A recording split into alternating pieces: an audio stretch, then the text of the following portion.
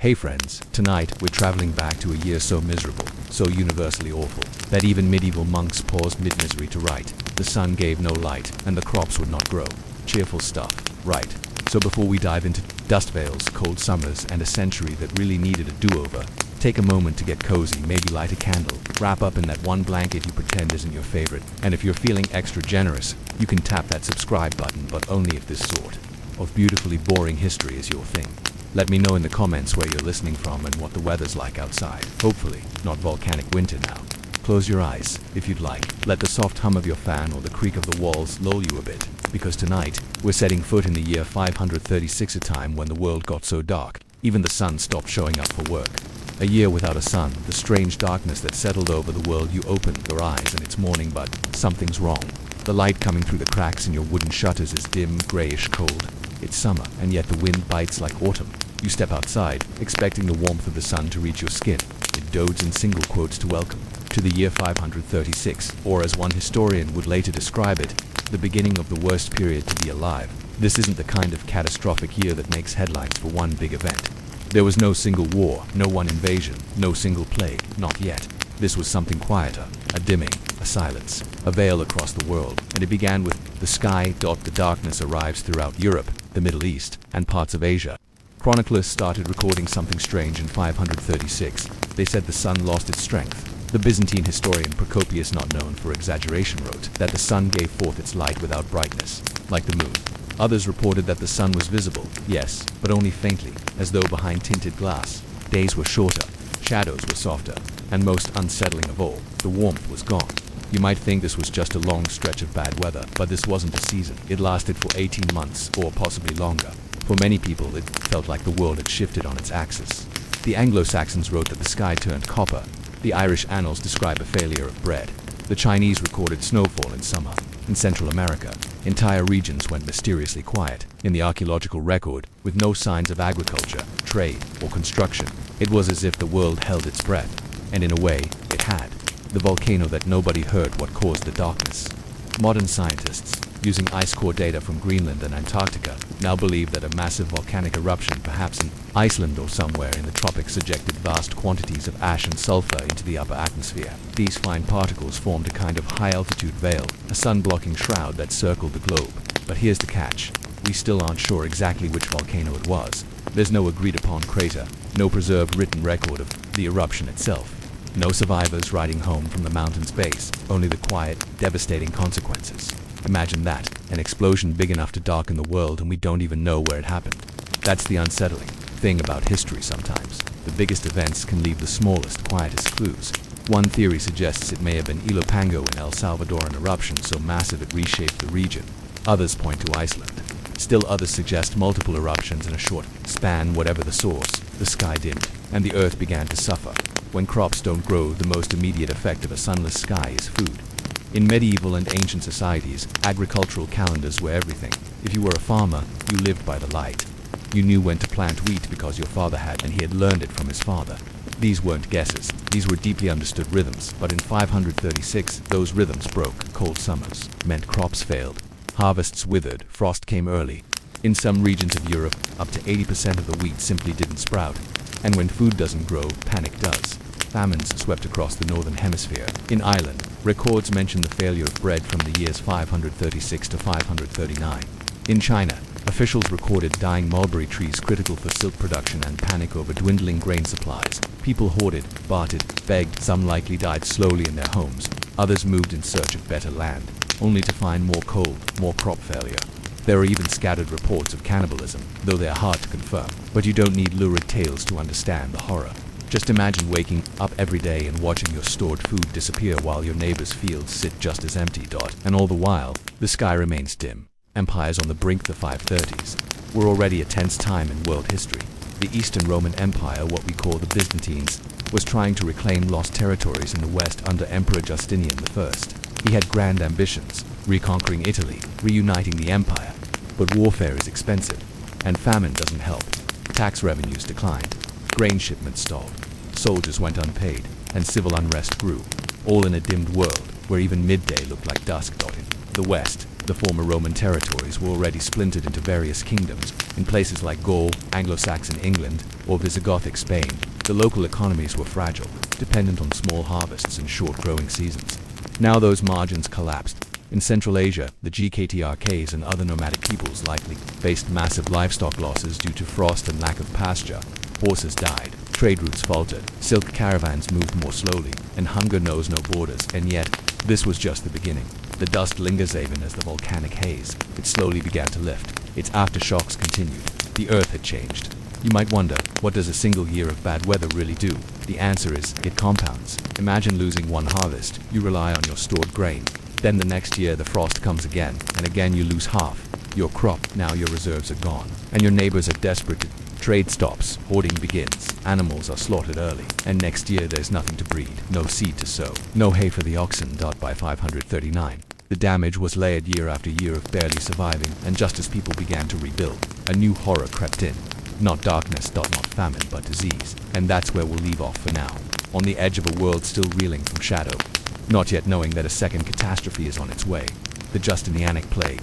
The plague that followed the darkness soon survived the strange sky, the cold summers, the hollow harvests. But now something else is stirring, quieter, crueler, and far more intimate. It begins, as many plagues do, in a port somewhere in Egypt, or perhaps further east. A small flea carries a pathogen it picked up from a rodent. That flea finds a human host, just one, at first, and then another.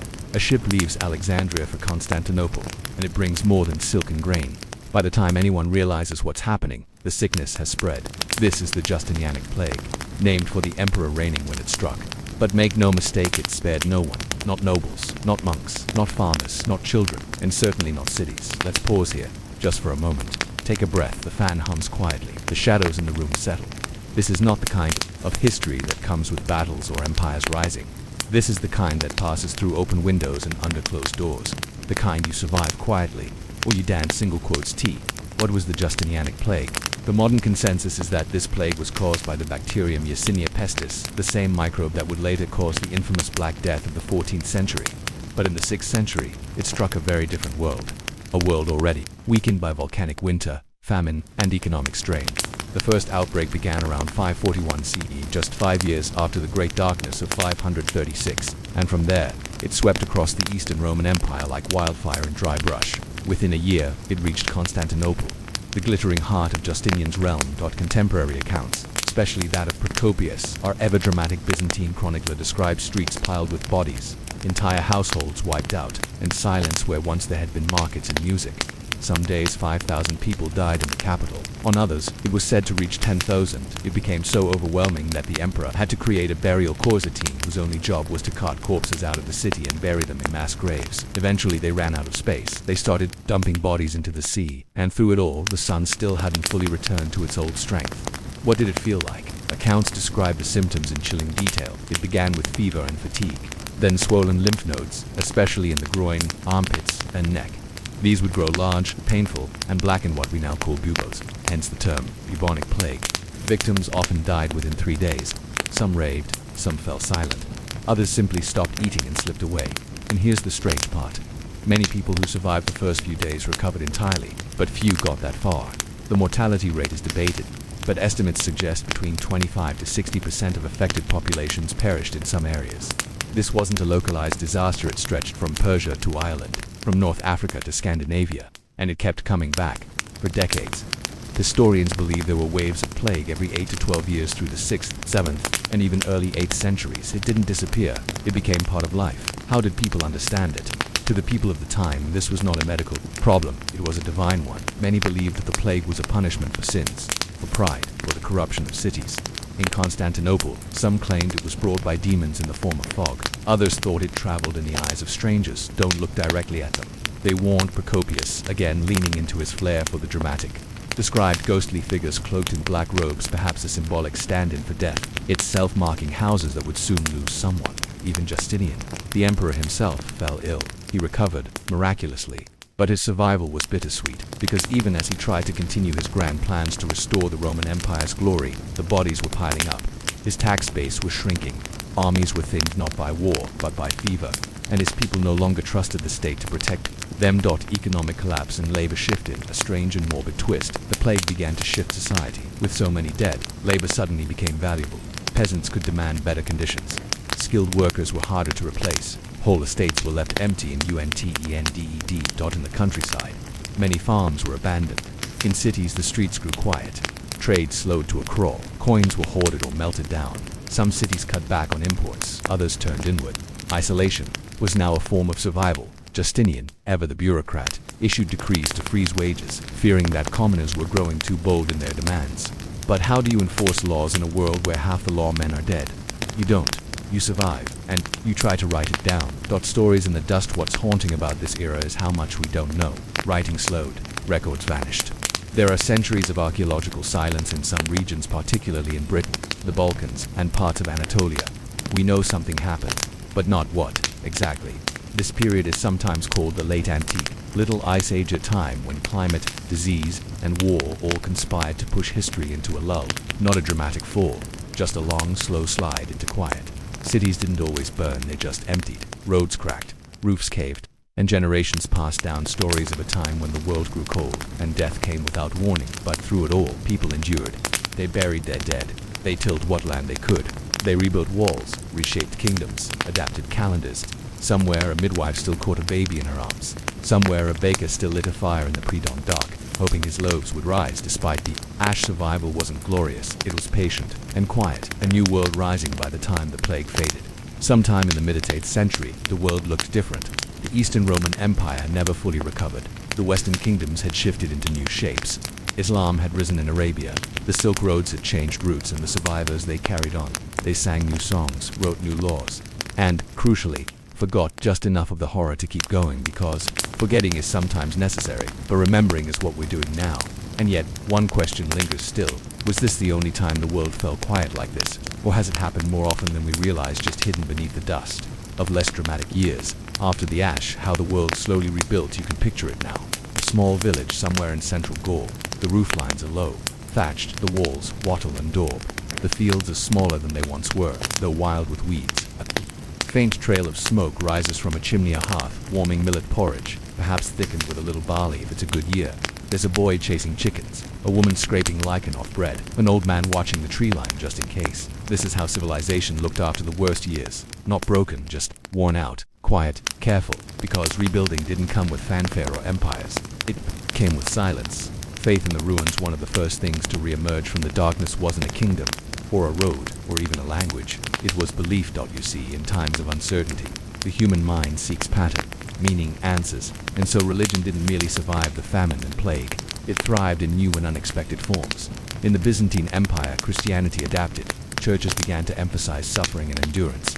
Saints' lives written in this period are filled with hardship, isolation, and miraculous survival. Martyrs were praised not just for dying well, but for enduring long. In Western Europe, monasticism took hold. You've probably heard of Saint Benedict, whose rule would govern Western monasteries for centuries. He lived through these darker times, and his model of prayer, manual labor, and simple discipline became a guiding light for post-Roman Europe. Monasteries became places of refuge and memory, copying texts, tending gardens, sheltering orphans, and feeding the hungry. They were the original mutual aid societies of their day. Not always gentle, but functional, stable.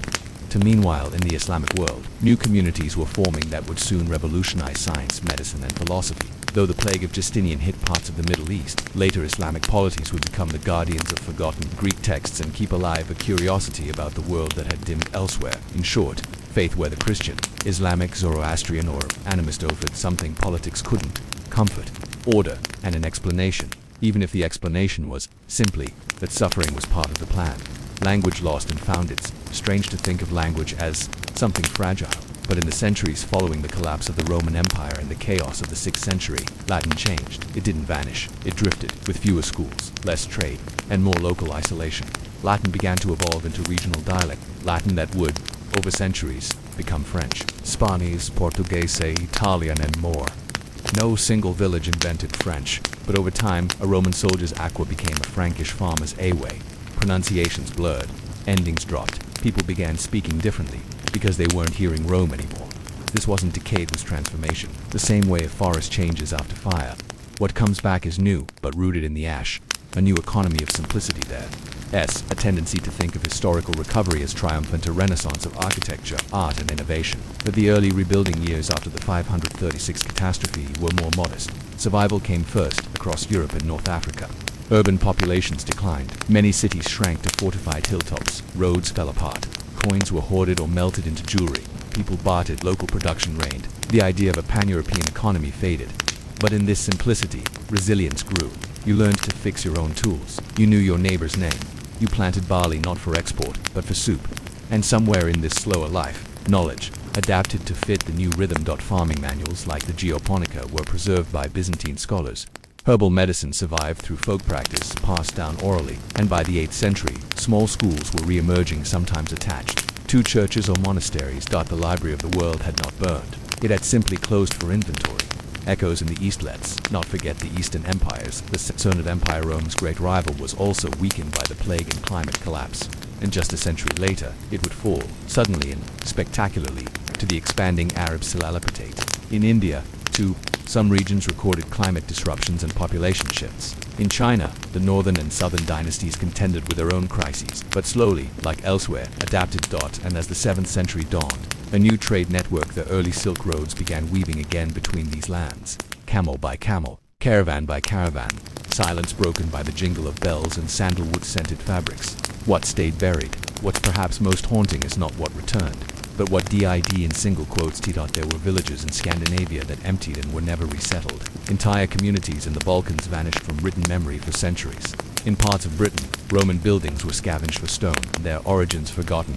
We sometimes imagine history as a forward march, but it isn't. It's a series of small recoveries, and even smaller forgettings. A roof replaced, a road rerouted, a story rewritten so no one remembers the older one underneath. And yet here you are, listening, which means someone remembered enough to tell you. The quiet legacy of 536. Why does it matter? Because the year 536 and the century it began is not just a curiosity. It's a mirror. It shows us that collapse can come quietly, that nature can reshape empires, that resilience doesn't always look like glory. Sometimes it's just a woman planting millet where no one planted before, and it reminds us that the darkest moments don't always announce themselves. Sometimes they arrive with gray skies, tired seasons, and cold mornings that never seem to end. But still, people endure. You endure. And in the quiet, something grows. So next time you step outside on a cloudy morning or feel a chill in the air that you can't quite explain, you might remember there was a year when the sun forgot to rise, but the people didn't. Forget to live. Soup stones, bone spoons, and while you never wasted a cow, continued. Bones were, above all, useful. And usefulness in the Middle Ages was sacred, especially in the kitchen. The very notion of waste, particularly in rural or peasant life, was nearly unthinkable. A slaughtered animal wasn't a meal, it was a season. After the meat had been stripped, dried, smoked, salted, or cooked, the real work began. Let's start with the broth. The bone broth that never ended. The medieval cookfire often hosted what's known as a perpetual stew. This wasn't poetic license. The pot quite literally stayed on the hearth for days, sometimes weeks, being constantly topped up with water, herbs, scraps, and bones, especially from pigs, cows, sheep, and birds. These weren't modern stock cubes. They were whole marrow bones cracked with a hammerstone or iron cleaver. The marrow inside was rich, fatty, and full of calories, important for laborers burning thousands per day just to stay upright through chores. Sometimes the bones were reused across multiple boils. The first stew would be rich, meaty. The second, thinner. The third, barely flavored water but still drinkable. And if you lived in a cottage with 5 children and 1 goat, even bone water was better than nothing. You might even say bone broth was the tea of the peasantry. Simple, slightly murky, and endlessly drinkable. Cracked, burned, ground, and glued after boiling. The bones took on their next life. Large femurs or shoulder bones might be cracked open again to scrape the last of the marrow. Smaller bird bones were often dried and burned, sometimes added to the fire simply to raise its temperature in lean seasons. When wood was scarce, the leftover ash from burned bones was sometimes scattered onto fields rich in calcium and minerals. It offered a kind of slow-acting fertilizer. But some bones had stickier fates. Enter bone glue, a centuries-old adhesive made by boiling bones down to a gelatinous substance, then straining and drying it. This glue was used to repair cracked wooden utensils, attach bindings in manuscript covers meant musical instruments, secure leather to wooden tools. If you've ever used hot glue or watched a violinist tune a string, you've encountered a modern cousin of this ancient practice. Glue might not sound exciting, but it kept the medieval world tied together literally. From table scraps to tableware, bone was also a cheap and abundant material for making small tools. Not everyone could afford metal, and would require carving time and drying space. Bone, by comparison, was firm, carvable, and often already on hand. Common household bone items included combs. Yes, lice were an issue, and everyone combed daily. Spoons, simple, round, scooped shapes, needles and awls for mending clothes.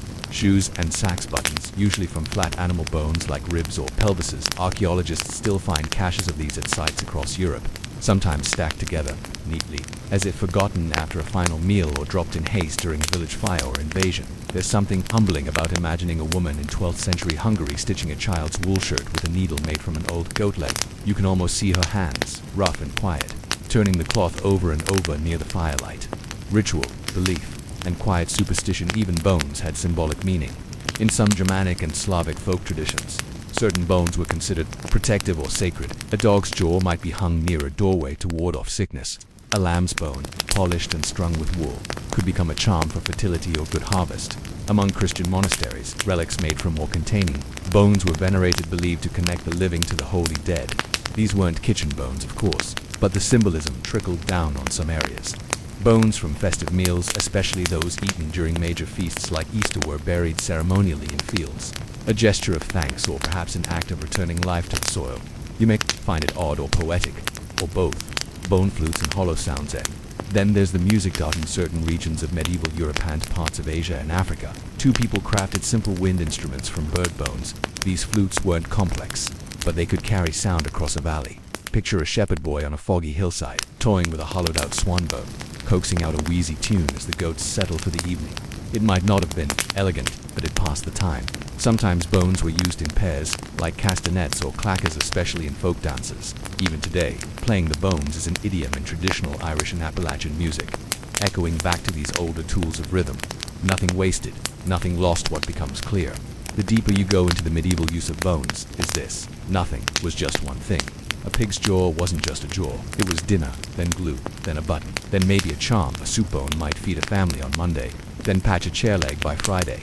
In our modern world, where waste is easy and convenience is praised, it's easy to forget how resourceful ordinary people had to be. Bones weren't garbage, they were inventory, and every inventory was managed carefully, creatively, and quietly so. The next time you toss a chicken wing into the trash, think of the medieval cook who boiled it into broth, carved it into a button, then burned the end to warm a spoonful of porridge. In a world where every scrap mattered, bones told a story of survival, not violence, but usefulness, and maybe that's why the silence of those kitchens still lingers. Butchers, guilds, and the bone economy in the narrow alleys of medieval market towns. Behind the chatter of bartering voices and the hum of animal carts, there stood a stall not much different from the others, where something less appetizing was being sorted. Bones. Fresh, dry, cracked, cleaned, or bloodspeck. Bones of sheep, pigs, oxen, fowl, and fish. A heap of offcuts, some already picked clean by dogs or scraped raw by hungry hands. Here, in places like 14th century York or 13th century Bruges, bones were not waste, they were stock, and those who worked with them, the butchers, bone carvers, button makers, and comb cutters, knew their value. You see, in the Middle Ages, value wasn't always shiny. It was often pale, porous, and shaped like yesterday's dinner. The butcher's layered craft. Let's start with the butcher. Today, we think of butchers as carving neat steaks from clean counters, but in medieval towns, butchery was a full-body, full-day ordeal. Meat was hacked from carcasses using heavy cleavers, often on wooden blocks or stone slabs stained from years of work. There were no stainless steel tables, no refrigeration, just skill and speed. Bones piled up quickly, and not all customers wanted them. Some townspeople might take bones for soup, others left them behind, and that's where the butcher made his second income. Certain bones were separated, cleaned, and sold to other tradesmen. The rest were given to the poor or added to communal bone piles, destined for reuse in trades or even urban fuel. Butchers often kept records, long parchment scrolls detailing not just meat weights and prices, but also the byproducts: skins, horns, fats, and bones. Everything had a place. A butcher who knew how to price his marrow bones could make a tidy sum during lean winters. The Guild of Horners and Bone Turners. By the late medieval period, many cities in Europe had organized craft guilds, each overseeing a specific profession. These weren't just trade unions. They controlled everything from training and materials to pricing and even moral conduct. Among them were lesser-known groups like the Horners Guild or Turners of Bone, who used discarded materials from animals to create buttons, gaming pieces, cases, knife handles, instrumental parts, decorative inlays for furniture. These craftsmen were often stationed near tanneries or butchers, where raw animal parts were abundant. They carved and polished bones, often using foot-powered lathes or knives honed on sandstone wheels. Some cities even taxed their work not on the final object, but on the weight of raw bone taken from the market. This meant that a cow's leg, deemed useless by a housewife, could pass through 4 hands before ending up as a decorated chess bishop or an ornate spoon. And these weren't always crude items. Surviving artifacts show surprisingly delicate work, inlays etched with floral designs, game pieces with tiny faces, even small ivory-like figurines, carved not from exotic tusks, but from local livestock bones bleached in the sun. Bone dealers and the hidden trade. In cities with well-established artisan networks, a strange figure sometimes appeared. The bone dealer. These were not craftsmen themselves, but middlemen, individuals who moved between butchers, kitchens, and workshops, collecting usable bone offcuts and reselling them to tradesmen. Some were affiliated with guilds, others worked informally, bartering by the pound or piece. The dealer's bag might contain femurs from market stalls, poultry bones from bakers' toss, bones from tanneries, broken handles from bone carvers themselves. There's evidence of bone dealers operating in places like Venice, London, and even Constantinople, where animal material was so abundant that it required organized collection. One London document from the 1290s lists a collector of bones and horn employed by the city to keep the market streets clean and also to sell salvageable pieces to guilds, a 2-for-1 civic solution. Their work helped cities manage waste, though it also helped make use of the medieval world's most abundant natural material, the leftovers from dinner. The symbolism of bone as class marker. Interestingly, bone tools had class associations. For wealthier homes, cutlery might be silver or pewter. For the poor, bone was standard not as a mark of shame, but of affordability. A bone spoon was easier to shape and replace than a carved wooden one. It didn't warp when wet and could be decorated with simple grooves or initials. In some households, a bone comb was passed down from mother to daughter not because it was especially valuable, but because it had endured. It was not uncommon to find a peasant family with 1 or 2 bone utensils shared among siblings. But for the upper classes, bones also had a curiosity value. During the late medieval period, there arose a trend among the elite to collect unusual bones from exotic animals, deer antlers or bird's ass keepsakes, reliquaries, or novelty gifts. Some were carved into miniature sculptures or used in perfumed containers, stored alongside herbs and oils. So, even at the highest tables, bone never quite disappeared. It just changed shape. Bone as building material. One final lesson. Used for bones, construction filler. In some archaeological digs, especially in areas where stone was scarce, researchers have found layers of animal bone packed into walls or floor foundations. The bones provided structure, filled gaps, or acted as rudimentary insulation. This wasn't widespread, but it shows a mindset where nothing was truly wasted. If it was strong, light, and already laying around, why not pack it into the back wall of a barn? And so, even when not eaten, carved, played, or boiled, bones found their way into the very architecture of daily life. Quiet commerce, quiet survival perhaps. What's most remarkable about the medieval bone economy is that it happened quietly. No wars were fought over bone piles. No great revolutions hinged on marrow ladles, but they were their constant, humble, and shaping daily life. Behind the trade of gold and spices, there was this softer, stranger market built on scraps, on leftovers, and on the long patience of people who knew how to use what was at hand. And it raises an interesting question. If bone shaped tools, homes, and even art, what other ordinary things might we be overlooking in our own world today? The long afterlife of a bone, at some point perhaps after the 4th or 5th boiling, when every trace of marrow had long dissolved into the broth, the bone was done. Or so it seemed. But even then, even after its final use in a stew pot or dye batch, a medieval bone story wasn't over.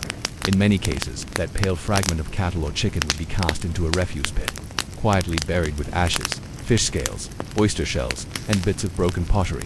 Centuries later, archaeologists would uncover it still recognizable, still shaped by the hands that had sliced and boiled it 1,000 years earlier. In this last section, we'll explore the strange second lives of these forgotten fragments. From medieval garbage heaps to modern museum drawers, the bones have one more tale to tell.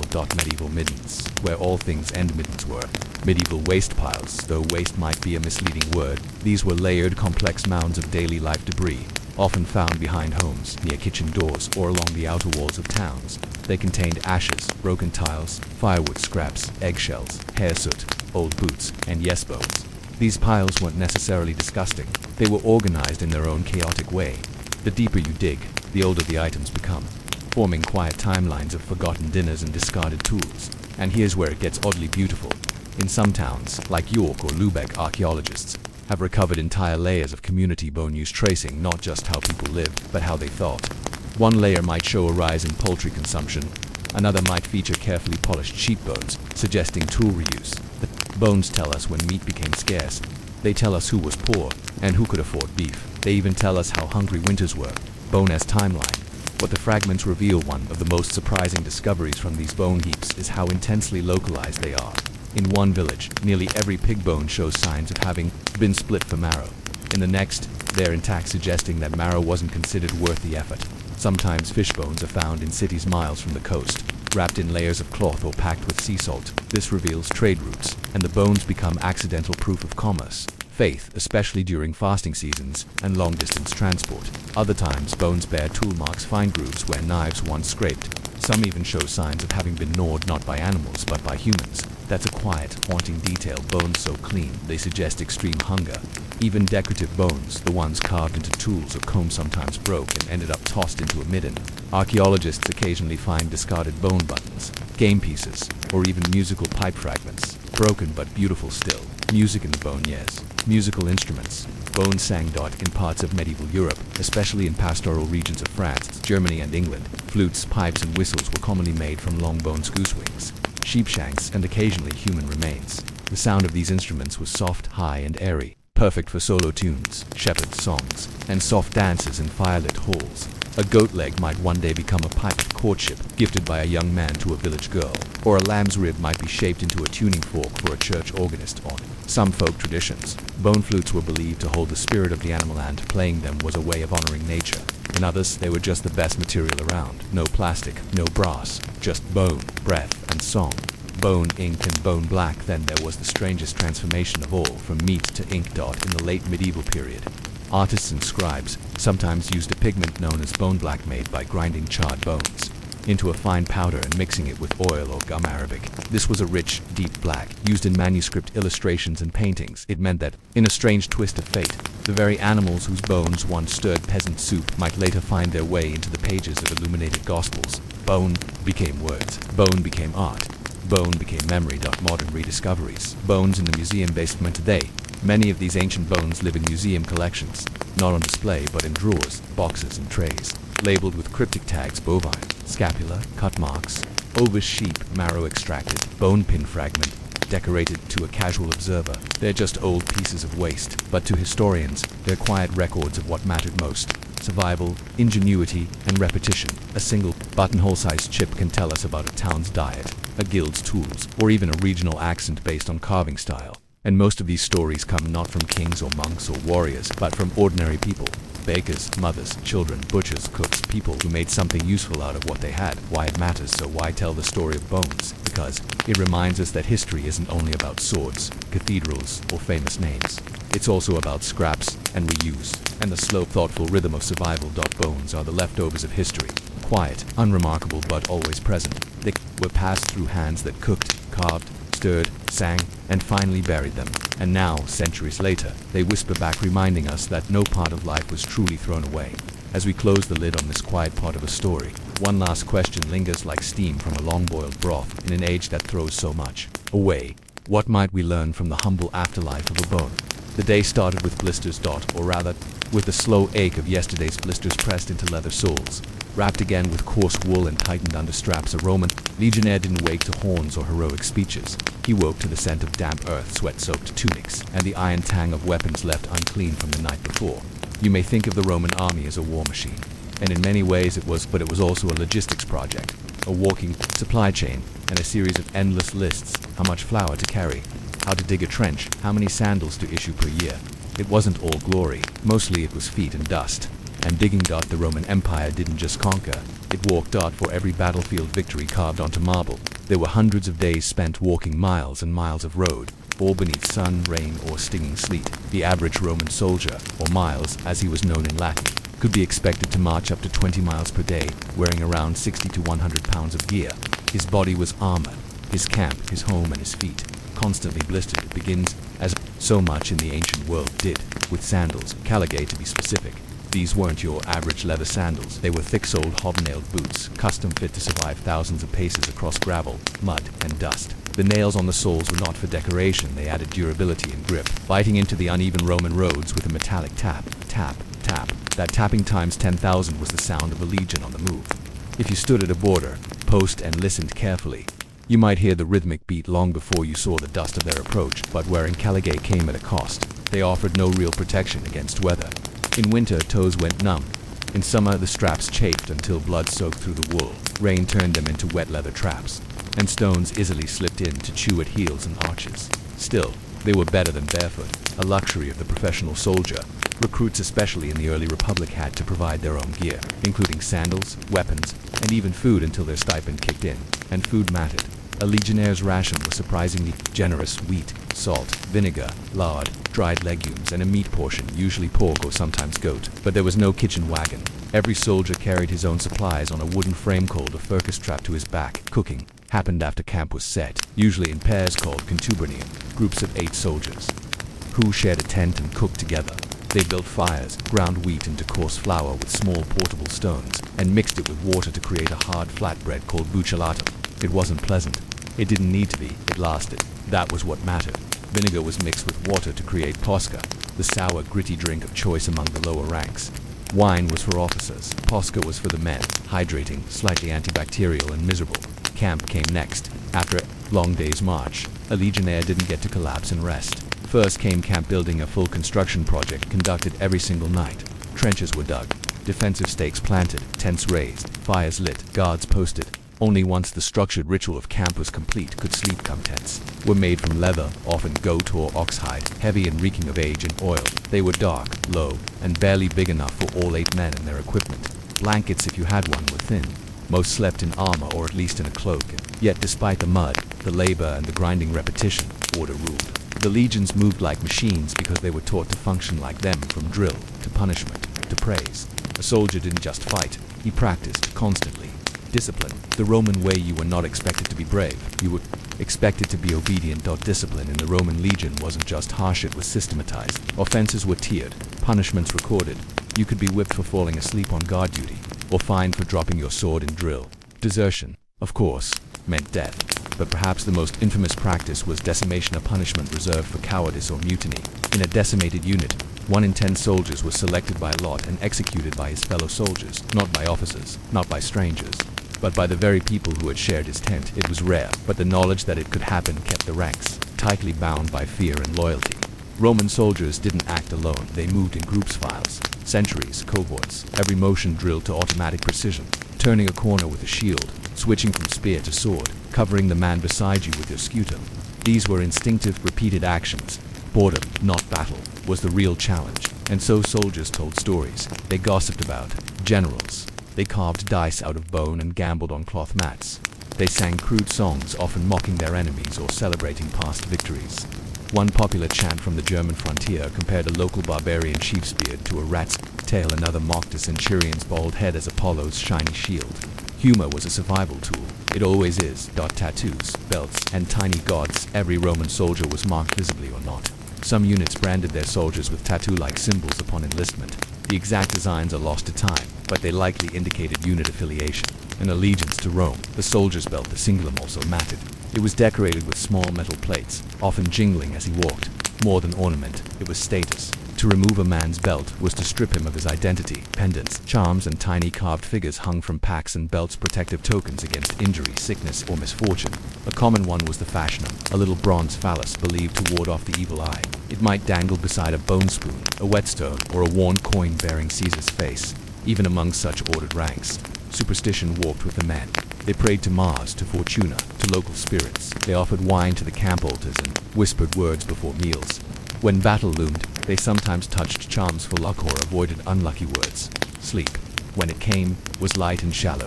Dreams were recorded if they seemed prophetic. And when the horns blew before dawn, it was back to feet, back to blisters, and back to the road. The road to everywhere. The Roman road system stretched over 250,000 miles by the height of the empire. Soldiers built them, marched on them, and guarded them. But more importantly, they were trained to live between places, always in motion. Legions rotated through provinces, sometimes spending a year in Germania, then Spain, then North Africa. Letters from home might arrive every few months if you were lucky. Most simply vanished into the rhythm of the march. Even retirement was strange.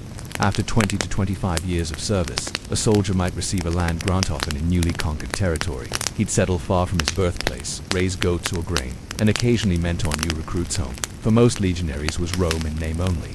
Their true homeland was the rhythm of the march, the structure of the camp, the comfort of routine. The Roman legion wasn't glorious, it was grueling. It wasn't elegant, it was efficient. It wasn't designed for heroes, it was designed to endure. But one question still lingers like dust behind a retreating column. How did men survive it? Not just the battles, but the years of repetition, of silence, of endless walking. They say empires are built on conquest, but in reality, they're held together by paperwork. Or, in the case of the Roman legion, by wax tablets, scrolls, scribes with cramped fingers, and an endless shuffle of rations, postings, and discipline logs written in careful, abbreviated Latin. Roman army was not just a fighting force. It was an administrative machine, one so precise that even your sandals were recorded, notched, accounted for, issued, returned, or deducted from your pay. If lost, it begins with the legionary clerk, bureaucracy, bedrolls, and the boredom between battles. The might of Rome may have moved on the backs of soldiers, but it functioned quietly, persistently on the backs of paper pushers, though they weren't called that. Of course, each legion had its own scribes, known as librarian beneficiaries, who were responsible for maintaining rosters, recording disciplinary actions, logging gear and equipment, tracking rations, and sending reports back to Rome. You might imagine battle-hardened men resting under stars and firelight, but more often, you'd find one hunched over a wax tablet, carefully etching out names and quantities. Everything was counted. Everything mattered. Lost a javelin, it was deducted from your pay. Overwrite from the grain stores, noted. Overslept and missed, drill, logged, promoted to Decanus, a 10-group leader, filed and officially stamped. This paper, or wax trail, allowed Rome to manage its armies across thousands of miles across Gaul, Numidia, Dacia, Britannia, Judea. Without this meticulous bureaucracy, the empire might have fractured under its own weight. But bureaucracy wasn't just about forms. It determined your daily rhythm, from how many sardines you could eat in one sitting to whether you could buy a new cloak or transfer to a different cohort. Even punishments were structured. There were minor infractions like loss of equipment or refusal to drill, which might lead to public humiliation, extra work duty, or a reduction in grain. Then there were greater offenses: cowardice, theft. Those were handled harshly. Some meant flogging, some meant execution, some meant having to stand all night outside camp wearing nothing but your belt. These weren't just punishments, they were preventative rituals. Reminders that in the legion, your behavior wasn't personal, it was policy, the peculiar life of the fort between marches and battles. The legionary spent most of his life inside a castrum, a Roman military fort. These forts were marvels of Roman organization. Wherever the army went, they built, and every castrum followed a near-identical blueprint. Imagine it, a square or rectangular fort, thick wooden walls reinforced with earth, guard towers at regular intervals, a gate on each side, leading to a perfectly gridded interior. Guard at the center sat the Principia, the headquarters, housing shrines to the standards, those golden eagles and legionary emblems, the command tent, and the offices of the legate and tribunes. Nearby were storage buildings, where grains, vinegar, and salted meat were kept under lock and key. There was a hospital, valetudinarium, staffed with trained medics, surgical tools, and strange ancient remedies like vinegar compressors and spiderweb poultices. There were smithies, armories, bakeries, and even latrines, considered one of Rome's most civilized inventions. These were long stone benches with keyhole-shaped holes cut into them, arranged over a drainage trench. A water channel ran beneath to carry waste away, and another gutter at your feet held a sponginestic, the preferred method of cleaning. Unpleasant by modern standards, but revolutionary for the ancient world. In the far corner of the fort, the barracks here is where the average soldier slept, 8 to a room, sometimes with animals in the next chamber. Beds were often little more than straw and cloth laid over. Wooden slats, mice and lice were frequent companions. Blankets were thin. You slept in your tunic, and sometimes in your armor, but order reigned. You knew exactly when to rise, drill, eat, march, clean, rest. Even dreams, if you remembered them, followed a pattern. The monotony of maintenance. You might think battle was the hardest part of being a Roman soldier. WASN single quotes it. It was the waiting, the weeks or months between campaigns. The boredom of routine. A soldier might spend more time maintaining equipment than using it. Every buckle was checked, every javelin head sharpened. Scabbards were polished with fat and cloth. Sandals were resoled, cloaks restitched, spears rebalanced, tents were repaired, latrines cleaned, fort walls repacked with mud. Everything was touched, fixed, lifted, inspected, and then repeated. On quiet days, soldiers carved dice from animal bones and played gambling games, or practiced wrestling, javelin throwing, or mock sword drills with wooden glodi. They might carve graffiti into walls, some vulgar, some humorous, some just names, with proud titles: Marcus of the second cohort, undefeated in dice, Gaius who sleeps more than Mars, or even crude caricatures of officers with exaggerated noses or missing teeth. Letters from home were read and reread. One surviving note from a soldier stationed in Vindolanda, Britain, simply reads, "Send more socks, my feet are cold, the wine is bad." Another includes an invitation to a birthday party, proof that even on the edge of empire, men celebrated, when they could, Money, marriage, and retirement. Roman soldiers weren't paid extravagantly. A legionary's salary in the early empire was roughly 225 denarii per year, maybe more under certain emperors, but deductions were common. Food, gear, clothing, even some medical care, these came out of your pay. Still, a disciplined soldier could save, he could even invest. Some became minor merchants, trading local goods or farming small plots of land on the side. Marriage was officially forbidden to legionaries for most of the early empire, but that didn't stop them. Many took common-law wives, women from local villages whose names rarely made it into the records. Children were unofficial, yet many retired legionaries left inheritances to their unacknowledged families. Upon retirement, a soldier received either a land grant or a lump sum payout, depending on era and emperor. These grants often became the seeds of Romanized communities in frontier regions, mini-Romes planted by men who had given half their lives to marching, death, and the legionary afterlife for all their discipline. Roman soldiers were not machines. They feared death, dreamed of gods, and worried quietly about how they'd be remembered. Some left behind inscriptions or had friends carve simple epitaphs. Here lies Lucius, loyal soldier, who marched far and laughed often. I have done my duty. Tell my mother I did not shame her. They believed in a structured afterlife, not unlike the army.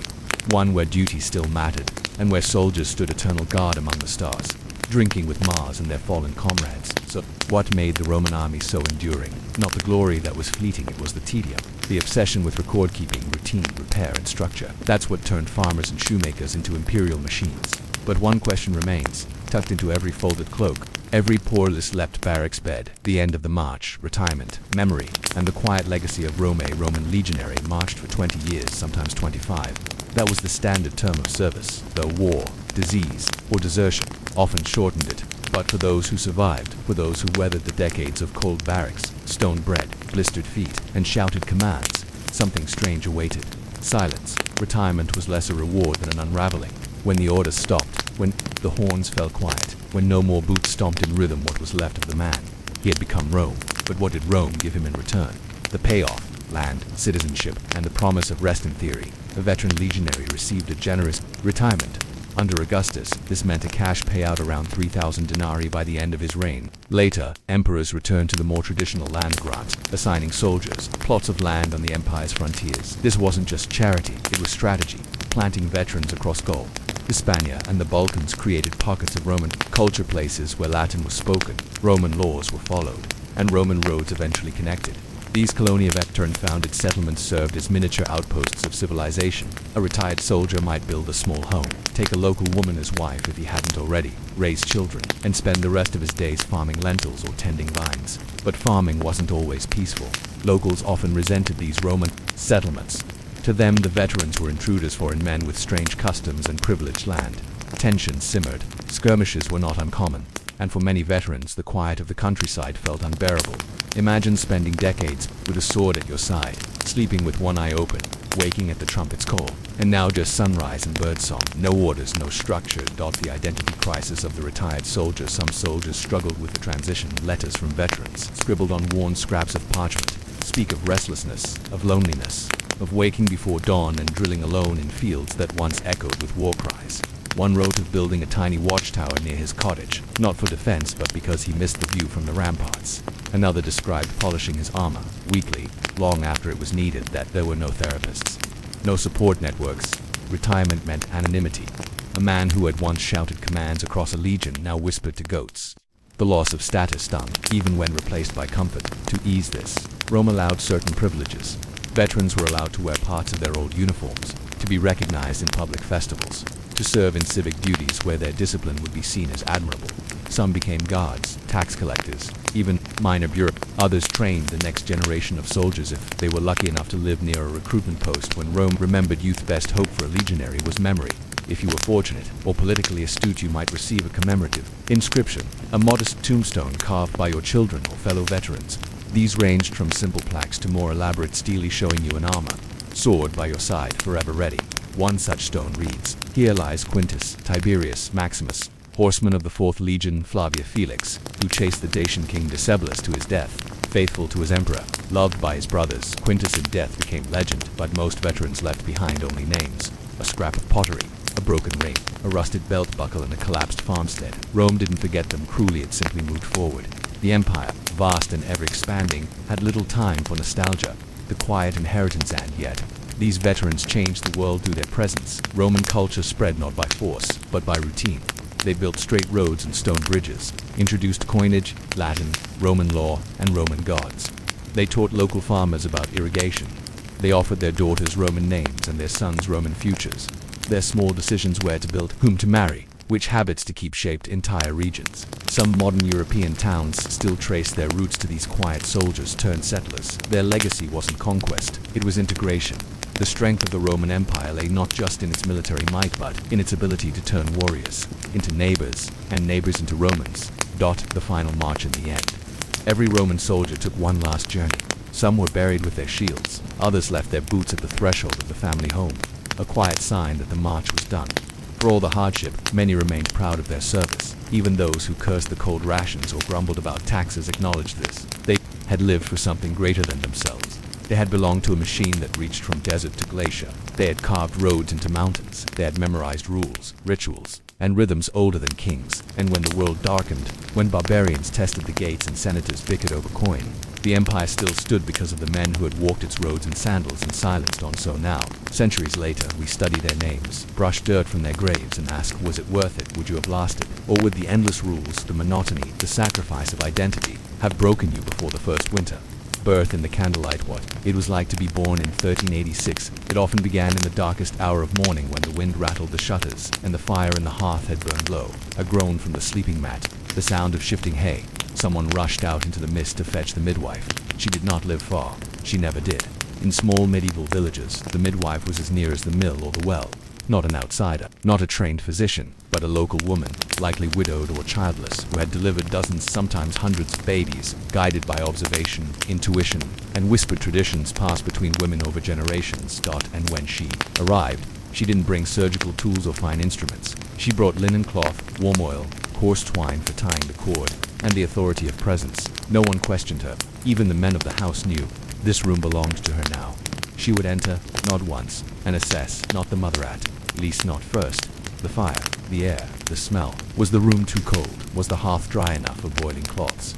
Were the windows shuttered tightly? Because she did not want wandering eyes, or worse, wandering spirits. Because childbirth in 1386 wasn't just a physical event, it was spiritual warfare, superstition, sanctity in suit too. Give birth was to cross between worlds, between life and death, between body and soul. Most children were born in rooms darkened, not for comfort, but for protection. Bright light, it was believed, might attract demons, or worse, draw the attention of jealous spirits who had lost their own children. Crosses were chalked above doorways, herbs were burned, amulets were tied to wrists, and somewhere in the corner the midwife laid her bundle on a stool, muttering quiet prayers as she unwrapped a dried poppy head, or a pinch of sage, or a dusty root she did not name aloud. Every midwife had her own recipes, her own rituals. She might tuck a sprig of rosemary behind the laboring mother's ear to protect against bad air. She might whisper a charm in Latin or what she thought was Latin to soothe the breech birth, and when the pains came fast and hard, she would press her palms against the woman's hips, whisper encouragement, and let the body do what it had been doing for thousands of years. Midwifery was part medicine, part magic, part faith. And all of it happened beneath a ceiling of smoke-stained beams, with nothing but firelight and instinct to guide it. The pain, the position, the procedure. Forget hospital beds. In the 14th century, most women gave birth standing or squatting. If they were lucky, and not every village had one, there might be a birthing chair, a stout wooden frame with a hole in the seat and arms to grip. But more often, it was done with help from a cousin or sister, supporting from behind, as the midwife knelt in the straw and waited, though there was no hurrying it. Some labors lasted all night, some for 2 days or more. If the mother grew too tired to push, she was given weak ale or watered-down wine. If the baby's position seemed wrong, the midwife might press on the belly, or attempt to shift the child from within gently, or not so gently. And if the mother started to bleed, well, there were prayers for that. And cloth. Lots of cloth. Midwives did what they could, but they were not miracle workers. A breech birth, a narrow pelvis, a hemorrhage, these were common, and often fatal. That's why baptisms were done quickly, sometimes before the cord was even cut. If the baby cried, the midwife might dip her fingers in blessed water and murmur the rite herself. Better a valid baptism by a live person than a soul lost to limbo. What the records tell us: midwives don't appear often in medieval records. When they do, it's usually because something went wrong. There's the infamous case from 1390s England of a midwife accused of speaking unnatural words during labor. No one could agree on what she said, but it frightened the attending women so much that they reported her to the local priest. She claimed it was an old charm, passed from her grandmother. The priest wasn't convinced.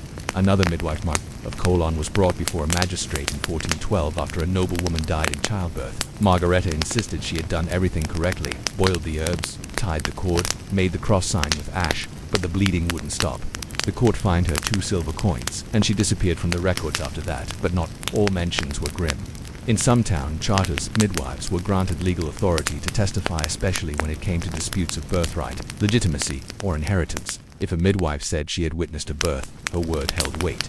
She was, in that sense, an unofficial civil servant, not just a healer, but a recorder of life's most sacred beginning, the end of the birth, and the beginning of life. If all went well, and often it did, there came a cry, a sharp gasping cry that sent a jolt through the room. A fire hissed. The mother slumped back. The midwife wrapped the newborn in wool, whispered thanks to Mary or to Saint Margaret, the patron saint of childbirth, and smiled. Then business resumed. The cord was cut with a dull blade, the afterbirth delivered and buried discreetly, often near the hearth or beneath a favorite tree. It was considered unlucky to discard it like rubbish. After all, it had been part of life. It deserved respect. The room was cleaned, or, more likely, the mess was hidden. The family filed in. The baby was passed around. The midwife might be given a small coin, or a meal, or just a word of thanks in a spot by the fire. Then she left. There were other babies waiting, and what of the midwife? She walked home in the dark, her tools tucked into a cloth bundle. Her fingers smelled of iron and oil.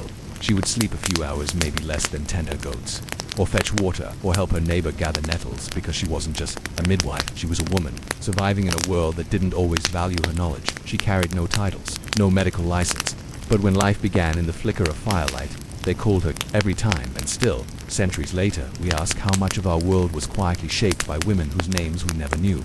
She was not only called for births, the village midwife was also the one who came when the child coughed through the night, when a wound turned yellow, when a woman's monthly bleeding refused to come, or when it came too much and too fast, by firelight or under the damp gray of morning. She would arrive with her bundle of cloth and herbs, her dried roots tied with twine, and her hands darkened by time, tannins, and soot. And again, she would not ask many questions. She would observe. She would listen, and then, quietly, she would begin. Because while the word midwife means with woman, she was, in practice, also a healer, a bone setter, a quiet chemist of leaves and bark. Not a doctor, no, but in most places, for most people, she was closer to medicine than anyone else would ever come. What the midwife knew: herbs, healing, and the line between life and accusations. She did not carry a book. She did not read Latin, but the midwife knew things. She knew that a poultice made from mashed comfrey root could ease the swelling of a twisted ankle, that powdered oak gall, when steeped in hot wine, could slow a bleeding wound, that fennel boiled with barley soothed a colicky infant, and that mugwort placed under a pillow could sometimes bring sleep to a woman tormented by her dreams. She knew when a child's forehead was too hot and too dry, a dangerous combination. She knew what color the lips should be, how long the umbilical stump should take to fall off, and how to smell the difference between a wound that would fester and one that might heal. Her knowledge was not mystical. It was observed, accumulated, inhaled, year by year, through repetition, what we might now call empirical. And yet, the line between healer and heretic was a thin one, too thin, sometimes.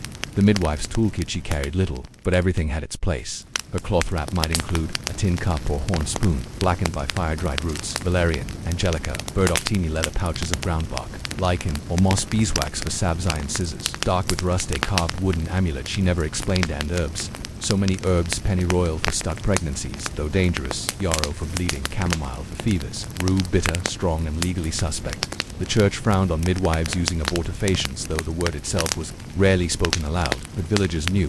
A quiet woman with no children of her own might knock on the midwife's door in the second moon of her term, eyes downcast. Nothing needed to be said. The midwife might make a tea, or a poultice, or nothing at all. Just speak a charm and leave the woman to rest. There were things that could not be written, but they could be remembered. When healing turned suspicious if a child was born weak or died soon after, tongues wagged. If a woman died in labor, husbands looked for someone to blame. And often, they turned to the one who had been there, the midwife, especially if she had failed to explain herself. There are records from 14th century Florence, where midwives were brought before church inquisitors for using unnatural prayers. In many cases, these were fragments of pagan blessings, whispered not out of malice, but memory, vestiges of older traditions passed down long before the priests ever arrived in town. Some were fined, some were exiled, a few notably were burned. One such case survives in German court archives. A midwife named Trude Sekud Accused in 1484 of calling spirits into the room. Her crime: tying red thread around the laboring mother's ankles. muttering names of female saints, and lighting a candle in each corner of the birthing room. She claimed it was for protection. The court said it was witchcraft, that it's unclear what happened to truth. The record ends with her testimony, nothing more. The invisible line between medicine and magic. Modern listeners might find this unjust, but you must imagine the atmosphere. A world without sterile gloves, without charts, without microscopes. A world where death came suddenly, and grief needed an explanation. And if a woman worked with herbs, even if she did so out of necessity, she walked a tightrope. Some midwives kept little cure books hidden under floorboards, simple hand texts in vernacular script. These were usually collections of herb recipes, moon calendars, or astrological tables. Harmless to us, but dangerous to possess if the church deemed them heretical. Others passed knowledge only through spoken word. You might hear a rhyme in a village. Wood Bethany clears the devil's sleep. Chamomile will make the baby keep. It's not Shakespeare, but it was medicine. The midwife is community memory despite the dangers. Many midwives were beloved.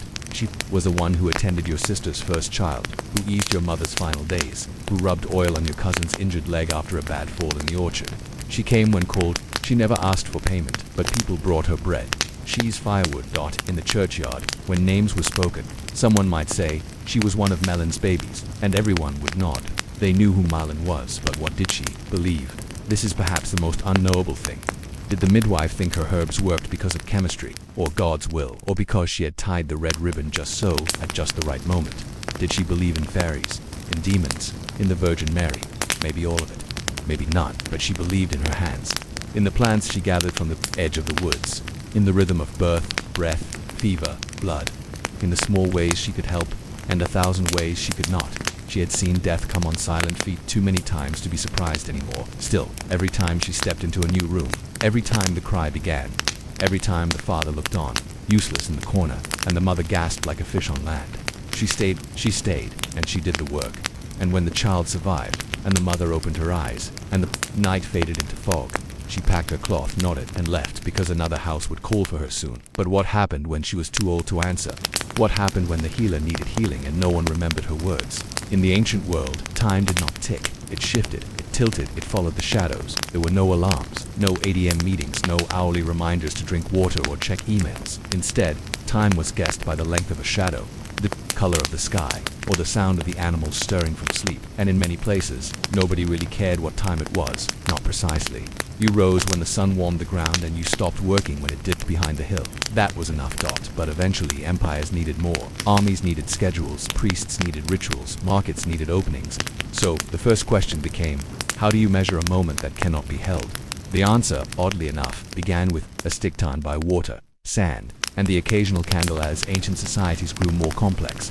Shadow alone was no longer enough. You couldn't run a temple ceremony or predict a tide simply by waiting for the sun to glance off a pillar, especially on cloudy days or nights. So came the water clock. The Greeks called it a klepsydra, literally water thief. And while it may sound poetic, the device was startlingly simple. Imagine a stone bowl with a tiny hole in its base. Fill it with water.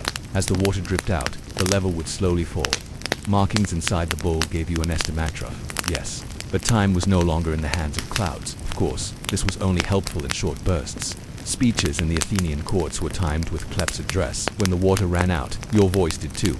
Meanwhile, in Egypt, a slightly more ornate system was in use. Here, time was also counted by water, but sometimes also by sand, a basic hourglass. Sand would drain from one chamber to another, measuring fixed intervals, but these early devices weren't accurate. Water flowed faster when it was hot. Sand got stuck when it was humid, and none of them helped you coordinate across distances. What 1 hour meant in Babylon might be quite different in Rome. And then there were candles, yes. Candles in some Chinese and medieval European courts. Hours were marked by candles made to burn predictably. Knots were tied into the wick at intervals, and each knot would flare as it burned. If the third knot flamed up, you were 3 hours into the vigil, but candles melted inconsistently. Wind disrupted them. Wax was costly. And again, no one could truly agree on what an hour even was.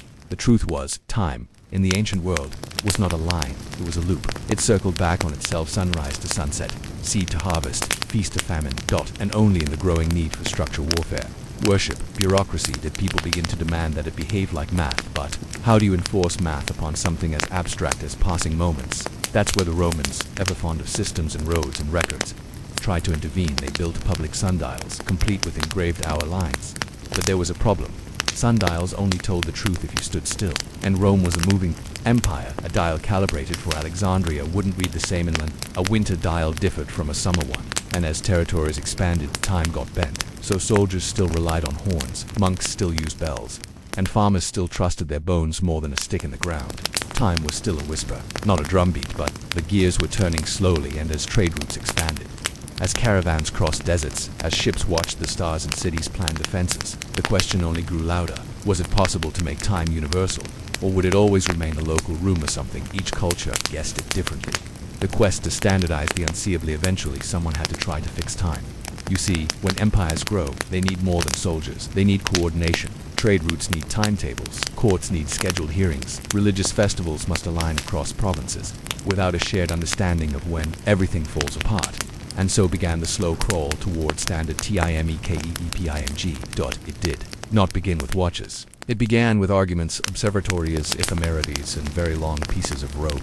In ancient Babylon, priest astronomers charted the stars from tall ziggurats, carving out the beginnings of what would become sidereal time. In Alexandria, Ptolemy refined earlier Greek ideas about the motion of heavenly bodies. He didn't know it yet, but his tables would influence Islamic timekeeping, and eventually, European clocks. In India, Jain and Hindu texts described intricate cycles of time measured in kalpas or ages. These weren't minutes or hours, but vast turns of the universe itself. Meanwhile, the Chinese constructed water-powered armillary spheres, vast mechanical clocks that mirrored the heavens. The most famous of these, built by Su Song in the 11th century, could display celestial movement with surprising accuracy using gears and escapements. And in the Islamic Golden Age, scholars like al-Biruni and al-Tusi pushed for more precise astronomical observation, partly for science, partly to determine prayer times. But all of this, the candles, the water bowls, the sundials, the star maps, it still required someone watching, measuring, adjusting. There was no machine that could keep time on its own, until finally in medieval Europe, the mechanical escapement appeared. It wasn't flashy. It was a toothed gear, checked by a lever, but it made all the difference. Now, you could build a clock that ticked consistently, not perfectly, but enough to mount on a tower, to sound a bell at the hour, and to measure days the same way in different cities. Still, there was a strange resistance. People weren't sure they wanted time to be this rigid. Monasteries adopted it first. The bell rings for matins, then lords, then prime, the day chopped into prayer-sized pieces. But outside, farmers still watched shadows. Sailors looked to the stars. Vendors listened for the bells, but didn't live by them. Even as late as the 18th century, a traveler from Paris to Lyon would find noon occurred at different times in each town. Noon wasn't when the clock said it was when the sun was at its highest, wherever you happened to be. It wasn't until the 19th century, with railroads roaring through Europe and telegraphs clicking across oceans, that humanity gave up local time altogether. It was no longer convenient to let each town have its own noon. Now time had to agree with itself. So came time zones. So came Greenwich Mean Time. So came the strange moment when the sun could be high above your head. And yet technically it was 1:47 p.m. and here we are now. You wear a machine on your wrist. Your phone corrects its own seconds with satellites. A global network of atomic clocks ensures that a stock trade in Singapore syncs to a watch in Kansas. But somewhere, a shadow still stretches. Quietly across a stone slab, someone still guesses the hour by how the light hits their floor. And somewhere, maybe, a candle knot flares, and a village priest nods knowing it's time to pray. Time was never wrong. Only our desire to trap it was now. Shall we see what else we once misunderstood in the quiet creases of forgotten lives? From undergarments to outer silence, the layered world of medieval clothing. Let's begin with a moment that rarely gets remembered in grand historical epics. It's dawn. Somewhere in 14th century England, cold air creeps through the wooden slats of a small, uninsulated hall. A servant Chung, not more than 15 shivers, as he reaches for his linen under tunic. The hearth embers are low. The dog curled beside the bench lets out a slow, wet snore. Outside, the frost clings to the thatch like white moss, and the boy's first great task of the day isn't plowing or feeding chickens. No, it's getting dressed. Not just slipping into trousers and a shirt. Not getting ready like you or I might understand it, but layering himself into place, one piece at a time. Because in medieval Europe, clothing wasn't about speed or with fashion, at least not in the modern sense. It was about class, law, labor, heat retention, and the occasional lice check. Let's start with what went on first. The linen shift, or chemise, made of undyed linen. It was your base layer for both men and women. It was the one thing you slept in, sweated in, and laundered with any regularity. It soaked up the worst of daily grime and was relatively easy to boil and scrub. Then came hosewoolen tubes that clung to the legs, tied at the waist or to a belt. They weren't trousers, they were more like early itchy tights. At a breeze, loose-fitting drawstring undershort for men tied above the hips. These were rarely washed and often resembled a cross between modern boxers and a diaper. Women wore a kirtle next. Picture a fitted dress with laced sides or back, cinched slightly at the waist and tight at the wrist. It was your primary layer, dyed simply, usually wool, sometimes embroidered if you were wealthy. Men would pull over a tunic, a long shirt or overcoat, sometimes split at the sides for movement. The wealthier you were, the longer and more elaborately trimmed it became. And then, you weren't done. You needed a surcoat, especially if venturing outside. This was a sleeveless or short-sleeved overgarment, often displaying one's colors or coat of arms. It was practical in battle, but also symbolic in town, your walking banner. On top of this might come a mantle, a cloak clasped at the shoulder or neck. Some were lined with fur, especially squirrel called vair, highly prized among nobility. Each piece added both bulk and social clarity. To an onlooker, your layers spoke volumes. If your outer garments were poorly dyed or patched, you were likely a servant or peasant. If they shimmered with imported dyes, woad blues, madder reds, or Tyrian purples, you were someone of wealth or clerical rank. And then came the accessories. Shoes, often made of turned shoes stitched inside out, soft and easily soaked through, barely provided structure. Clogs or pattens, wooden overshoes were worn in mud. Girdles, essentially belts, held pouches, knives, keys. A woman might tie her rosary beads or needle case to hers. Men hung purses, daggers, or charms. Then headdresses. The headdresses. Married women covered their hair with veils or wimples. In noble circles, these could get elaborate, coiled into horned hennons, wired into butterfly shapes, wrapped in silk and stiffened with starch. A peasant girl might simply tie a cloth over her head, both for modesty and to keep lice at bay, and now finally dressed, layered, laced, pinned, and girdled. The day could begin. But consider this. If you were a lady of status, you did none of this alone. You needed help. Laces were drawn tightly, bodices were secured from behind, hair was braided, tucked or plaited into snoods. Hands weren't idle. Dressing was often a group act, an excuse for gossip, instruction, or prayer. In the silence of the morning, 3 or 4 attendants might move quietly around a lady's bedchamber, adjusting hymns, brushing fur, checking stitches. The room would smell of wool, lavender sash, stale, hearth smoke, and sometimes tallow grease rubbed on sore skin. The act of dressing wasn't just preparation, it was performance, and at every level of society it had its own logic. But if dressing was this intense, how on earth did one keep things clean? What happened when sweat, soot, and spilled ale made a kirtle unbearable? What was laundry like in an age before soap came in bars? And were there really entire laws about who could wear what? Cleanliness, class, and the trouble with wool in the early Middle Ages, laundry was not a regular chore. It was an event, and for good reason. Wool, the dominant fabric for nearly every outer layer, was heavy when wet, slow to dry, and easily misshapen. Linen fared slightly better, but even then, washing wasn't an indoor affair. There were no basins with lavender suds, no crisp hotel-style folding. There was smoke, steam, shouting, and a lot of river water. Most medieval towns had designated fulling grounds, areas where fabric was washed, beaten, and treated. Not clothing, mind you, fabric. Once a garment was sewn and dyed, it wasn't washed often. Instead, people focused on what could be cleaned, their linen base layers, the underthings that bore the brunt of sweat and dirt. Woolen garments, if washed too frequently, lost shape and warmth. In fact, fullinga process that involved soaking wool in stale urine to strip oils and dirt was reserved for new cloth. Were severe cases. Urine, known euphemistically as chamber lye, was collected from households and sold to fullers. It's not as horrifying as it sounds. Ammonia-rich liquid helped clean and disinfect, but you can imagine the smell. For those who could afford it, clothing was brushed, not washed. Cloaks were aired, tunics beaten with paddles or stretched taut over wooden frames to remove wrinkles and reform their shape. Stains were dabbed at with chalk, vinegar, or stale ale. The idea wasn't cleanliness in the modern sense, it was presentation, which brings us to sumptuary laws. These were the medieval version of dress codes, and they were deadly serious in England. For example, laws dictated what colors, fabrics, and types of embroidery could be worn at different income levels. Velvet, for instance, was restricted to the nobility. Fur-lined garments, only for those above a certain rank. If you were a yeoman farmer and dared to wear scarlet trim or silk lining, you risked fine or imprisonment. Why? Because clothing signaled everything: wealth, gender, profession, morality. It wasn't just fashion, it was identity. A London tailor in the 14th century might spend his life hand-stitching doublets for noblemen dyed in imported woad and Madarand, yet only be permitted to wear plain grey wool himself. A merchant's wife might own a costly belt adorned with tin or copper that mimicked silver. With actual silver work forbidden unless her husband paid a specific tax. Even clergy weren't exempt. Benedictine monks wore black, Franciscans wore brown or grey. Color told you who someone served or who they were expected to obey. And then there were specialty garments. Pilgrims wore badges or shells to signify where they'd journeyed. Leper colonies assigned specific cloaks and hoods. Prostitutes, in some cities, were required to wear yellow or striped headscarves to distinguish them from respectable women. It was all a system, a visual catalogue of rules stitched into seams. But still, the average person had only a few garments to their name. A peasant might own one tunic and a spare shift. A laborer might keep an old hose for work and a mended pair for feast days. Each was a precious possession, and repairs were constant. Needles, bone, or iron were sharpened. Often threads were saved and reused. Tiers were patched with contrasting fabric not as fashion, but out of necessity.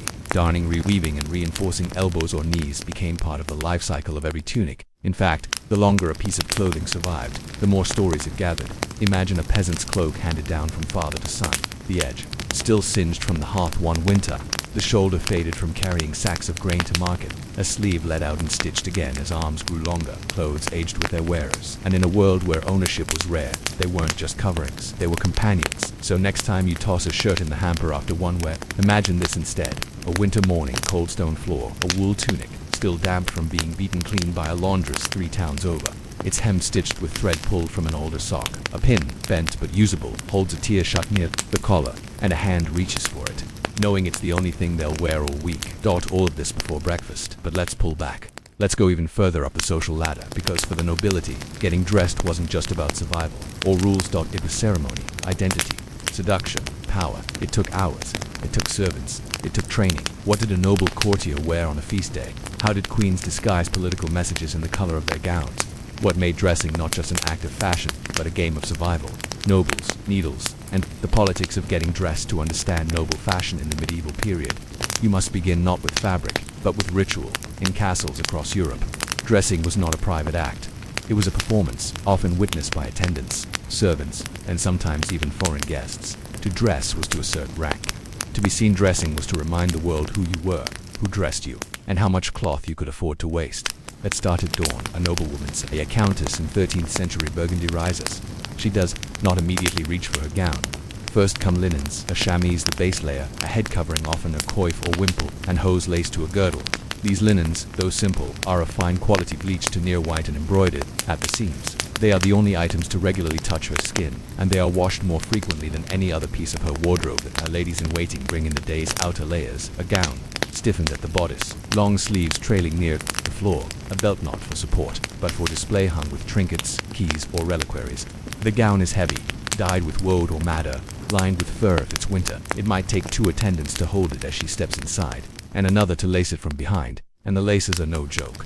These weren't zippers or buttons. They were complex systems of ties, threaded through eyelets, pulling fabric tight to accentuate the body beneath, whether for elegance, modesty, or fertility. A nobleman, too, went through layers. After his base linen, he would don a doublet, then hose, then surcoat or jupon, depending on the century.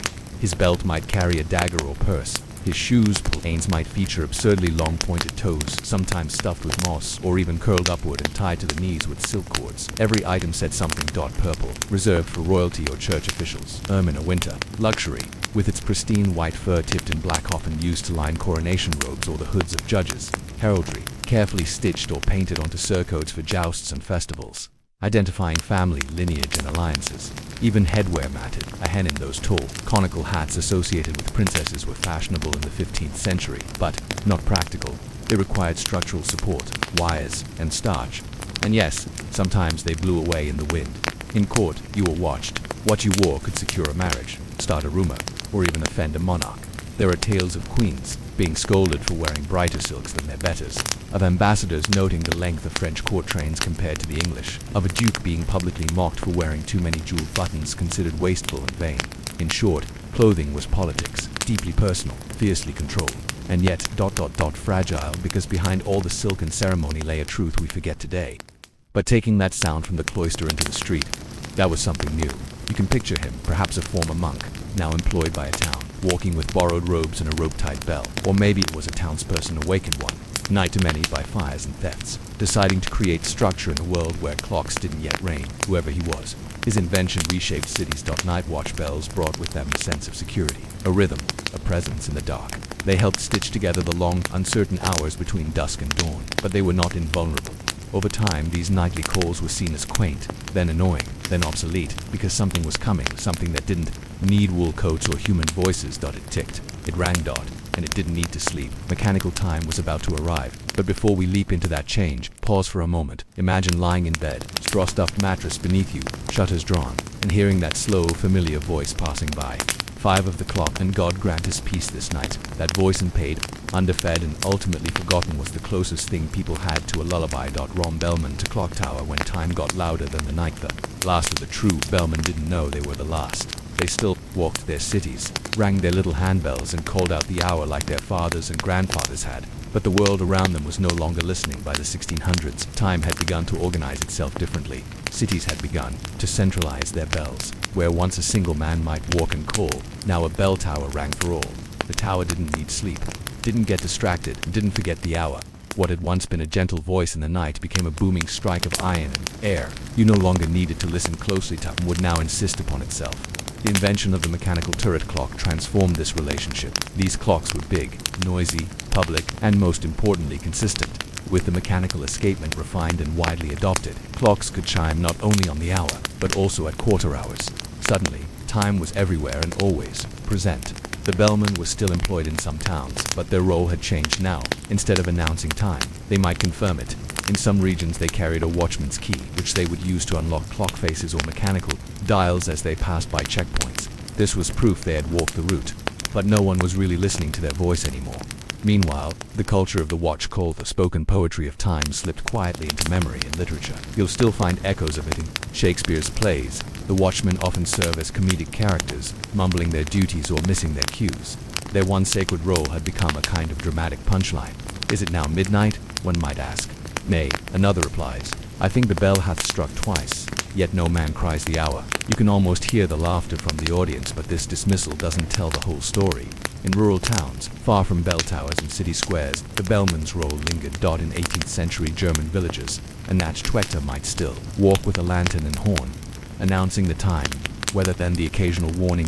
In Sweden, Nattwächter were common until the early 19th century. They'd patrol small towns, blowing horns carved from animal bone. In some Italian towns, they were known as campanari notturni, night bellmen, tasked with both announcing the hour and checking for chimney fires. But eventually, even these faded. The rise of personal clocks, watches, and eventually electric street lamps changed everything. People didn't need voices anymore. They had ticking, glowing hands, wristwatches, rail schedules, alarm bells, and now you have the entire concept of time in your pocket, in your phone, on your wrist, even on your oven. But none of these tell time with a human voice. They do not rhyme. They do not walk through your neighborhood. They do not pause halfway down the street to call into the dark. All is well, though the wind turns colder. There are echoes, though some cities have revived the tradition. Purely ceremonially, in Rothenburg, Obi de Tauber, Germany, a night watchman dressed in traditional garb now leads tourists through cobbled streets, lantern in hand, singing the old watch songs. He doesn't need to tell the time, but he does anyway, because something in us still listens for that voice in the night, still wants to know that someone is watching, still finds comfort in the idea that, even in the darkness, someone walks. And maybe that's why, if you wander a particularly quiet street in an old European town, you might hear a faint call, far off, 1 of the clock, and the city sleeps still. The bellman may be gone, but the memory of being gently told the hour that lives on, tucked inside us. Like the sound of an old lullaby. Before you had takeout, before food courts and drive-thrus, there were the thermopolia. That's a Greek word, oddly enough, thermos for hot poline for selling, but the Romans, as they often did, borrowed it, expanded it, and made it a part of daily urban life. If you lived in Rome, especially the lower and working classes, you likely didn't eat your lunch at home or even your breakfast. You went to the streets, and the streets were, they fed you. Not for free, of course, but for a few bronze aspicius. That was the name of the small coins you could buy something warm, oily, filling, and strangely fragrant. If you're imagining roast pig on a spit or olives dripping with luxury oil, pause that image. Roman street food was often a matter of survival, not indulgence. Let's start in Pompeii, the city frozen by ash, which ironically gave us the clearest picture of a world long since decayed. Archaeologists have uncovered over 150 thermopolia just within Pompeii's small grid of streets. That's one on nearly every corner, like a Starbucks in a modern city.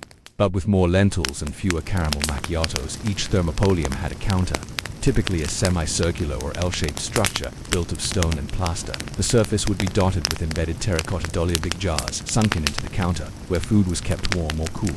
You'd walk up, lean in, and peer inside. Hot lentil stew, spiced beans, fried fish, maybe a meatball if the cook had something left from the morning prep. Behind the counter, The cook, probably a freedman or someone barely above slavery in status, worked in conditions you might not envy. No refrigeration, no gloves, and certainly no health code inspections. Just a blackened stove, a few battered pans, and a pile of dried herbs in amphorae filled with oil, garum, and vinegar. Let's talk about garum, because you could smell it before you saw it. Garum was the Roman answer to soy sauce or Worcestershire, made by layering small fish, herbs, and salt in clay vats and letting it ferment years rotunda the sun. Garum was a fermented fish sauce used on just about everything.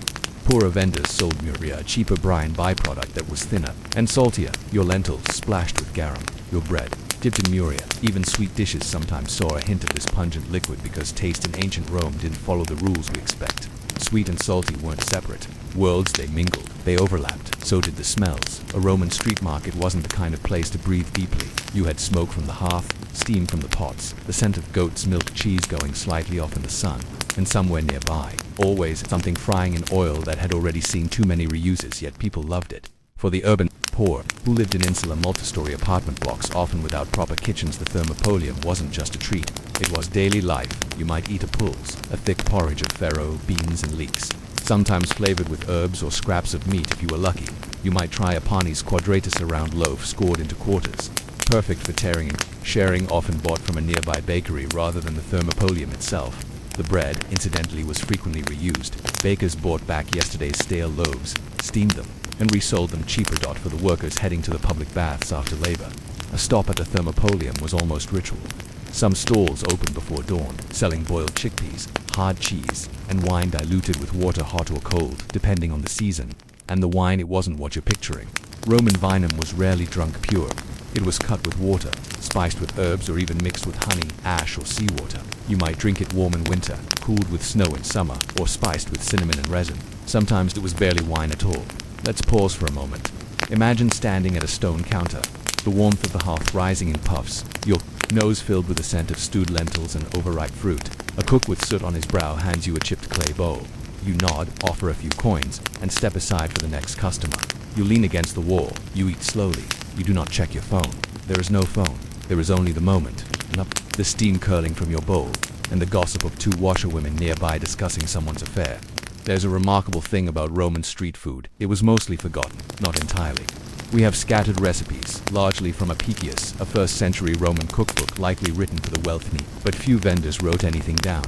Their food was oral tradition, improvised, adaptive, responsive to the seasons and the scrapings of the kitchen, which means much of it has vanished. And yet, through archaeology, charred food remains. And experimental culinary historians, we've recovered hints, from carbonized bread loaves to fish bones found in ancient drains.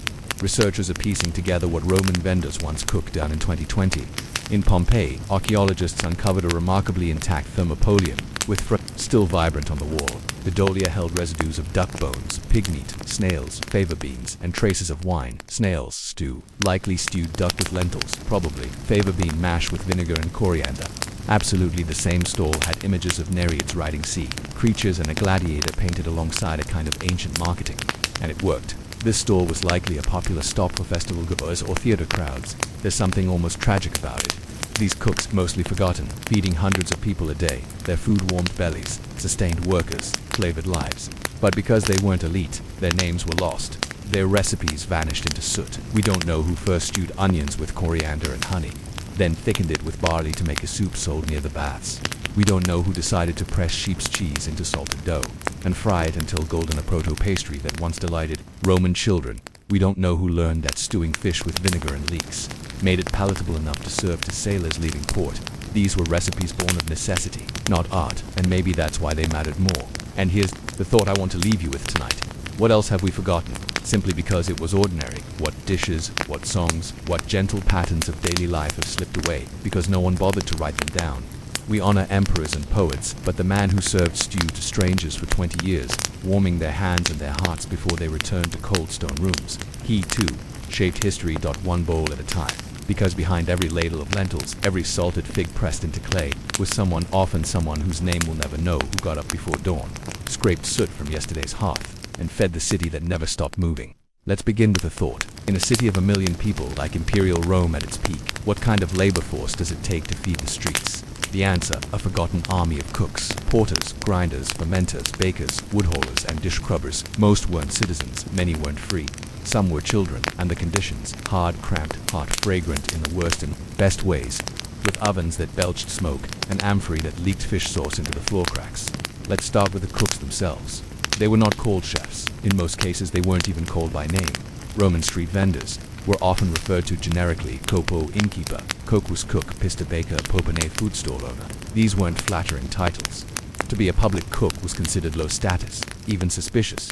You see, Roman elites distrusted people who handled food for strangers. There were beliefs, some superstitious, others classist, that cooks were dishonest, unclean, or even prone to poisoning.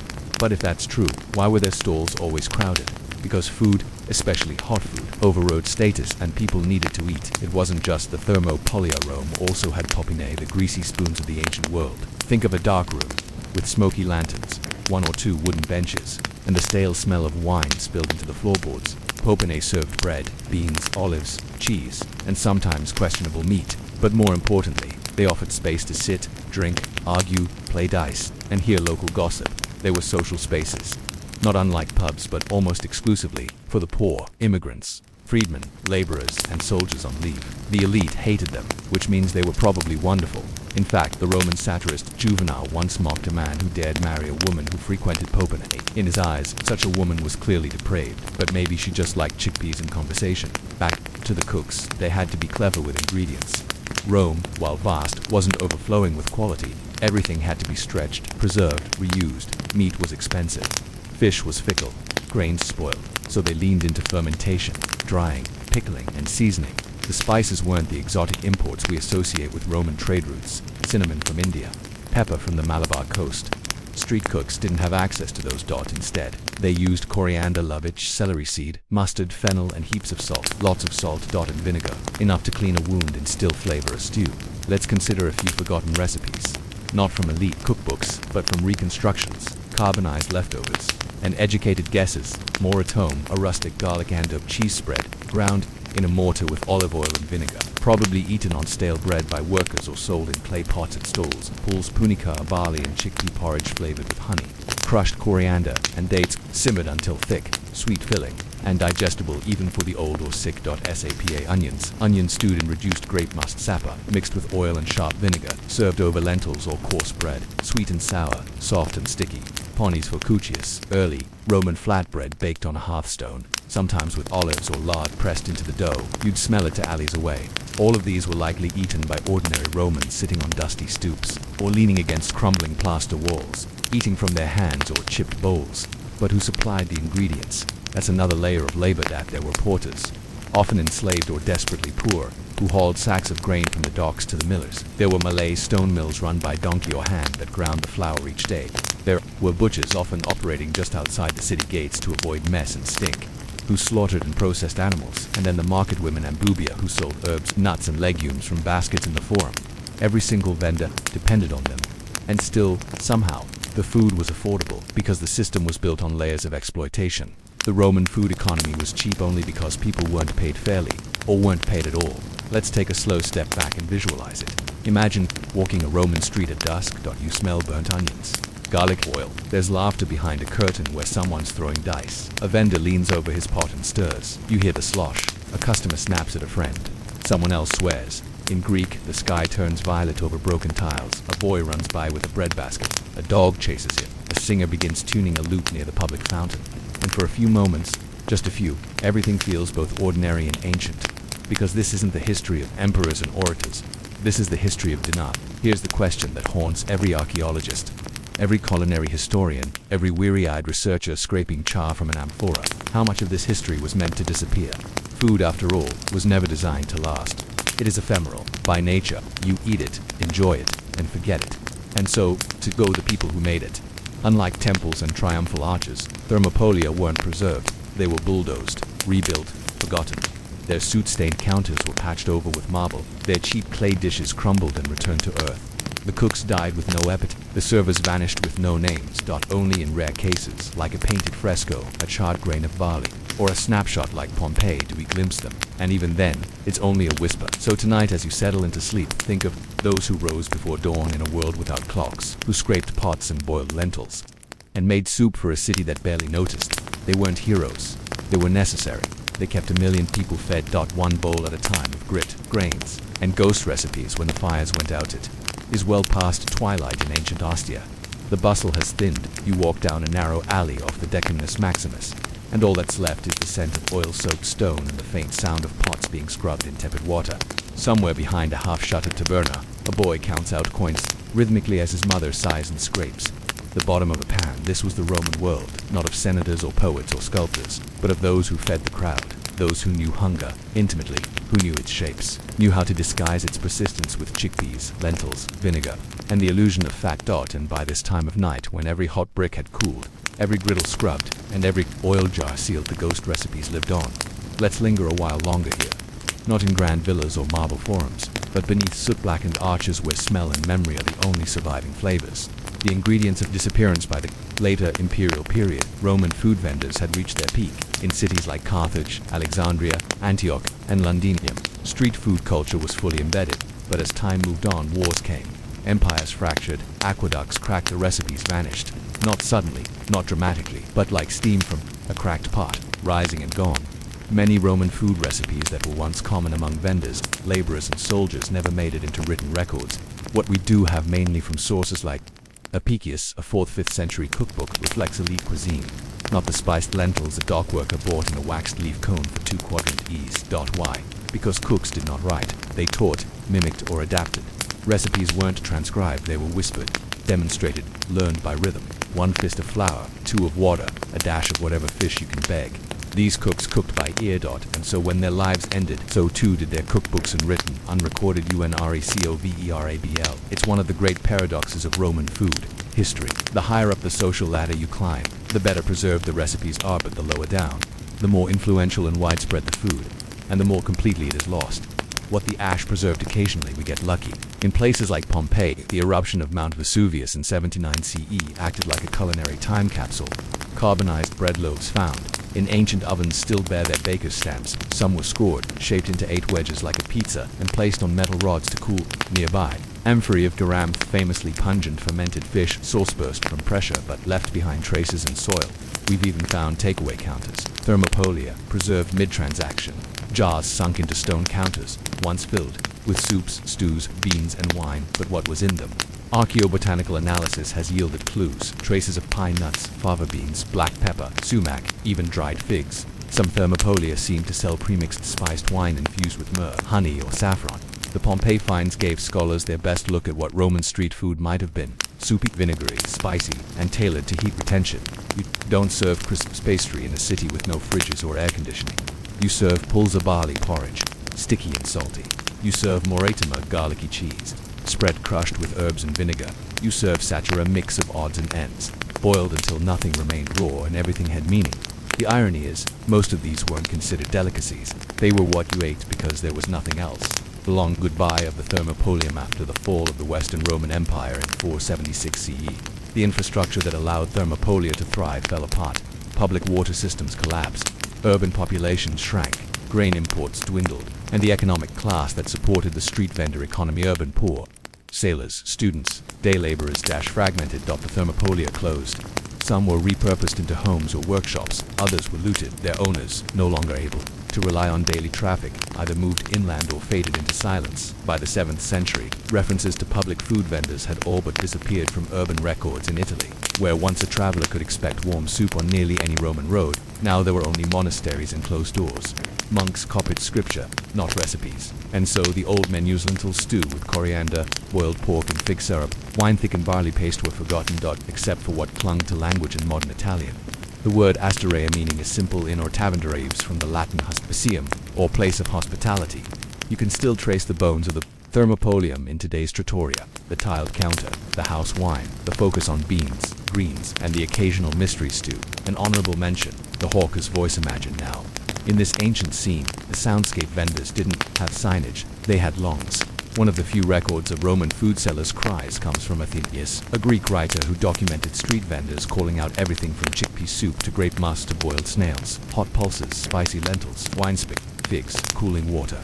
Each call had a cadence, some even rhymed. In later centuries, this tradition was inherited by Arabic souk, Istanbul's boat vendors, and even London's Victorian street criers. But in Rome, the voice of the cook was the menu. And when those voices disappeared, so did the recipes, what they might have tasted like through modern experiments. Scholars and chefs have tried to recreate what Roman street food may have tasted like. Some dishes are based on rough notes in Picius or references in Cato or Pliny. Let's reconstruct one. Boiled pools with herb oil ingredients, barley groats, or coarse ground emmer wheat water, splash of garum, modern anchovy paste for approximation, crushed garlic, fresh mint, or roux, a spoon of olive oil. Instructions: boil barley until thickened, stirring constantly. Mixed herbs, oil, and garlic in a mortar. Once the barley is soft, stir in the herb oil and season with garum. Serve with a piece of hard bread or dipped with fingers. What would it taste like? Warm, heavy, slightly fermented, with a kick of salt and mint. Not decadent, but comforting. A bowl of warmth after a long shift hauling amphorae on the docks. And the vendors themselves. Who were they? Men, yes, but also women, slaves, freedmen, immigrants, former soldiers, older widows, and itinerant cooks. Some specialized fish stew in the mornings, pickled eggs at night. Others sold whatever they could forage, beg, or scrape. Together, thou often cooked illegally outside regulated market areas. Fines were common. Fires were dangerous, but so was going hungry. Some cities tolerated them, others didn't. The vendors were the pulse of a city's hunger, constantly adapting. When beans ran short, they soaked millet. When wine was sour, they boiled it with honey. When garum spoiled, they added extra herbs. They were survivalists in aprons, and when they died, their stories died too, except in the traces left behind in ash, scrap, and secondhand memory. Thought, why we still want to know you. Live in a world with recipe blogs, video tutorials, and viral food trends. You can learn how to bake 17th century almond pudding from a stranger on the internet in 5 minutes flat. But back then, a recipe was a gesture, a whisper, a thing passed hand to hand, measured by eye, corrected mid-simmer. And now, all we have are carbonized crumbs, a tile with a faint inscription, VINVM1AS, a broken pot stained with fig juice, a line in a letter. The lentils were hot, and that is all I needed. These aren't just facts, they're echoes. Echoes of food made not to impress but to fill. Meals meant not for dining but for getting through the day. And in a world where most food writing fixates on the elite, the decadent, the royal, there is something deeply moving about a dish made of stale grain, boiled hard, then flavored with vinegar and hope. So maybe the ghost recipes of Roman street vendors will never return, but maybe they don't need to, because what we've learned is enough to understand the people who made them. And that might be more nourishing than the recipes themselves. The scribes, who knew too much. You might imagine the life of a scribe in ancient Egypt as peaceful, seated cross-legged in a shady courtyard, lotus perfume wafting past a clean strip of papyrus in one hand and a reed brush in the other. Perhaps you picture a quiet man, educated, respected, transcribing sacred texts or royal decrees. A man who lived above the dust and toil of common laborers. You would be wrong. To be a scribe was to be burdened with every tedious bureaucratic duty the Nile's floodplains could demand. The scribes were paper pushers. They were pencil-necked bean counters. They were the state's eyes, ears, and most begrudging hands, and they were often despised for it. In a land where 90% of the population worked with their grain, harvesting flax, shaping limestone, scribes were both elite and expendable. Their skill set was narrow, their mistakes public, and their enemies numerous. Because in ancient Egypt, writing wasn't just knowledge, it was power. And power was dangerous to hold. Let's start at the bottom. If you were a young boy in a modest Egyptian village and happened to show promise, intelligence, obedience, and above all, a steady hand, you might be chosen for education in a scribal school. These were harsh, repetitive training grounds that taught only one thing: how to copy the words of the powerful without error or interpretation. Students would begin by writing simple phrases from maxims, not philosophical ones, mind you, practical ones. Do not be idle, lest your belly go hungry. A scribe's life is better than that of a farmer. The man who writes will not have to wield a hoe. These were mantras of social escape. Writing offered a life away from backbreaking labor if you could survive the training. Pupils sat hunched on clay floors, scratching words into wooden boards with river ink, copying sentence after sentence until their fingers cramped and their minds dulled. Mistakes meant beatings, not metaphorical ones, actual lashes with reeds. One ancient scribal text reads almost like satire. The boy's ears are on his back. He listens when he is beaten. This was not enlightenment. It was memorization through pain. Once trained, A scribe entered the vast bureaucratic machine of the state, and the Egyptian state, especially in the New Kingdom, was a maze of departments and jurisdictions, titles and permissions. Pharaohs ruled absolutely, yes, but that rule filtered downward through layers of overseers, treasurers, foremen, and clerks. The scribes recorded everything they did, every tax, every shipment, every labor assignment, every harvest tally, conscription record, brick count, and fish trap inventory. The scribes were the silent accountants of empire. A scribe might be assigned to a temple, a quarry, or a military outpost. Others worked at administrative centers, often in Thebes or Memphis, seated in dark side chambers behind the grand pylons of officialdom. Their job, write it down, all of it. But here's where the job grew perilous. In a world where records were everything, to write something incorrectly was not merely a mistake. It was treason. Did you miscount the wheat store from the delta? Someone goes hungry. Did you mistranscribe a worker's name? He might be lashed, fined, or disappear. Did you underreport temple income? The gods themselves might be displeased, or at least their priests. Some scribes tried to hedge the danger by writing in euphemism. Others added explanatory notes in the margins. Some simply took bribes to lose certain files. But paper, or rather papyrus, holds memory longer than people do. And so, scribes became witnesses to corruption, to theft, to incompetence and violence. And more than one learned that the man who records too well records his own downfall. Consider the scribe a low-level administrator in the reign of Thutmose III. His tomb in El-Kab is unusually modest, but it bears a single telling inscription: I spoke no evil. I wrote no lie. I kept the balance as the scale willed. This was not spiritual humility. It was bureaucratic survival. To be accused of manipulating the scales literally or figuratively meant punishment not just in this world, but in the next. The scribes were judged not only by the living but by the gods. In fact, in the hall of Mat, the Egyptian afterlife tribunal, a scribe's scroll might be weighed against his soul. What he had written could condemn him, even if he'd only written what he was told to. It's no wonder that so many scribes turned to literature, not fiction, exactly, but careful parables hidden in poetry and proverbs. One famous papyrus, known today as the Satire of the Trades, was written by a scribe who paints every other profession as miserable while lauding his own, but read between the lines. And there's something almost desperate about it. Be a scribe, for he is in command. His hands are soft, and he does not toil. Is that pride or persuasion? The real truth was this: scribes lived at the mercy of politics. If your superior fell from grace, so did you. If you uncovered a misallocation of copper and reported it, the overseer might reward you, or he might denounce you as a forger. In a society where records were the only reality, the pen could not just kill it, could undash exist. In some rare cases, scribes banded together to protect themselves. At the workers' village of Deir el to the artisans who carved the Valley of the King, scribes acted as the primary intermediaries between laborers and the state. They kept ration records, tracked work schedules, and filed complaints, and when those complaints were ignored, they documented that. 2.1 Preserved ostrakhan, a shard of limestone used like a notepad, records a work stoppage, the earliest known labor strike in history. The scribes did not lead it, but they made sure it was remembered, and in that act, you glimpsed their quiet power. But what happened to scribes who made enemies? Some were dismissed quietly, their names erased from payrolls. Others were reassigned to remote outposts, a kind of internal exile. A few were brought to trial, accused of mismanagement, bribery, or blasphemy, and others simply vanished from the record. Which, for a scribe, was the ultimate irony. To be forgotten was worse than death. Imagine spending your life recording the deeds of kings, and leaving no word of yourself. Imagine copying the Book of the Dead, and having no one copy your name. As Section 1 closes, consider this: in a land obsessed with permanence, where tomb walls boasted of glory and statues stared into eternity, the men who wrote those boasts often died anonymously. So what happens when the recorder becomes the accused? And what did it mean, in the eyes of the gods, to write the truth, or to conceal it? Papyrus, power, and the politics of ink met the scribe's squinting ink stain, tucked behind scrolls. But tonight, we linger deeper in the temple halls, where bureaucracy meets eternity. While the pyramids claimed the skyline, the scribes controlled something even more enduring: the record. And the record, in Egypt, was sacred. Hieroglyphs weren't just writing, they were the voice of the divine. Every loop of a rope symbol, every falcon perched beside an ankh was a spell of permanence. To write it down was to make it true, and that gave scribes power, a quiet, dusty sort that could topple reputations or preserve legacies. Their scrolls told pharaohs who had paid taxes, and who hadn't.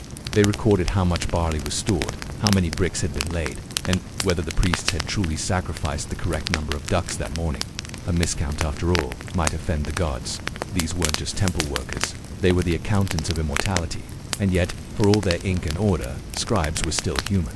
Mistakes crept in, names were copied wrong, totals misread, sometimes purposefully. There's a quiet papyrus from the reign of Ramesses II on it. A list of quality workers, those forced into state labor, shows one curious pattern. A certain village's quota, month after month, was always suspiciously low, not by much, just enough to slip under scrutiny. But when flood years came, when the Nile's generosity dipped, those missing hands were noticed. And who had written the quotas? A single scribe, now reassigned to cemetery inspection, a polite way of being demoted to the dead and the quiet. Ink had become suspicion, but beyond quotas and ledgers, scribes were also mouthpieces of decree. If a pharaoh declared a new tax, 100 scribes echoed his words across the Nile Valley. If a law shifted, they inscribed it: stone, wood, cloth, leather. The medium varied. The weight of meaning did not. In this way, scribes were both messengers and makers of policy. They whispered empire through reeds. But what happens when a whisper contradicts another? And the temple city of Abydos, two sets of records survive from the same decade. One lists a land grant gifting prime farmland to a loyal priesthood. The other, dated months later, retracts it, claiming fraud. The names don't match, the boundaries shift, and both are written by different scribes under the same official seal. This wasn't an accident. It was a contest. One priestly faction vying for land, one group of scribes supporting them, another resisting, and so we see it. Scribes not as quiet observers, but as quiet actors. They didn't shout or revolt. They reworded, they rearranged. They shaped history by selecting which version survived. They could ruin a rival with an extra line in a tax scroll. They could elevate a friend with a generous translation. They knew where records were stored, how long papyrus lasted, and which ink faded fastest in the sun. Knowledge, in their hands, was subtle sabotage, but the palace noticed under Pharaoh Seti I. A quiet reform took shape. Scribes now reported to overseers, men loyal not to temples but to the crown. Reviews became annual. Audits were conducted by scribes from other nodes, far from their home networks. It was the birth of bureaucracy as surveillance. Scribes responded by developing code. Yes, code. Not ciphers like spies, but subtle abbreviations, glyph contractions, and stylistic flares that only insiders understood. A casual reader wouldn't see the nuance, but a trained scribe, he'd know exactly what his colleague meant. Whether the numbers were real, whether the boundary was firm, whether the goose count had been, shall we say, improved on. Imagined generations of marginalia. Quiet footnotes passed between men in linen kilts. A wink in ink. An empire built not just on stone, but on shared symbols. And yet, even this underground shorthand at risk start in the famed House of Life at Heliopolis, a sort of scribal university. One entire archive was reportedly burned for excessive inconsistency. Not treason, not heresy, just too many contradictions. Too much truth perhaps, or too many people noticing what the scribes actually controlled. It's worth remembering that while the pharaoh's name was carved in colossal stone, his orders were often known only through scrolls. The stone endured, but the scrolls, fickle, flammable, were more nimble. Which makes us ask how many pharaohs ruled in name only, while scribes made policy real. And more provocatively, were there scribes who falsified a king's wish? If no one witnessed the decree but the scribe who copied it, who could refute the record? Could you be fired by a pharaoh for telling the truth or for making it up? And how many quiet men bent over low benches, reed pens in hand, chose to risk it anyway? Fired, forgotten, and still writing. And still writing. Imagine this. You are a scribe. You've spent 20 years learning how to hold a reed pen at the correct angle, how to grind pigments to the exact texture, how to craft lines of hieroglyphs that are not only accurate, but beautiful. You know the symbols for barley, ox offering, and royal decree by heart. You can write upside down, backwards, even blindfolded. The story passed down through your scribe master is to be believed. But none of this will save you, because today, someone with a sharper robe and broader connections has found an inconsistency in the temple's wheat records. A small overage, just enough to feed 20 mouths for 3 weeks. Just enough to make someone angry, or hungry. Your scrolls are seized, not burnt, not yet. That would be a waste. Instead, they are reviewed. Each entry checked, every glyph second-guessed. It's not just numbers anymore, it's your handwriting, your phrasing, your margins. Did you leave too much space after the name of the high priest? Did you abbreviate the pharaoh's title one too many times? Then one morning the temple steward does not look at you as he passes your bench. That afternoon your stylus is gone, and by evening your name has been quietly removed from the next duty roster. You have been, without formal word, without trial, dismissed, fired by the pharaoh, though his lips never said your name. What happens next?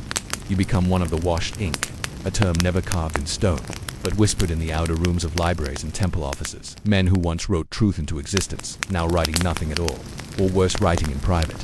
Some fade into anonymous labor. They become storehouse managers, or goat counters, or if they are lucky, teachers of scribes, though even that is suspect. Why pass your flawed style on to others? Others become dangerous. There are rumors in Thebes, faint as incense smoke, of ex-scribes who kept secret copies. Papyrus bundles wrapped in cloth and hidden behind false bricks. Ledgers that tell different stories that reveal payments the temples deny. Decrees that never passed the council. Versions of events the pharaoh's record keepers quietly erased. You see, the scribe's revenge is never loud. It is ink. There is one account, fragmented but suggestive of a court scribe in the reign of Amenhotep III. He disappeared after his scrolls were found to conflict with the royal account of a Nubian skirmish. Months later, a new scroll surfaced in a minor provincial temple, presenting an alternate battle date, casualties, and commanders, all in the distinctive hand of the vanished scribe. Was it real, forgery, revenge, or simply truth, carefully preserved by a man who refused to let it die? We'll never know, but we do know this. Scribes who were dismissed rarely disappeared completely. Some found new life in the margins of religious texts. You might think of monks centuries later sneaking commentary into Bibles, but in ancient Egypt, this was done through phrasing, through subtle repetitions of a glyph, through odd phrasing of an otherwise standard prayer. A famous example exists in the so-called Book of the Heavenly Cow, a funerary text inscribed in several royal tombs. In one version, just one line is phrased differently, suggesting that the gods punished the innocent alongside the guilty. A theological problem for a state that claimed divine justice ruled the land. No one knows who wrote that version, but someone did, and someone copied it, and someone perhaps lost a position because of it. In some ways, the final punishment of the ancient Egyptian scribe was this obscurity. Their names were rarely inscribed on their own scrolls. They signed with titles, if at all, servant of the word or interpreter of the god's voice. You can find their work but not their faces, so they endure only in the words they shaped. In every scroll fragment held in a museum drawer, in every tax ledger found in a tomb, in every tiny, precise hieroglyph of a duck, or a jar, or a feather ant, the hand that knew how to draw it perfectly. That's the strange survival of the scribe. Quiet, ghostly, stubborn, a profession of silence and control. A life where getting fired wasn't a spectacle, it was a sentence to slow erasure. And yet, they left their marks, not just on papyrus, but in how we remember Egypt itself. Without scribes, there would be no records of who built what, when, no king lists, no grain counts, no receipts from expeditions, no love poems, no instructions for embalming the dead, no wisdom literature, no jokes. Even they didn't rule, but they wrote the rules. They didn't pray, but they recorded the prayers. They didn't harvest grain, but they counted every last kernel. In a land of monumental ego and eternal ambition, they served as the nervous system unseen but essential. And so we end where we began, with a reed pen and a pot of ink. A man hunched over a scroll, by flickering lamp or morning sun, deciding whether history will say 300 to bricks, or to 97. It's a tiny decision, but it shapes the world. Tea starts, not with kings or armies or grand stone palaces, but with barley, a single measure, weighed by hand on a carved limestone scale. It's early morning in a small Mesopotamian town, some 4,000 years ago. The river fog hasn't lifted yet. A clerk barefoot, yawning, dips his stylus into a pot of wet clay, marking the exact weight of bread owed from one farmer to the city temple. This is bureaucracy at its birth. Tonight, you are not a warrior, nor a god king, you are a measurer, a registrar of things that can be counted, loaves of bread, jars of oil, sacks of emmer wheat. Your world is not one of politics or passion. Your job is simple. Make sure the numbers match. And in a kingdom built on cycles, flood and drought, planting and harvest, that simple job is everything. You sit beneath a reed canopy near the temple courtyard. Around you, a queue of townspeople has formed. They carry baskets and pots, waiting to pay their due.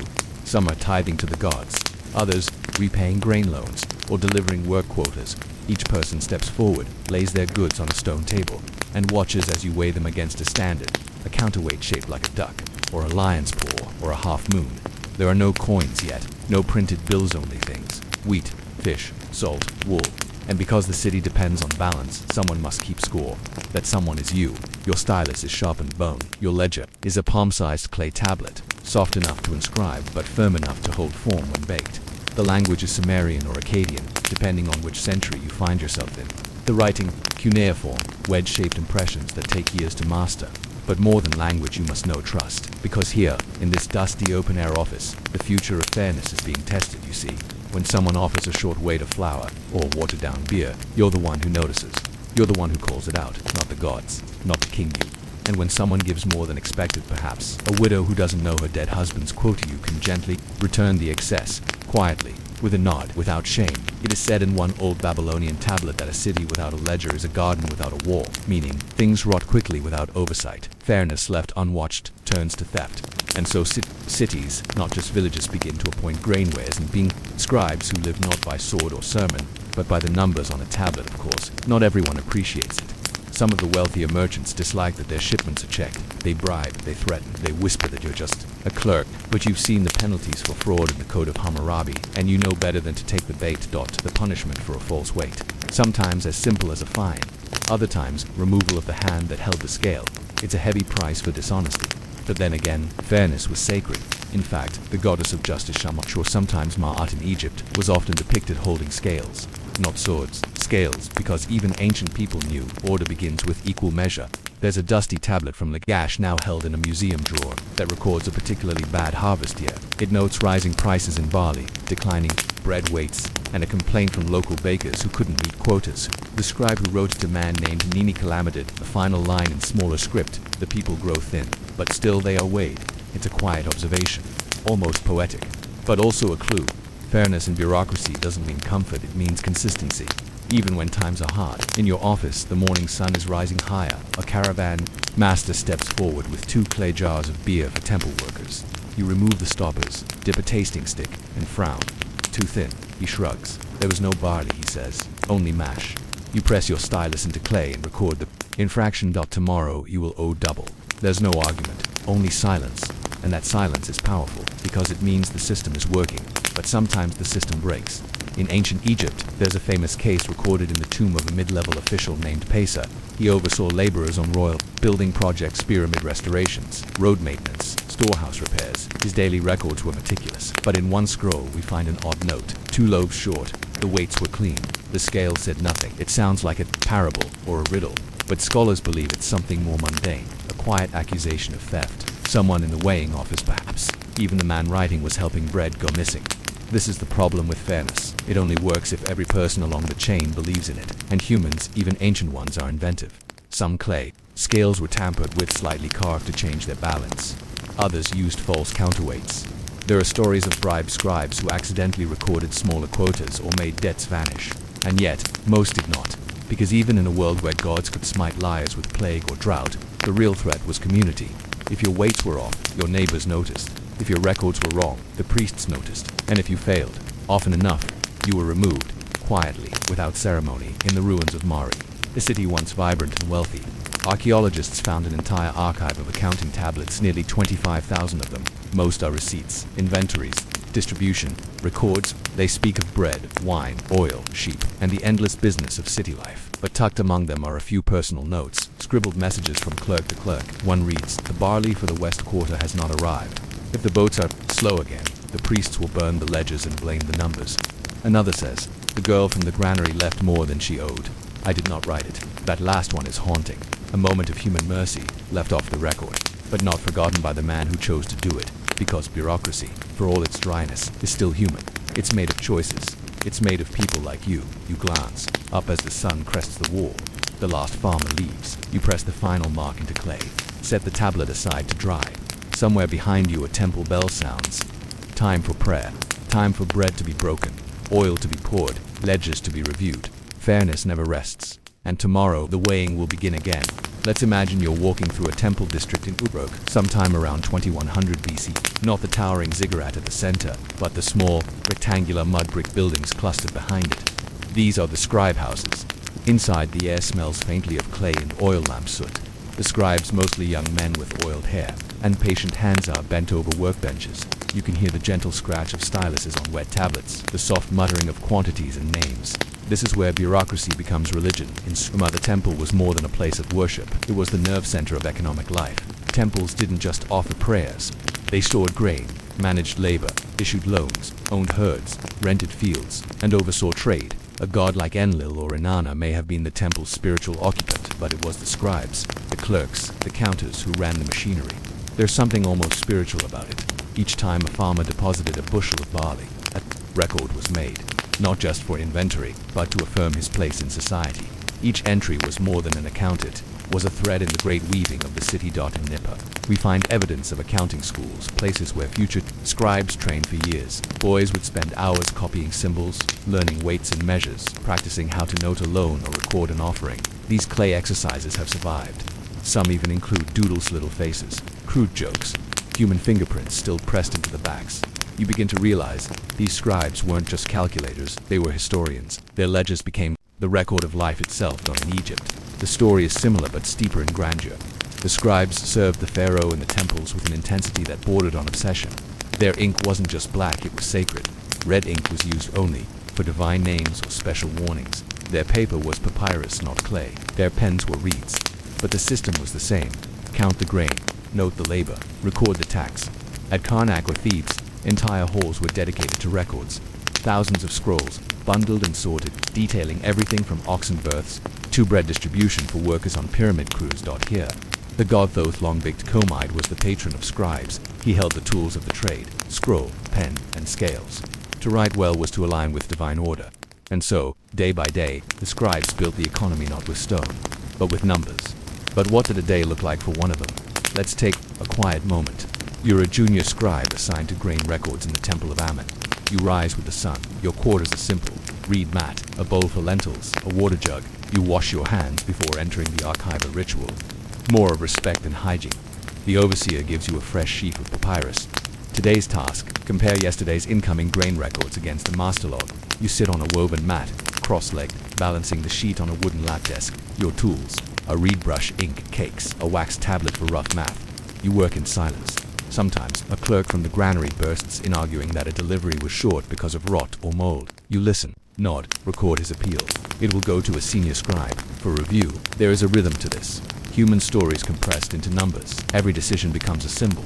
Occasionally, mistakes happen. In one recovered papyrus from the reign of Ramses III, a dispute is logged between two scribes over a miscount of barley jars. The note reads, "The count was 23. He wrote 20. The fault is in the ink." It's both a defense and an accusation. Ink can lie, but so can scribes. That's why records were copied in pairs. One official copy, one backup. Errors meant docked pay or temple scolding. In severe cases, dismissal, but most scribes didn't fear punishment. They feared being forgotten. To write was to carve yourself into history, and in some cases they succeeded. We still know names like Jehuti, who served under Queen Hatshepsut and left behind beautiful, dry, glorious descriptions of Nile harvests. His hand is visible in the flowing hieratic script. His notes say nothing of politics, but they whisper the shape of life. And what about Babylon? There too, the scribes were guardians of routine.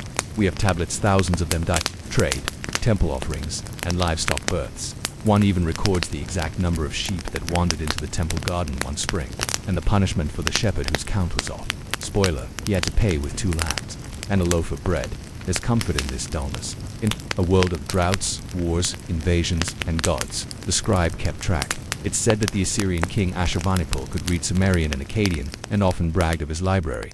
That's because a strong kingdom needed record keepers as much as it needed archers.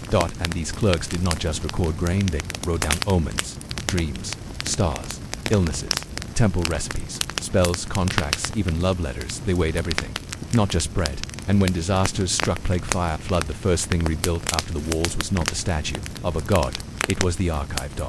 There is a passage in a tablet from Sippar in modern Iraq that reads, "The fire took the market, the homes, and the court, but not the tablets. They were stone. The city remembers." That is the heart of bureaucracy, memory. Each page, each mark a piece of continuity. A promise that even if the baker forgets, or the priest miscounts, someone will remember. Now the sun has risen high in your imagined world. The junior scribe gathers his notes, rolls the papyrus, places it in a clay jar marked with the date. The head archivist, an old man with few teeth but sharp eyes, nods in approval. Outside, the city buzzes, vendors shout, oxen pull carts, children laugh in the dust. But here, in the cool stillness of the scribe room, time stands still.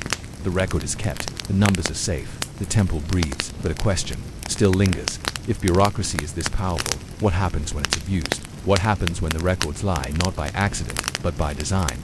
That, like all things in history, is where the danger begins. When records failed, an empire stumbled, the archives lie silent.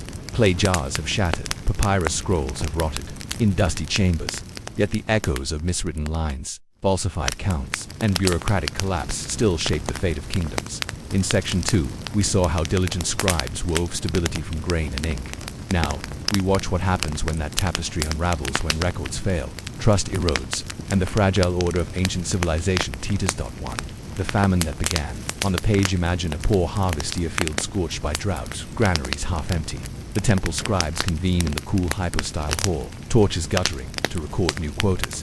Their red and black inks flow across fresh tablets. They must decide how much grain to divert from temple stores to feed the hungry and how much to claim for state projects.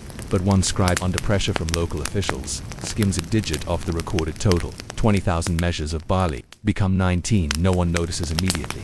That omission buys the official a tidy profit sold on the black market, but it costs a village a week's ration. Weeks pass. The people go hungry sooner than expected. Cries of famine rise in the streets. Beggars lodge at the temple gates. Priests offer prayers, but no relief. Finally, a rival scribe notices the inconsistency. Records for the same month in two different archives conflict. A shambles of clay tablets is brought before the governor. Accusations explode. The guilty scribe is exiled. The official is disgraced. Too late. The harvest can't be reborn. The ruined fields will lie fallow next year, and the people, once trusting, now murmur that the scribes are worse than the drought. 2. The great archive fire of Babylon. The heart of Babylon's temple quarter stood the House of Tablets, a massive archive holding centuries of administrative records. One night, in a suspicious blaze, the building caught fire. Flames consumed thousands of tablet stacks, rolls, trade agreements, legal judgments. The official inquiry blamed stray embers from a lamp, but whispers said it was deliberate. Corrupt merchants who owed vast taxes had bribed guards to set the blaze. Records of debts vanished. Court cases collapsed. Wealthy debtors walked free. Commoners, whose small claims hadn't made it into clay, suffered. Without records, the legal system ground to a halt. Land disputes went unmediated. Grain shortages worsened. In the ensuing chaos, crime spiked. The king, unable to re-establish order, saw his authority undercut. The archive's ashes marked the beginning of Babylon's slow decline. 3.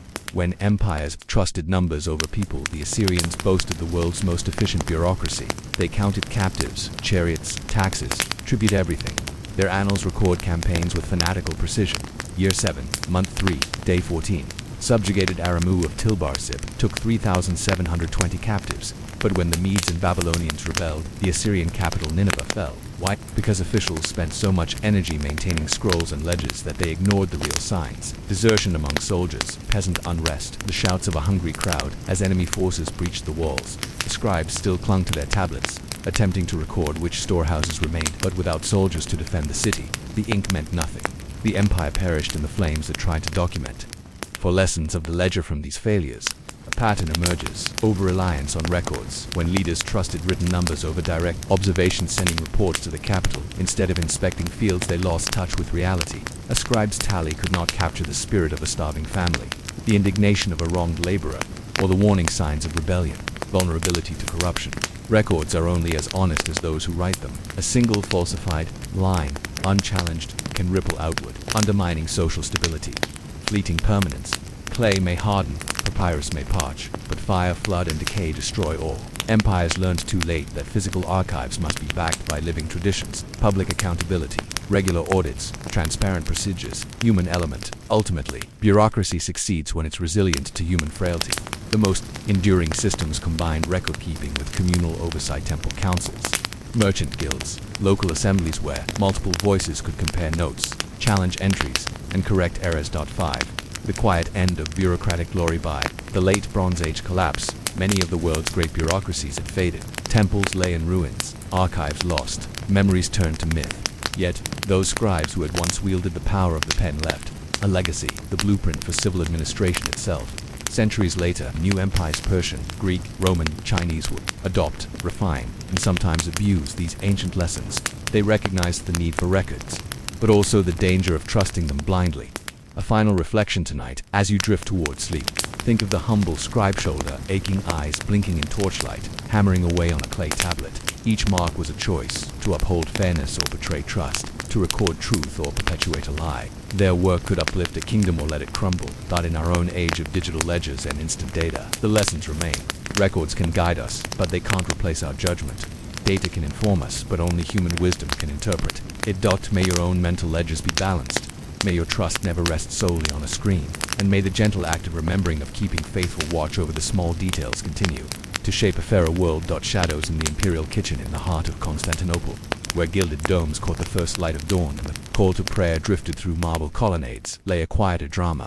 It was not in the imperial throne room, but in the scullery, a cramped suite of kitchens and storerooms behind the great palace. Here, amid steaming cauldrons of pottage and ranks of amphorae filled with olive oil and wine, trust was measured in teaspoons, a single pinch, a moment's distraction, and the emperor could breathe his last end scene unheard. UNAVENGED. To be a court cook was to hold the ultimate weapon, access. Every meal passed through your hands. Every spice jar, every vial of centenny could carry death. But how many cooks became killers? How many trusted servants slipped poison into the emperor's porridge, then watched his whiskered jaw slacken in the glare of the basilica's candles? It began with herbs. The Byzantines prized their gardens, rue for clarity, mint for refreshment, hemlock for ends. Poisoners studied botany with the same devotion as distillers.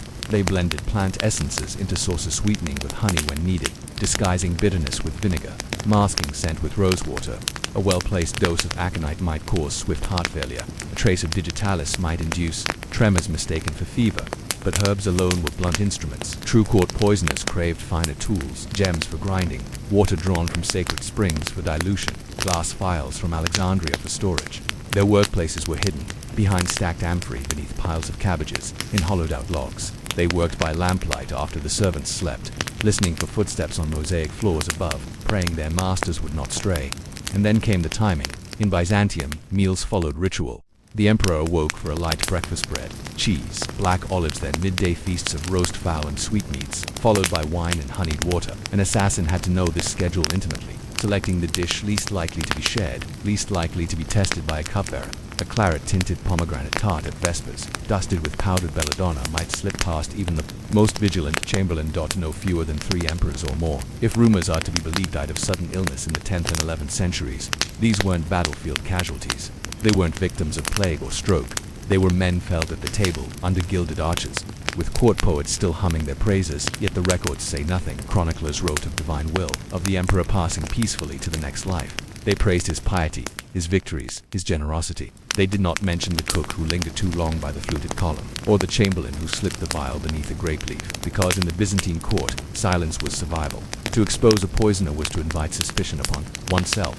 To accuse a favored eunuch was to court ruin. And so the conspiracies multiplied. Each feast carried a risk. Each cup of wine tasted like a riddle. One account, preserved only in a marginal note by a monk decades later, names a woman called Maria, the Melter kitchen hand who served under Emperor Romanos III. She was said to have laced every batch of chickpea soup with a creeping toxin that left the emperor incapacitated for days. When he collapsed in council, advisors swore he had been cursed by Eastern sorcerers. Maria vanished shortly thereafter. Some say she fled to the imperial stables and hid among mules. Others that she was quietly sent away to a monastery, where no one asked questions. Today, archaeologists exploring the great palace foundations sometimes find tiny glass vials empty, sticky with residue. Their stoppers missing. No labels remain. No fingerprints. Just the silent testimony of a vanished art on this world. Food was not just sustenance, it was politics, it was prophecy, it was murder. And every cook, every chef, every hand that scrubbed the pots, became both herald and heralded. As morning light filters through the palace windows and the city awakens to the toll of church bells. The kitchens stir, aproned hands grip ladles, cauldrons bubble, and beneath the clatter of utensils, a whisper passes through the scullery. Watch your portion, because you never knew who was watching either. The silent network beneath the marble floors. You are no longer simply a cook. You are a node in a secret network spanning kitchens, pantries, and hidden corridors beneath the great palace.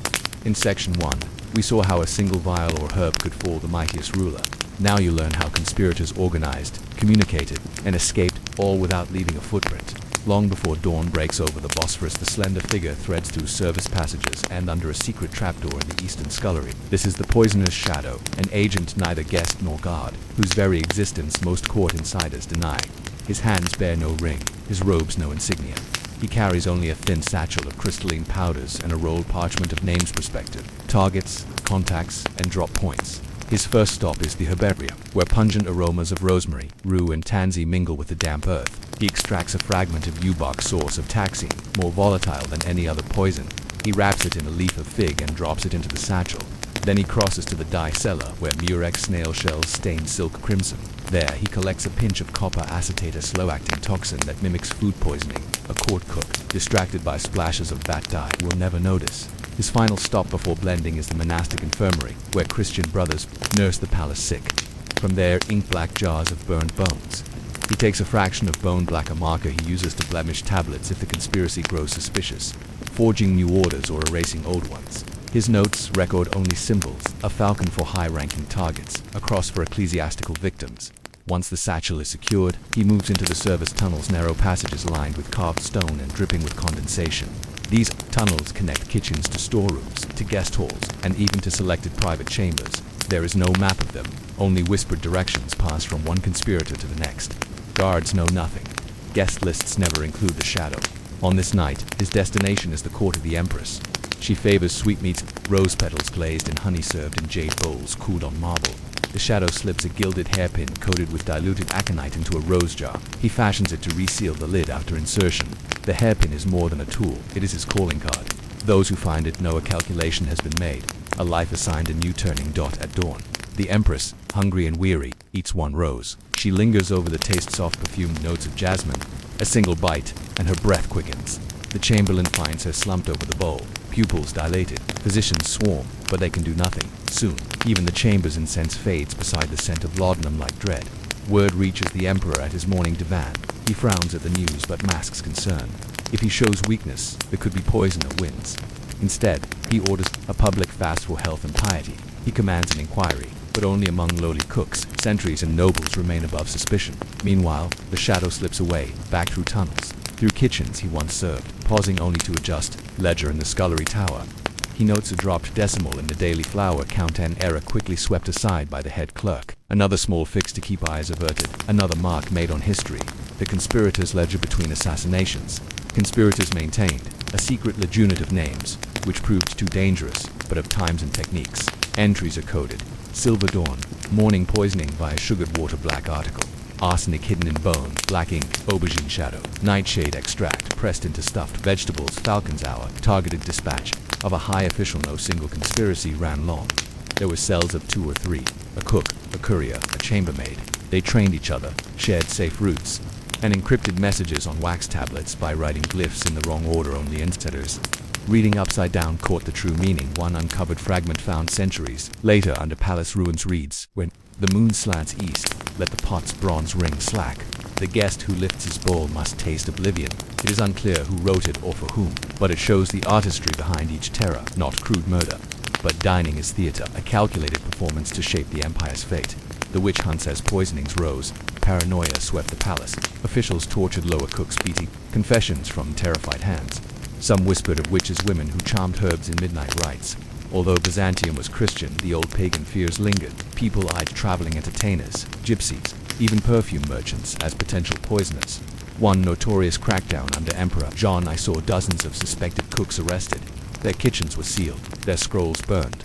But the poisonings continued. It became clear, even burning all the documents, arresting all the cooks, could not end the Shadows network, because it was less about people than about system.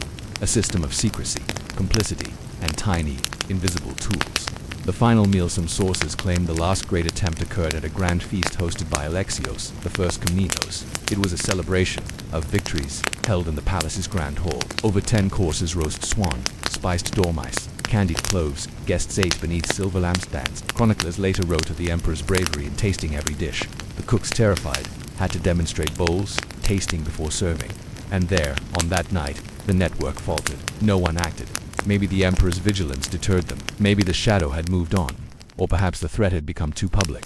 Afterward, Alexios installed a new practice. Royal food tasters, slaves who ate first. They could die, but even exile was better than a sudden coma in the great hall. The tasters breathed new life into an old fight. One more check, one more defensive line.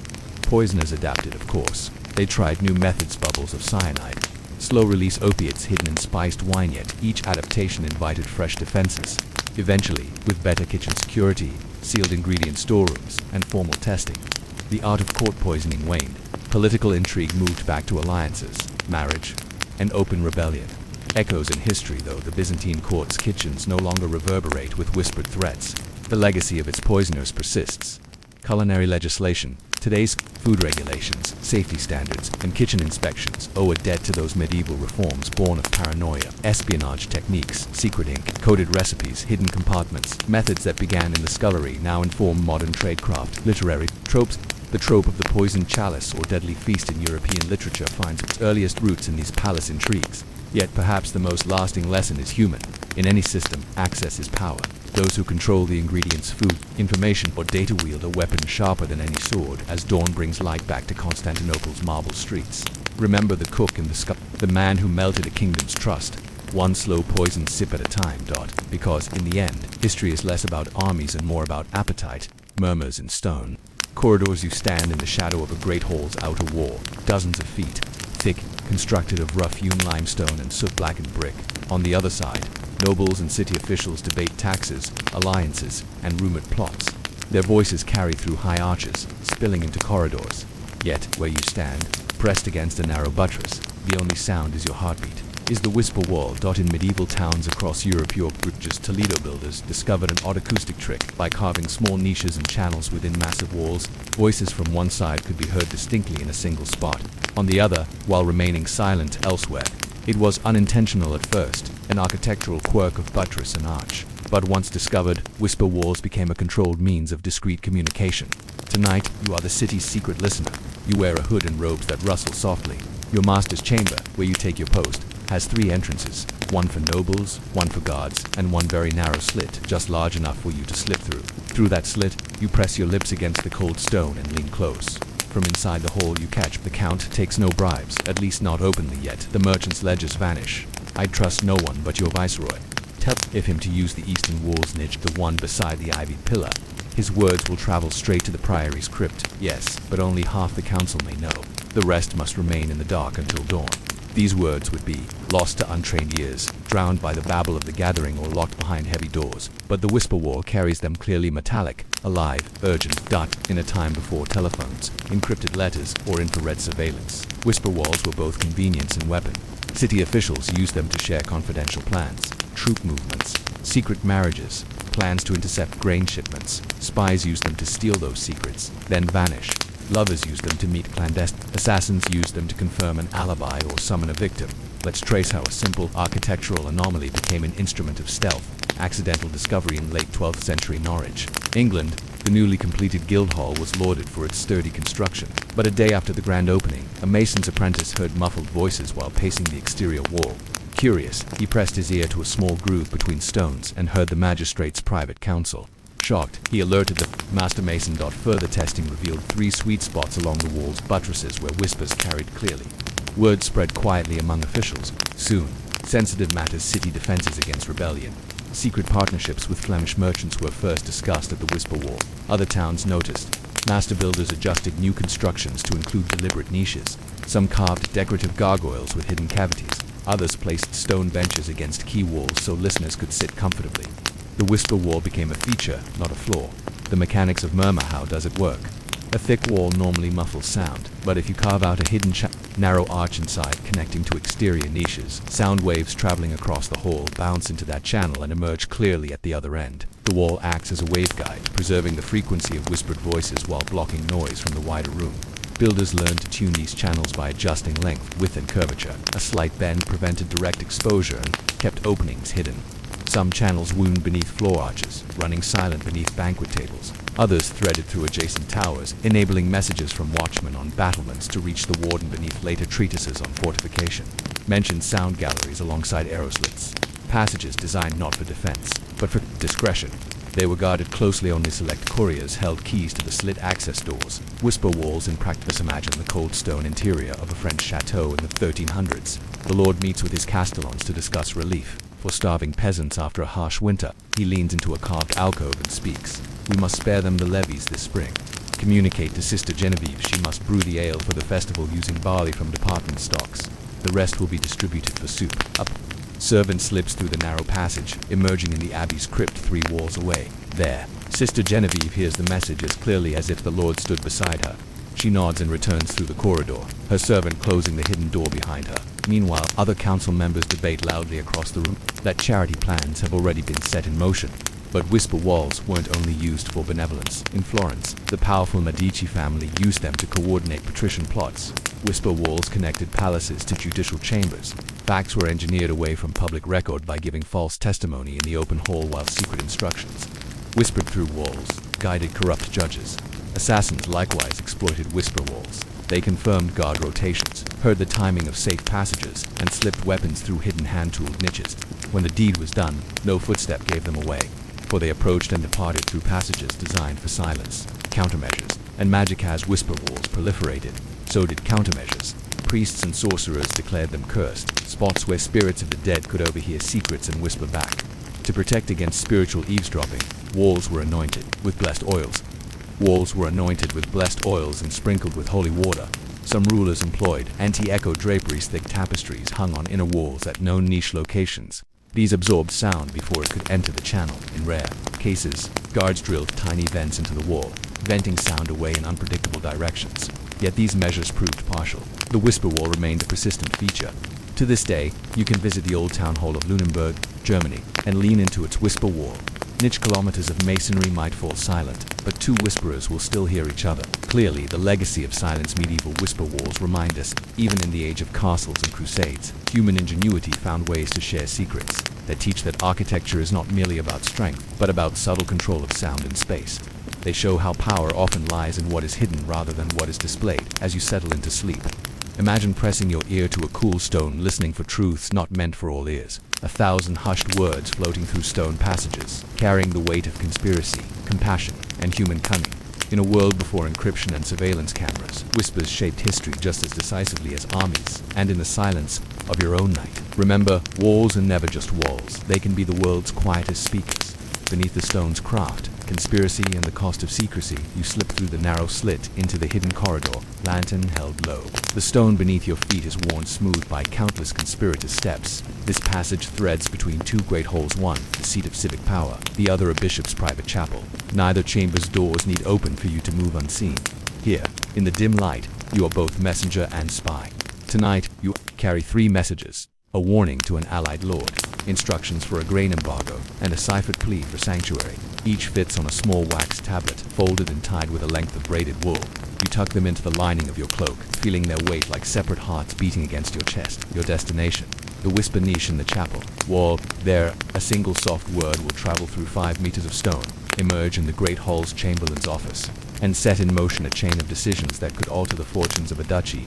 Mastering the hidden channels evident, most painstakingly built whisper wall needed tuning. Craftsmen discovered that straight channels carried whispers best, but only if carved with precise angles. Too shallow, and the sound dissipated. Too narrow, and echoes garbled. Many towns employed specialized acoustic masons. Their tools were simple chisels of varying widths, wooden mallets, lengths of string, and pots of water to test channels. Water would bubble where drafts blew, revealing hidden leaks. They drilled sample shafts, probed them with reeds, and adjusted curves to optimize resonance. Inco records from 1326 detail a project to recalibrate the city council's whisper wall after complaints that messages were misunderstood. The council hired 2 teams, one of masons, one of singers. The singers would stand at one niche, vocalize specific whispered phrases, and the masons would refine the channel until each word reached the listener's ear clearly. This was not a one-time affair. Seasonal changes reigned: frost, sun-warped stone, and mortar. Channels had to be retested after every winter freeze and every summer drought, lest a vital message be lost to a crack. A network of whisper walls rarely stood alone. Town planners soon realized the power of a chain of niches. In Florence, a network connected the Palazzo della Signoria to the Bargello and then to key merchant guild. A single whisper at the Signoria's eastern niche traveled, via 2 intermediate passages, to the cloth traders' hall a full kilometer away. Messengers who used the network needed only a half hour to relay instructions that would otherwise require days by foot. During the 1343 Silk Strike, guild leaders used these walls to coordinate refusals of royal orders, ensuring that no single district could be isolated and compelled to work under duress. In Toledo, the whisper network linked the Jewish quarter's inner council chamber to the Alcazar's planning room. Their leaders plotted defenses against raids, speaking through walls so that Moors and Christians in the streets below remained ignorant of the preparations. The human toll of secrecy being a whisperer was dangerous. Both sides prized your silence. The city guard paid you well, yet you lived in fear. A single misstep could leave you exposed in a narrow stone corridor with only fragments of moonlight for witness. Spies from rival towns bribed you to carry false whispers, sowing confusion among officials. Many whisperers formed loyal guilds akin to medieval intelligence services. They wore insignia of a coiled serpent embroidered on robes, granting them safe passage. Their oaths bound them to reveal nothing even to family. Breaking the oath meant immediate execution or banishment. One tale from 14th century Lubeck describes a whisperer named Jutta, who overheard plans to betray the Hanseatic League's convoy and instead rerouted merchants to safety. When the plotters discovered her betrayal, they trapped her in the corridor. She held her breath until guards arrived hours later. Her reward was a pension, yet her life remained one of concealed dread. Political and religious intrigue. Whisper walls were as useful to the church as to secular rulers. A bishop's council could discuss suppressing a heretical sect unobserved. Conspirators in Avignon used niche networks to leak papal secrets to French nobility. One fragmentary papal bull laments voices carried beneath live sheep's feet, a poetic rebuke of counselors who conspired within the whisper walls of the papal palace. Even monastic orders exploited the technology.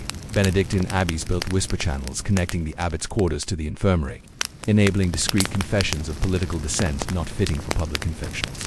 Some abbots codified secret monastic laws through whispers, preventing prying novices from learning the rules, counter-whispers and misdirection to protect themselves.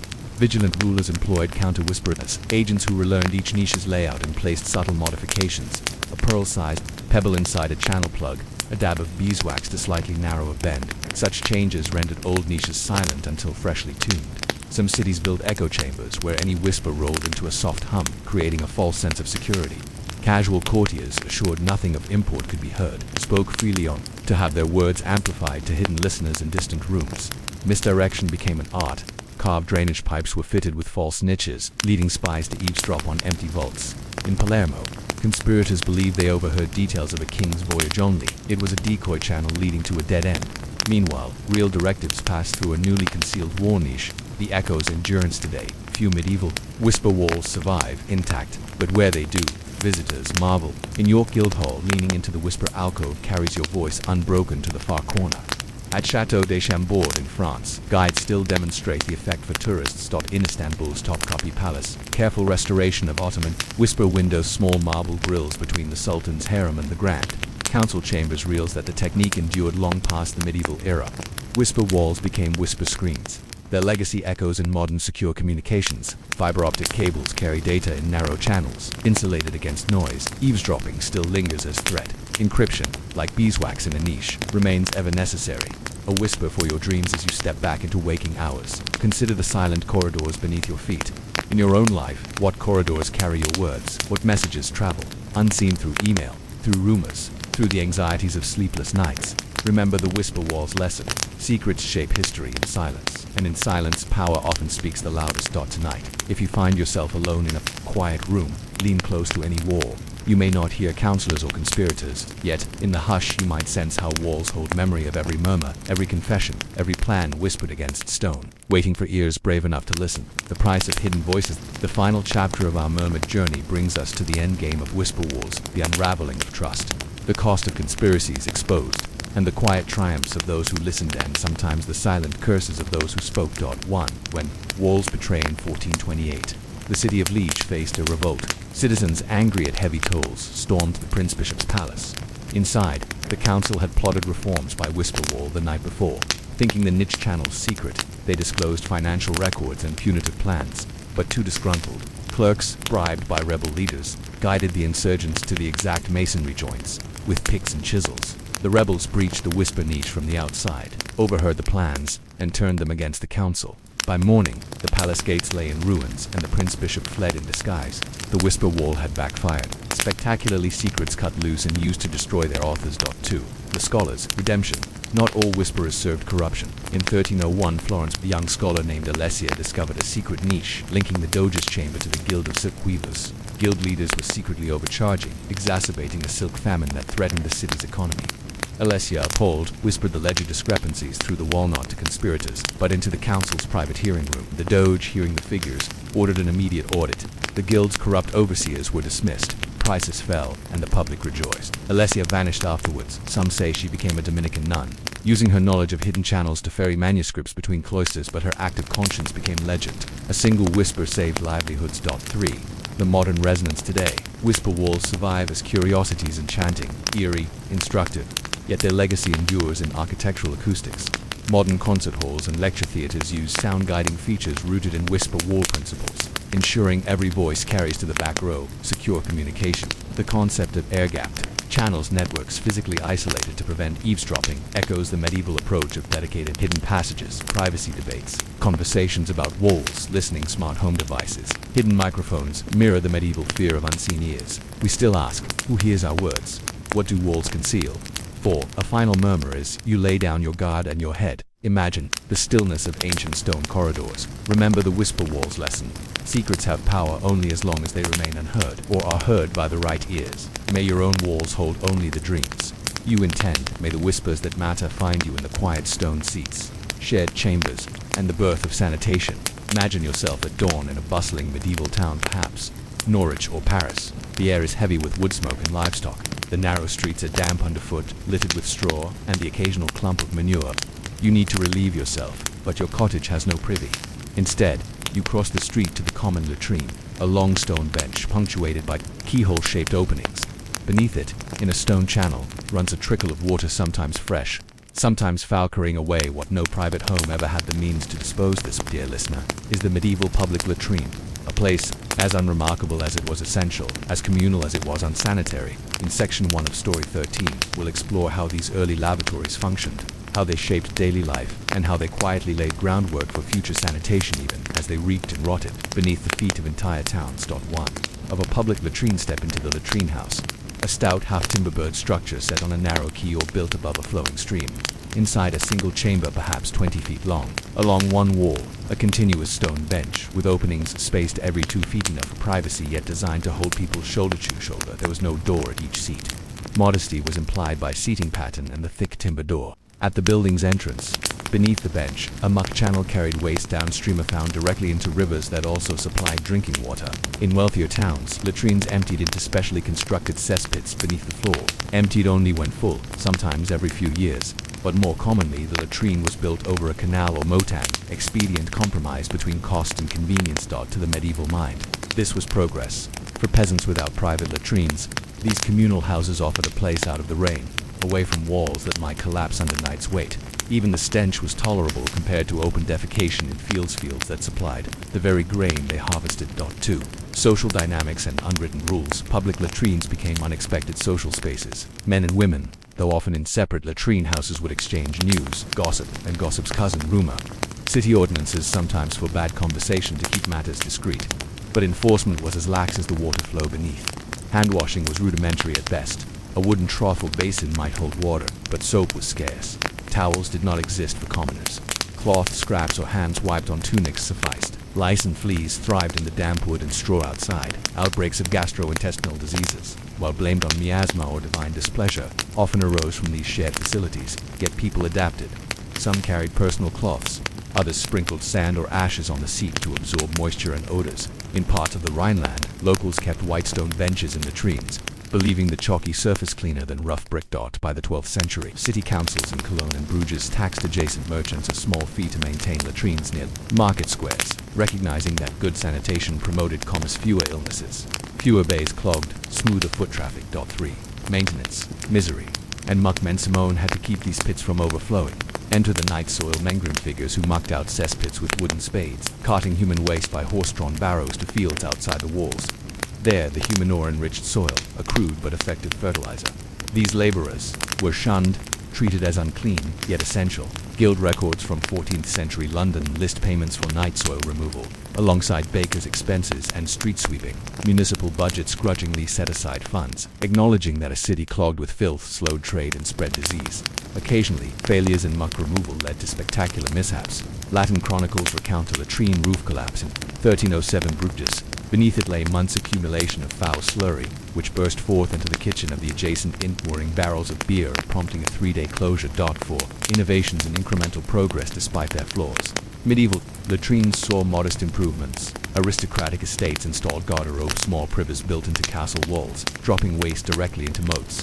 While no one would mistake them for modern toilets, garderobe separated chambers and provided airflow through wall slits, slightly reducing odor. In some Italian city-states, wealthy merchants built privy wings above canals, incorporating crude valves or wooden box traps to limit splash. Venetian palazzi sometimes emptied latrines into the lagoon at high tide, harnessing nature's tides to carry waste away. By the 15th century, a few cities mandated that new latrines include wooden seats rather than cold stone, and provide access to running water, sometimes from public fountains or systems. It wasn't cleanliness as we know it, but it showed awareness that sanitation matters. 5. Cultural attitudes and enduring lessons to our ancestors. Excrement was more than waste, carried magical and medicinal values. Human fat was used in ointments, desiccated excrement sometimes treated skin infections. Latrines, therefore, were places of odd economy. Pestle and mortar fragments found near latrines suggest apothecaries collected these for remedies, yet the same cultures that valued these potions shunned the removal work. Night soil men lived on outskirts. Town councils sometimes forbade them from church by day. The paradox of dependence on and disgust at waste management endures today in attitudes towards sanitation workers. The medieval public latrine, with its crowded seats, its stench, its gossip, and its incremental innovations, teaches that sanitation evolves slowly.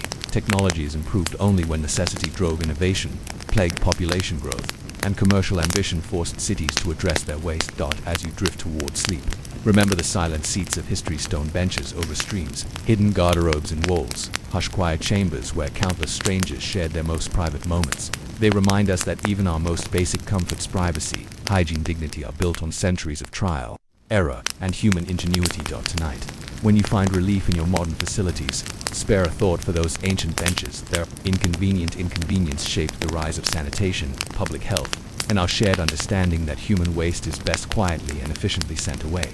Sand, scribes, and the slow pace of camel convoys. You stand at dawn on the edge of an endless sea of sand. The dunes gleam pale gold under the rising sun's first rays. Somewhere far to the west, the market city stirs. You clench the reins of your camel, feeling its slow rolling breath beneath you. Today you will travel only 10 miles, maybe 12 yet. You know this modest progress will take all morning and much of the afternoon, perhaps most of the next day too. This is the rhythm of ancient desert trade, not a race of speed, but a dance of survival, patience, and precision measured in grains of sand. 1. The measure of a day's journey in temperate lands.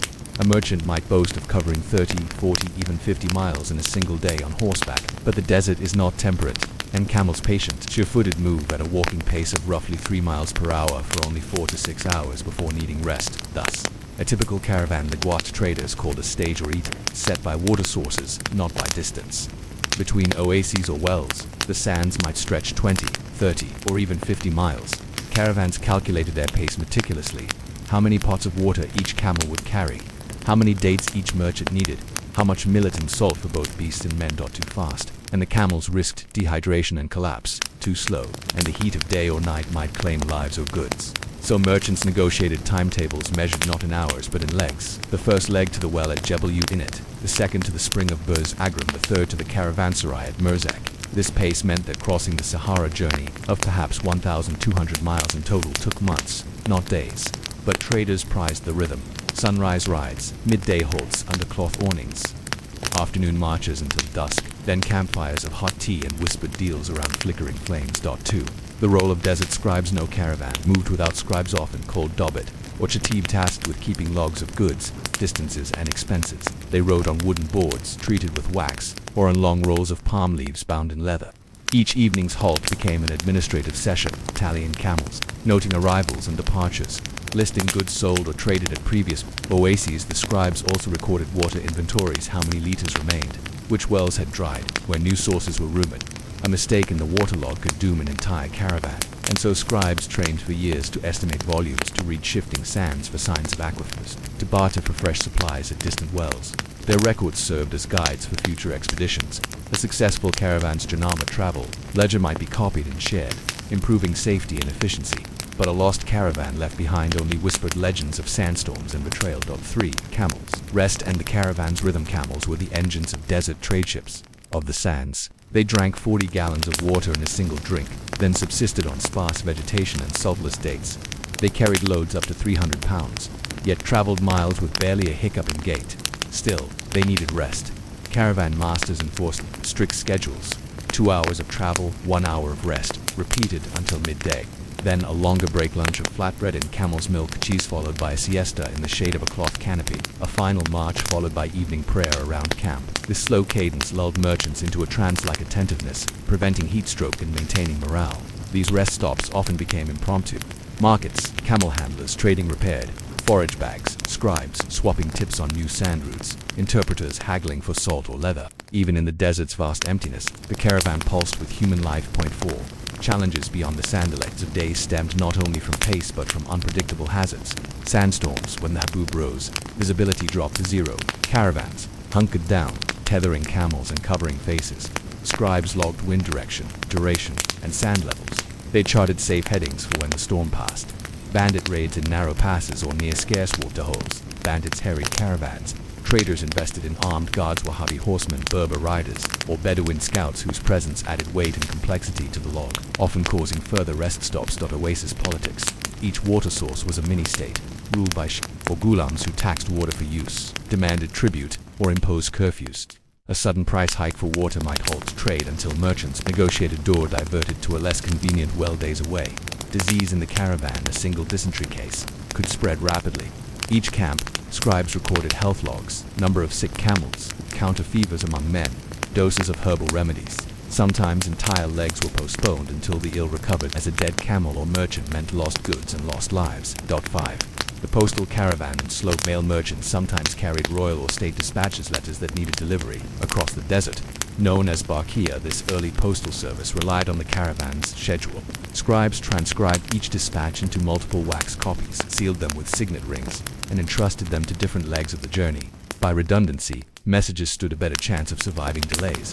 But even then, a letter could take months to reach its destination, and travelers fretted each day over camel's reliability as mail carrier. 6. Oasis of reflection. As the sun dips toward the horizon, painting dunes in rose and purple, the caravan halts at a small palm grove. Camels kneel, heads bowed against wooden moorings. Scribes unroll ledgers beneath fronds. They note today's progress. 10 miles west, 14 loads of salt traded for dates and coffee. Tomorrow, the journey resumes again in gentle increments. In that stillness, the desert feels less empty. The slow pace teaches patience. The sand, shifting yet constant, shapes rhythms older than any empire. To delay for days is not failure, is homage to the land's unyielding rules. And as you rest, you sense why ancient traders moved slowly. Their pace matched the desert's heartbeat, a melody of grains underfoot, of camels' quiet breathing, of scribes' styluses scratching clay. In the end, survival in the sands depended on honoring that subtle tempo, trusting camels' steps, obeying the scribe's log, and reading the whisper of the dunes. Guides, guilds, and the governance of the sands. Caravan travel was never merely a matter of man and beast against sun and sand. It was a complex partnership between local authorities, tribal guides, religious rites, and mercantile guilds. In Section 2, we explore how desert societies organized, regulated, and sacred guarded these slow-paced lifelines, ensuring that trade endured even when progress stalled for days. 1. The sheikh's permission and the caravan pass. Before caravan could leave its home city, it needed a formal caravan pass, a document, often on parchment or embossed clay, signed by the local governor or tribal sheikh. This pass detailed the number of camels, the types and quantities of goods, and the planned route. Issuing a pass served two purposes. It allowed authorities to collect tolls or taxes, and it guaranteed the caravan's safe passage through tribal territories. Pass checks occurred at key wadi crossings and minor oases. Guards compared the pass to the caravan manifests. Mismatches meant fines, confiscation of contraband goods, or in worst cases, forced detours through more dangerous territory. The pass also served as a rudimentary insurance policy if a caravan leader presented the pass at the next major oasis. Local sheikhs pledged to provide water and safe harbor, even against rival clans. Maintaining good relations with each sheikh meant that caravans often waited days for meetings or ritual offerings, an indispensable pause that kept the fragile web of desert diplomacy intact. 2. Tribal guides, living maps of the desert. Maps were useless in the shifting dunes. Instead, caravans hired tribal guides whose knowledge of the sands was literal and inherited. These guides, often Bedouin elders, knew precisely where water lay beneath a rocky belt, which stars to trust for night navigation, and how to read animal tracks for hidden streams. Guides traveled at the caravan's head and rear, singing low chants to set a walking rhythm. Their songs were more than morale boosters. Embedded within were mnemonic cues, descriptions of sand color, wind patterns, animal sounds that helped drivers anticipate upcoming landmarks. A guide's authority was absolute. If he called a halt, the caravan stopped. If he led a detour, merchants followed without question. Payment was generous, often a share of profit or precious metal, and failure meant disgrace within his entire clan. Guides' logs, recorded in leather notebooks, hidden in camels' saddlebags, were treasured and sometimes copied by rival traders seeking shortcuts. 3. The Guild of Caravanners. As trade routes matured, merchant guilds formed across cities like Palmyra, Petra, and Susa. These guilds regulated caravan standards, minimum camel health requirements, maximum load limits, codes of conduct, and dispute resolution mechanisms. Guild members paid dues that funded emergency supplies, extra water reserves, repair kits for harnesses, and medicinal herbs. When a caravan leader fell ill, the guild appointed a deputy to avoid delays. If a guide was accused of dereliction, the guild mediated compensation with local sheikhs. Membership in the guild conferred protection. Caravans traveling under its banner enjoyed safer passage, as raiders and bandits feared collective retribution. Often guild halls in market cities featured carved reliefs depicting camels and palm trees, icons of their profession. Guild charters, sealed with signet rings, were displayed publicly, and even non-member caravans respected them, knowing that solidarity kept the desert highways open. For the sacred.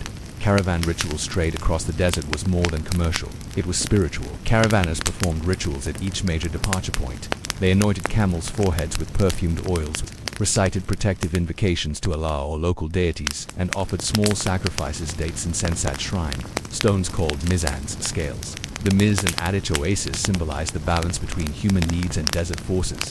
During Ramadan, caravans paused at the first sight of the crescent moon, observing fasts and prayers before resuming.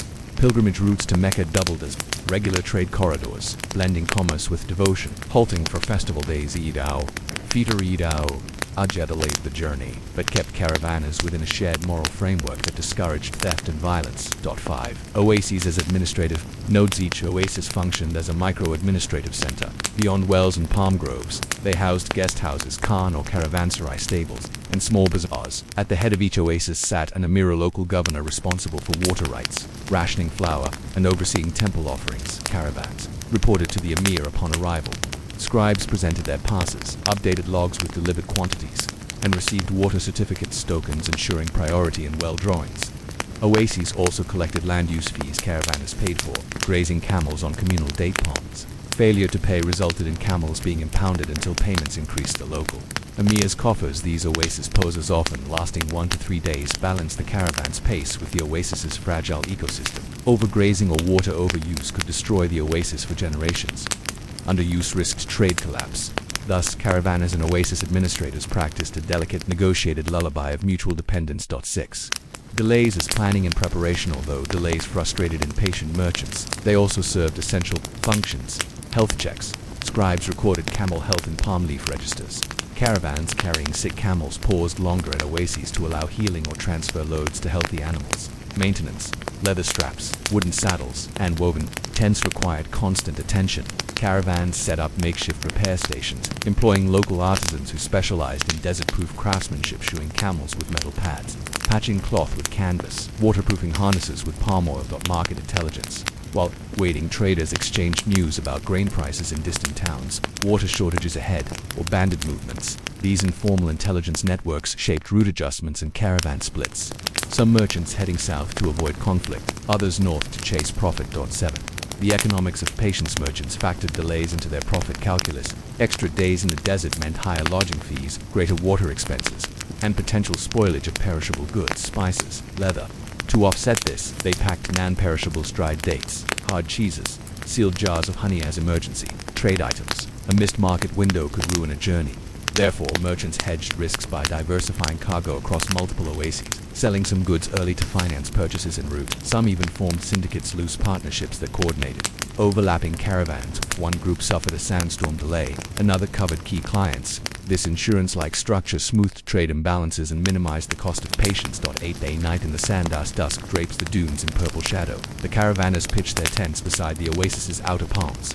The firelight flickers on wax-sealed journals and palm leaf logs spread on low tables. Scribes light oil lamps, cross-referencing today's miles against last season's accounts. Guides check stars, reciting constellations to confirm tomorrow's heading. Merchants bargain for fresh camel milk and plan sales at the next town. In the lull, you sense the desert's paradox. It moves slowly, halts often, yet carries empires. Its rhythms demand that traders learn patience, knowing that progress, measured in days, not miles, yields stability across centuries. As you settle into this gentle pause, reflect. Delays are not failures but deliberate rests in life's journey. In trade as in thought, the slow pace allows adaptation, reflection, and resilience, the very qualities that keep civilizations alive in the most challenging landscapes. When the sands shift and supply lines snap, the desert's slow rhythm can lull caravans into a false sense of security until it doesn't.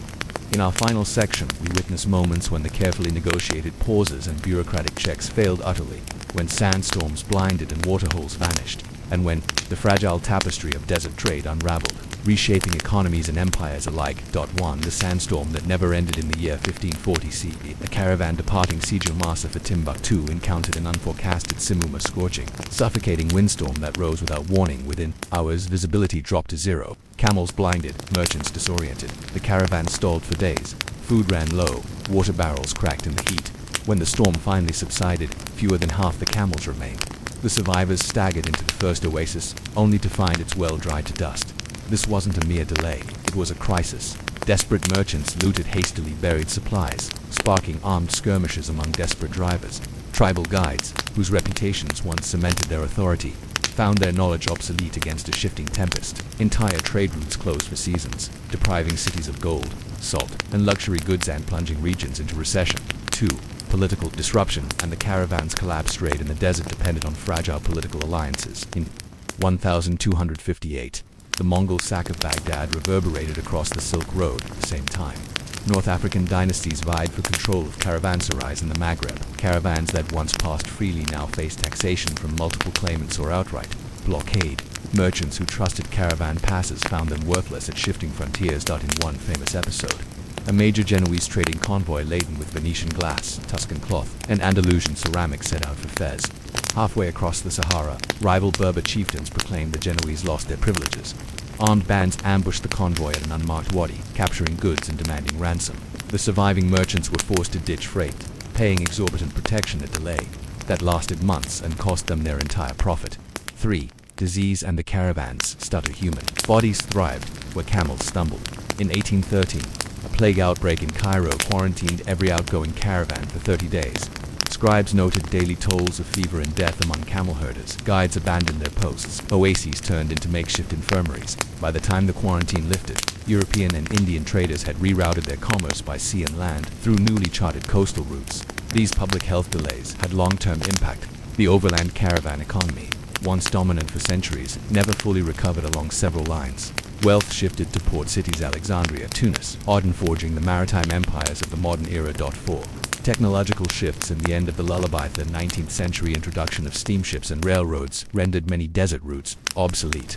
When rails crossed the Sinai and steamships plied the Red Sea, goods once prized on camel caravans, coffee, dates, pearls could travel faster, cheaper, and with less risk. Caravan guilds protested, but the desert's slow lullaby could not compete with iron tracks. The large caravans of 5,000 camels dwindled to small local traders. Oasis economies fled and faded. Some caravanserais became ruins, others converted into way stations for rail workers. Yet even as their golden age closed, the spirit of caravan trade endured in roadside markets, seasonal nomadic treks, and cultural traditions festivals, still timed by moon rather than clock, camps pitched by ancient codes of hospitality, and the evergreen barter of wares beneath the palm oil lantern. 5. A caravan's legacy. What remains of this slow commerce? Beyond archaeological sites and travel journals, the lessons endure. Resilience through rest. Caravans thrived not by forcing pace, but by respecting limits. Their built-in delays fostered community, allowed for adaptation, and prevented systemic collapse when crises struck. Distributed authority, trust in multiple agents, sheiks, guides, guilds ensured. No single failure doomed the whole. Modern supply chains echo this, with decentralized logistics networks and multiple transit options. Adaptation to environment. Technology must match terrain. Caravans optimized for heat, sand, and scarcity. Railways and ships reimagined routes. For speed, today's planners still choose between road, rail, air, and sea based on geography, cost, and risk. Cultural memory. The slow-paced shaped language, customs, and social bonds. Even now, in desert towns, elders recall caravan lullaby songs keyed to walking rhythms, poems mapping rivers, prayers for safe passage. A final grain of reflection as you close your eyes. Imagine the endless dunes at dawn, the soft footfalls of camels, the crackle of lantern oil at night, and describes stylus marking another day's progress. In that slow, measured world, delay was not failure. It was a covenant with the desert's immutable law. In our own lives where instant delivery and 24/7 connectivity often rule, remember the caravan's gift, that patience, community, and respect for limits can transform delays into a deeper harmony with the journey itself. And with that final thought, may your own pace find peace, even when progress pauses. Parchment, compass, and the dawn of mental cartography. You stand in a dimly lit scriptorium. The only light, a single sliver of sun through a high window and the soft glow of a tallow lamp. The air smells of parchment, ink, and dust, stirred by quills tirelessly scratching clay-based pigments into unwritten worlds. Here, in monasteries, merchant guild halls, and court chambers from Toledo to Trondheim, scribes and scholars began the slow, painstaking work of mapping places few had ever seen and many would only glimpse in dreams. 1. The blank page and the unknown ceased before maps. The world beyond a town's walls was an abyss. Travelers told tales of deserts where compasses spun madly, mountains that touched the sky, forests that whispered to the lost. Scribes gathered these fragments, pilgrims' letters, traders' accounts, crusaders' memoirs, and pieced them into sketches. Rivers were drawn as sinuous lines, mountains as jagged crowns, and seas as open spaces dotted with fish and diabolical faces. Your task transformed these stories into a coherent image. You begin by drawing the Mediterranean's familiar shore. Rome sits at its heart. Beyond, you sketch the Nile's broad delta. Up the Atlantic coast, you mark Thule, a name from sailors who claimed the far northern land of endless daylight. To the east, you scribble India, based on the accounts of Marco Polo's predecessors, though its true shape remains a mystery of hearsay and conjecture. 2. Instruments of creation. Mapping required more than imagination. You scrape a piece of wood to fashion a divider, two pointed sticks joined by a hinge, used to transfer distances from travel logs to parchment.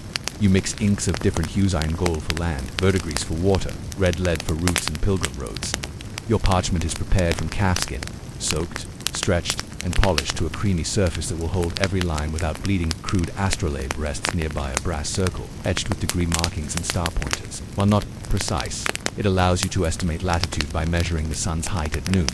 You record these readings in marginalia. At Jerusalem, sun stood at 58 in summer solstice. Back in the scriptorium, you translate such notes into shifting scale, adjusting the map's proportions so that north does not always align perfectly with the parchment's top 3.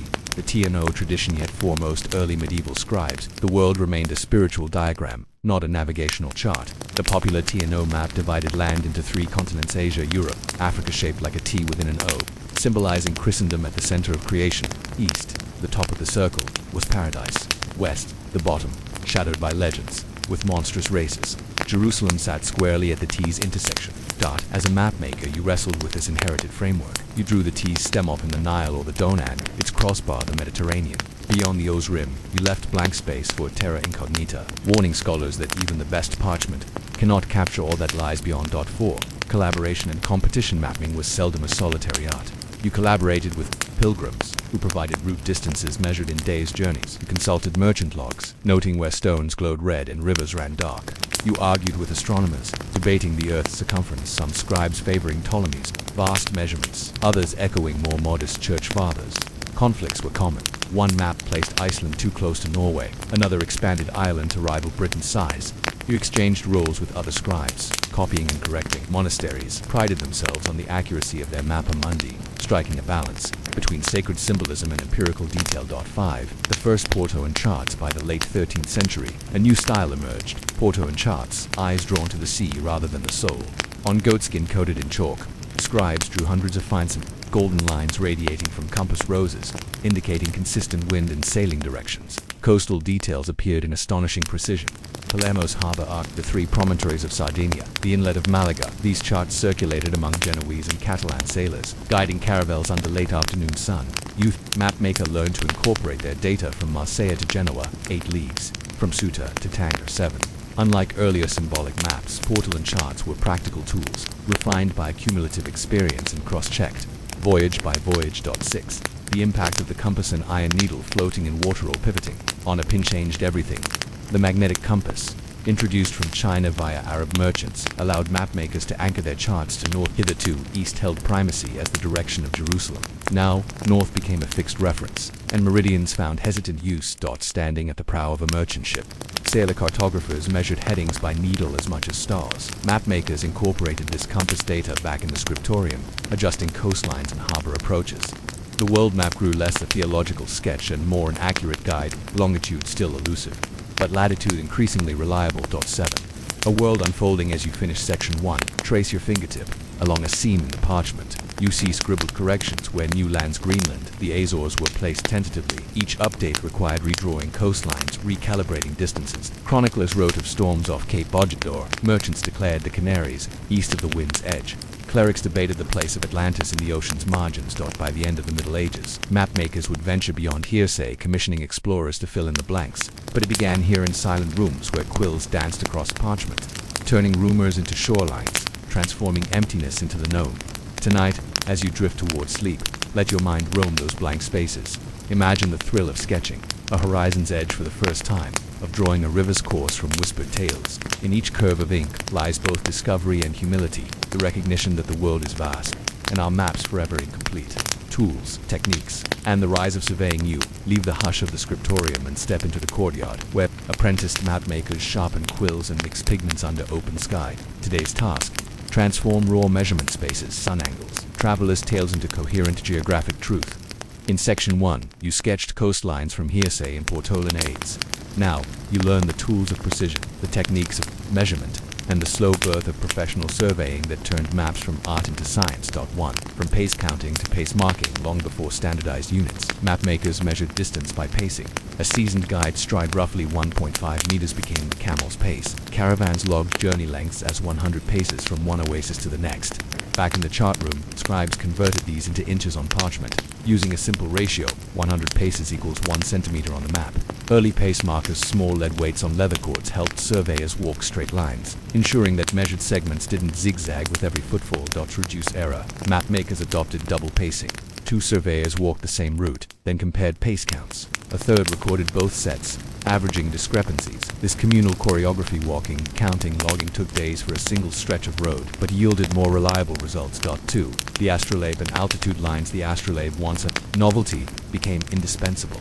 To determine latitude, mapmakers measured the angle of Polarisor on cloudy nights, the sun's noon height against a pierced alidate on a brass plate. By recording angles at successive campsites, scribes plotted parallels across their parchment, ensuring that rivers and mountain chains aligned correctly from north to south. These altitude lines also helped gnomon-minded scholars draw elevation profiles, sketches showing the rise and fall of terrain along key routes. While crude, these sidebars gave travelers a sense of climbing difficulty, a gentle slope or a punishing pass. 3. The surveyor's staff in Justinian monastery yard or palace garden. Map apprentices practiced with a surveyor's staff, a wooden rod marked in units of cubits or ells. 2 rods, held at measured intervals, allowed sightlines to be extended across fields. For longer distances, the gunter's chain, 66 feet of linked metal, became standard by the late Middle Ages, especially in England. Surveyors paced the chain end to end, marking each link counted, distances recorded in chains and links translated neatly into furlongs, miles, and leagues on growing county maps. Installing a chain along uneven terrain required assistance. One held the chain's end, another steadied it mid-span, a third noted counts. Between each measurement, line of sight, pole stall sticks topped with flags ensured straightness. This collaborative effort forged an early tradition of professional field surveyors, distinct from scribal, cartographers. 4. The plane table and alidade. By the 15th century, map workshops introduced the plane table, a portable drawing board mounted on a tripod. On its surface, a sheet of paper was fixed in place. Using a sighting alidagia ruler with a sighting vane, surveyors observed landmarks, church spires, hilltops, tower roofs. They drew rays directly from their position toward these features, measuring angles on the spot and marking intersections. By relocating the plane table to different stations, they completed triangulation, plotting precise positions of distant points without pacing each step. This plane table method required clear line of sight. Sturdy tripods burned into parched ground or pierced into soft meadow. Each new observation refined the map's geometry, turning guesswork into reproducible science. 5. Standardizing scales and grids with improved measurements. Mapmakers debated scales. A 1 to 100,000 scale suited regional atlases, 1 to 25,000 better captured city layouts. Vertical grids, simple squared overlays, assisted in transferring measured distances to paper. Scribes drew light pencil-like grid lines on parchment, labeling them with letters and numbers. Coordinates became 2-step references. Square D7 contains the citadel and river bend. This grid system, though rudimentary, prefigured modern cartographic coordinates. 6. Collaboration with engineers and architects. The demands of castle building and highway construction brought surveyors into partnership with masons and architects. In castle surveys, mapmakers measured moat widths and wall alignments, feeding data to stonemasons who carved blocks to precise angles. During bridge builds like the famed Pont Saint-Benazet in Avignon, surveyors plotted river widths at multiple points, calculated spans, and provided stonemasons with profile drawings, ensuring arches met at keystones. This cross-disciplinary collaboration elevated mapmaking beyond scholarly curiosity into essential infrastructure planning. Apprentices learned both compasses and compasses needles, astronomy and military engineering. 7. The birth of the cartographic guild as demand grew for estate plans, military maps, navigational charts. Mapmakers formed guilds in major cities. These guilds regulated training, tested apprentices, and protected trade secrets, mixing inks to resist fading, preparing inks that remained legible in damp climates, preserving paper against mold. Guild records show fees for master map registration, requiring submission of an accurate local map as proof of skill. Guild halls often showcased prized maps, sculpted, gilded, adorned with marginalia. They functioned as libraries where patrons viewed maps under supervision, copied them for safekeeping, or consulted surveyors for new commissions. This professionalization ensured consistent quality even as knowledge spread. 8. The legacy of precision. By the close of the Middle Ages, mapmaking had transitioned from anecdote to discipline. Surveying techniques, pace marking, triangulation, plane table plotting laid groundwork for Renaissance explorers. They allowed Columbus to believe in westward passage, Vasco da Gama to chart Africa's coast, and Ptolemaic errors to be methodically corrected on world maps. Tonight, as you release your quill, consider the mapmakers who stood in sun-baked courtyards, arms full of dividers and compasses, revealing the world one painstaking measurement at a time. Their patience, precision, and collaboration transformed the unknown into charts that guided nations and continue to guide us. Now on glowing screens, the age of exploration and the cartographer's triumph. 1. From coastal sketches to world maps. By the late 15th century, portolan charts and triangulated surveys met transoceanic ambition. Portuguese explorers pushed down Africa's coast, recording latitudes with astrolabes and noting currents. Each returned with sketches, lines of continental outline, annotated with terra incognita beyond recorded shores. Back in Lisbon and Seville, mapmakers stitched these coastal fragments together, expanding the known world in stages.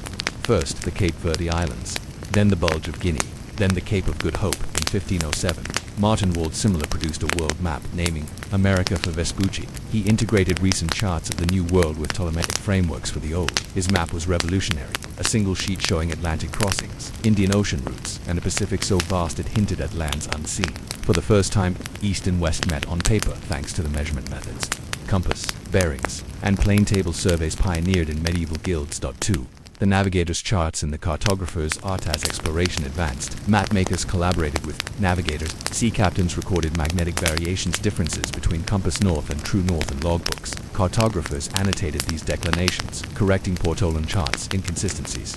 At the same time, sailors measured time, with sandglasses, using our counts to estimate longitude in rudimentary fashion, though perfect chronometers lay centuries ahead. These methods improved open sea mapping. The result: ephemeral pilot charts, seasonal wind and current maps, showing monsoon patterns in the Indian Ocean or trade wind routes to the Caribbean. These charts guided fleets, and mercantile mapmakers kept them updated for subscribers, anticipating the subscription atlases of later centuries. 3. Printing, publishing, and the spread of knowledge. The invention of the printing press transformed cartography. Hand-drawn manuscripts gave way to woodcut and copperplate prints. A single engraved map, once the province of wealthy patrons, could reach dozens of merchants, explorers, and scholars. Sebastian Munster's Cosmographia 1544 featured dozens of maps compiled from various sources, democratizing geographic knowledge. As printed atlases circulated, cartographers annotated errors, compared competing reports, and debated coastlines. A scholar in Antwerp might correct a Genoese chart's African outline. A Jesuit in Goa would send new coastal measurements back to Europe. Map-making became a global conversation rooted in the medieval guild traditions of shared measurement and collaborative revision. For the cartographic revolution and its limits. By 1600, world maps had become remarkably accurate except for Antarctica, the Arctic's contours, and rugged interiors. Yet imperfections remained. California still appeared as an island on some prints. Australia was split in halves, and Central Africa's rivers flowed mystically off the page. These gaps remind us that cartography remained a marriage of data and imagination. Mapmakers filled unknown regions with speculative mountain ranges, mountains of the moon in African sea monsters, crocons, dragons, sirens, images inherited from medieval bestiaries and mariners' lore. Even as surveying precision advanced, the medieval impulse to blend practical detail with myth persisted. 5. From the age of exploration to modern mapping, the legacy of medieval measurement techniques endures in modern surveying. Triangulation networks. Today's National Geodetic surveys still rely on primary triangulation baselines, a direct descendant of plane table and alidade methods. Coordinate systems, latitude and longitude grids evolved into UTM universal transverse, Mercator and GPS grids, concepts rooted in medieval parallels and meridians, remote sensing. Satellite imagery offers instant global views, but ground-truthing validating images with on-site measurements recalls the hands-on surveys of old. 6. The cartographer's quiet triumph as you drift toward sleep. Imagine the medieval mapmaker's quiet satisfaction, kneeling before a new chart, quill in hand, tracing the curve of coastlines stitched together from sailors' tales and surveyors' marks. Each line is a bridge between the known and the unknown. Every annotated island a promise of discovery. Their work asks us to remember that knowledge grows incrementally, built on centuries of patient measurement, shared data, and human curiosity. In the hush of the scriptorium, by lamplight or dawn's first glow, mapmakers charted the world, not for conquest alone, but for understanding, transforming blank spaces into pathways for exploration, commerce, and culture. Stones that rang you stand at dawn in a sleepy European town, perhaps Siena or Norwich, where the day begins not with birdsong, but with the bell's first clap-up. High atop a sturdy square tower, bronze bells sway against the cool morning breeze, their toll echoing through narrow lanes. Each peal marks time's passage, the start of labor, the call to prayer, the midday respite, the evening curfew. In Section 1 of Story 16, we explore how bell towers became the heartbeat of medieval communities. We trace their origins from simple church belfries to multi-purpose watchtowers, and learn how stone and bronze combined to regulate work, worship, and warfare long before clocks counted minutes. 1. From monastic bells to civic timekeepers, medieval monasteries used bells to signal canonical hours: matins, lauds, prime, terce, sext, none, vespers, compline. These daily rituals bound monks to a sacred timetable. The sound traveled across fields and villages, guiding peasants' labors. Begin sowing at prime, pause for noonday rest at sext, quit the fields at vespers. As towns grew, their emerging bell towers adopted this monastic model. By the 12th century, secular authorities commissioned standalone towers campaniles outside cathedral walls. Paid bell ringers, not monks, handled complex patterns, curfews, market openings, emergency alarms, and even civic proclamations. Town criers and bells shared duties: a single strike for dawn, 3 for market, 5 for curfew, continuous peals for fire or invasion. 2. The machinery of the bell tower was more than a hollow shaft. It housed installation rooms where craftsmen hoisted massive bells, some weighing several tons, using wooden capstans and hemp ropes. The bell's clapper, often iron-lined with wood, required precise balance to produce clear tones. Towers incorporated belfry floors, accessible for maintenance, and slatted openings to project sound. Tower masters measured acoustics, adjusting louver angles and bell positions so each toll carried 6 miles on still air. 3. Bells as watchtowers in many towns. Bell towers doubled as lookouts. Guards posted above the belfry scanned for smoke, enemy banners, or floodwaters on distant rivers. At the first sign of danger, they rang the alarum bell rapid, urgent peal alerting citizens to gather arms, flee to refuges, or muster militia. These dual roles, timekeeper and sentinel, made bell towers vital to medieval security. 4. Social and economic rhythms. The bell regulated every aspect of daily life. Bakeries timed bread, baking by bell calls. Guilds began workshops at the stroke of prime. Markets near the cathedral began trading at the third toll. Bells shaped work-rest cycles long before mechanical clocks. In mining towns, miners emerged at the bell and returned underground at its echo. In fishing villages, dawn's bell-guided launch times, and evenings warned of reefs concealed by night. 5. The soundscape of faith and fear. Church bells also drove superstitions. Bells rung during storms were thought to ward off lightning. Funeral peal sequences of slow tolling strokes marked lives past. Bells told warnings during epidemics, summoning processions of penitents. The soundscape blended reverence and dread, a constant reminder of time's value and life's fragility. As the dawn bell fades into morning bustle, remember these silent guardians. Their rhythms shaped work, worship, and warning, forging communities in stone and sound. In the stillness of sleep, may their echoes remind you that time, like a bell's peal, resonates far beyond its strike. The hourly chime and the birth of civic clocks. By the late 13th century, some wealthier towns sought greater precision, though water clocks and early mechanical devices existed. Their fragility and expense kept them confined to courts and monasteries. Instead, towns extended bell ringing into a 5-knell day prime around 6 a.m., 3 slow tolls, rousing workers, terce, 9 a.m. for lively appeals, calling guilds to assemble, sext noon, 5 measured rings, pausing commerce, prompting, prayer. None 3 p.m., 3 descending chimes, signaling midday's end. Vespers, 6 p.m., 6 solemn strokes, marking day's close. These sequences varied by region, but the principle was the same: a sound calendar, one that no watch, no sundial, and no sunbeam could replace when clouds hid the sky. Young apprentices learned by heart these patterns in the bell-ringing guild. They practiced on miniature models, sliding leather straps to mimic bell motion. Night-rising novices rehearsed in the tower's cool gloom. their ropes twisting around oak supports, their feet tapping brake timbers to control swing. Seasoned ringers used foot-operated levers trappers to create rapid calls handy for fires or raids. Guild records from Bruges in 1324 detail a ringer's rota, assigning pairs of bell ringers to each watch. They rotated every fortnight, ensuring no voice grew hoarse and no arm fatigued. Their wages paid in bread, beer, and small coin reflected their civic importance, for when the bell fell silent, the town's rhythm fell apart. Two alarums, All Saints, and the bells of doom not all peals comforted. Several specialized bellzularum, death knell, storm bells sent shivers through stone lanes. Alarums, rapid alternating swings of two bells, warning of fire or invasion. Towns commissioned leather-lined clappers to ensure they cut through. Chaos. In 1381, London's bells rang alarums as Wat Tyler's rebels surged. Authorities later fined the mayor for allowing them to fall silent during the uprising. Death knells, tolling the number of years in a life. Each stroke invited townsfolk to pray for the departed. Chroniclers note that in plague years, church filled with mourners as bells tolled ceaselessly, sometimes never pausing for rest. Storm bells, a single heavy toll repeated thrice before ceasing, believed to exorcise thunder-driven devils. Parish registers in Catalonia record clergy racing to bell towers at the first rumble of clouds, hoping to divert lightning from village homes. In some towns, bell Lenten rules for bad bells for several days before Easter, plunging streets into uncanny silence and intentional lull that amplified the joy when joyous bells burst forth on Easter dawn. 3. The tower's hidden chambers climb the narrow staircase to the belfry's ringer's gallery, a timber platform battered by wind and echo. Here, ropes descend through floor hatches to lower ringing rooms where assistants control rope weight and tension. Beyond, the bell chamber houses immense bells, each cast by specialized foundries, then transported by oxen and erected by tackles. Of oak and iron beneath the bells lies a small chapel or storage room.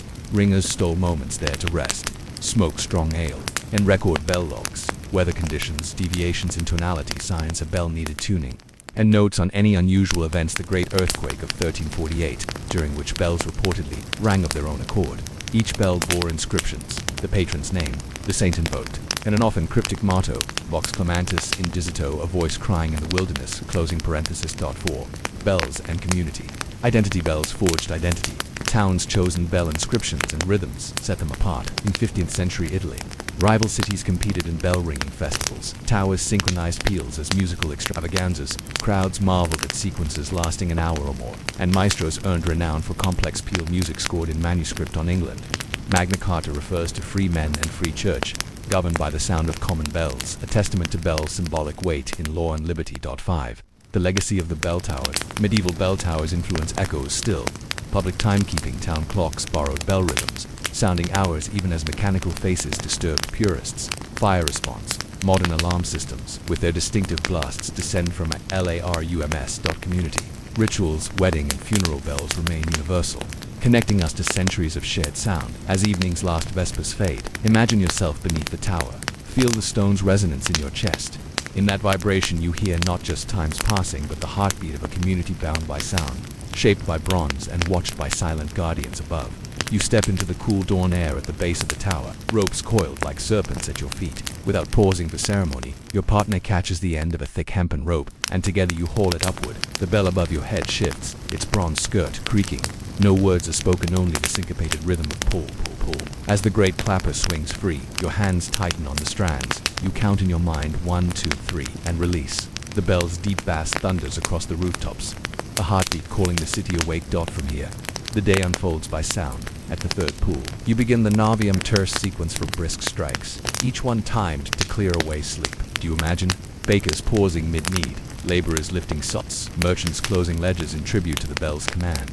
You switch to the noon sext Pele, 5 measured tones, each one a punctuation marking the sun's apex. The rope in your hands vibrates. You let the bell's voice settle before starting again. Below, you picture the market's din fading into respectful hush, a community united by bronze echoes. Afternoon brings the nun call, 3 descending notes that trail off like a sigh. You pull slowly, deliberately, knowing that every fraction of a second shapes the rhythm of prayer, work, and rest. Tonight's alarum will test you. Flames have been spotted at the city's edge. You will not use the regular ropes. Instead, you and 2 others will stand at separate corners of the belfry, each gripping a smaller strike bell. At a signal, a torch waved from the battlements, you will begin a rapid alternation. 1, 2, 1, 2, your arms pumping while the main bell stays silent, its master ponderous for such urgency. You practice the hand-over-hand motion now, feeling sweat in your palms as you imagine the panic your rhythmic warning will spread. Below, this is no prayer call. This is pure alarm. This is pure alarm. Dusk falls. You ready the death knell for a revered citizen. Its slow, unhurried toll once for every decade of life must resonate with solemn reverence. You steady your breath, then pull with strength, counting each toll. 1, 2, 3, 4, 5, 6, until the bell's voice trails into silence. Below, you know families weep in doorways. Neighbors cross themselves, and the world turns a shade quieter. By night's end, the ropes are coiled again, your arms aching. In the hush, you press your ear against the tower's inner stones and listen to the city's murmur. Lamps lit, shutters drawn, and hearts still tuned to the rhythm you keep. The tower stands as sentinel, its bronze guardians mounted, its ropes still waiting for the next dawn pull that will call life back into motion. You step into the cool dawn air at the base of the tower, ropes coiled like serpents at your feet. Without pausing for ceremony, your partner catches the end of a thick hempen rope, and together you haul it upward. The bell above your head shifts, its bronze skirt creaking. No words are spoken, only the syncopated rhythm of pull, pull, pull. As the great clapper swings free, your hands tighten on the strands. You count in your mind 1, 2, 3, and release. The bell's deep bass thunders across the rooftops, a heartbeat calling the city awake. At the third pull, you begin the Navi Amterst sequence for brisk strikes, each one timed to clear away sleep. You imagine bakers pausing mid-need, laborers lifting sons, merchants closing ledgers in tribute to the bell's command. You switch to the noon sext peal, 5 measured tones, each one a punctuation marking the sun's apex. The rope in your hands vibrates. You let the bell's voice settle before starting again. Below, you picture the market's din fading into respectful hush, a community united by bronze echoes. Afternoon brings the nun call, 3 descending notes that trail off like a sigh. You pull slowly, deliberately, knowing that every fraction of a second shapes the rhythm of prayer, work, and rest. Tonight's alarum will test you. Flames have been spotted at the city's edge. You will not use the regular ropes. Instead, you and 2 others will stand at separate corners of the belfry, each gripping a smaller strike bell. At a signal, a torch waved from the battlements, you will begin a rapid alternation. 1, 2, 1, 2, your arms pumping while the main bell stays silent, its mass too ponderous for such urgency. You practice the hand-over-hand motion now, feeling sweat in your palms as you imagine the panic your rhythmic warning will spread. Below, this is no prayer call. This is pure alarm. This is pure alarm. Dusk falls. You ready the death knell for a revered citizen. Its slow, unhurried toll once for every decade of life must resonate with solemn reverence. You steady your breath, then pull with strength, counting each toll. 1, 2, 3, 4, 5, 6, until the bell's voice trails into silence. Below, you know families weep in doorways. Neighbors cross themselves, and the world turns a shade quieter. By night's end, the ropes are coiled again, your arms aching. In the hush, you press your ear against the tower's inner stones and listen to the city's murmur. Lamps lit, shutters drawn, and hearts still tuned to the rhythm you keep. The tower stands as sentinel, its bronze guardians mounted, its ropes still waiting for the next dawn pull that will call life back into motion. The earthquake that stilled the bells in 1348, a tremor struck the Friuli region of northern Italy just before dawn. The ground undulated beneath bell towers, fissuring walls, and toppling masonry. In Udine, the century-old campanile cracked near its base. Before ringers could reach their ropes, the great bell's yoke splintered, and it crashed to the courtyard. Below, its bronze face warped, its voice forever silenced.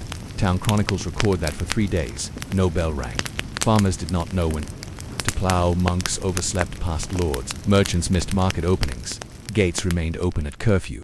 Fear gripped the populace. Some took the silence as a divine portent, others as proof that earthly structures, no matter how grand, were fragile. Rebuilding took years. A new yoke was fashioned from iron oak, and the cracked bell was recast. But even when the new peals resumed, they carried a different resonance, a tone of survival, of a community that had learned how tenuous their rhythm truly was. 2.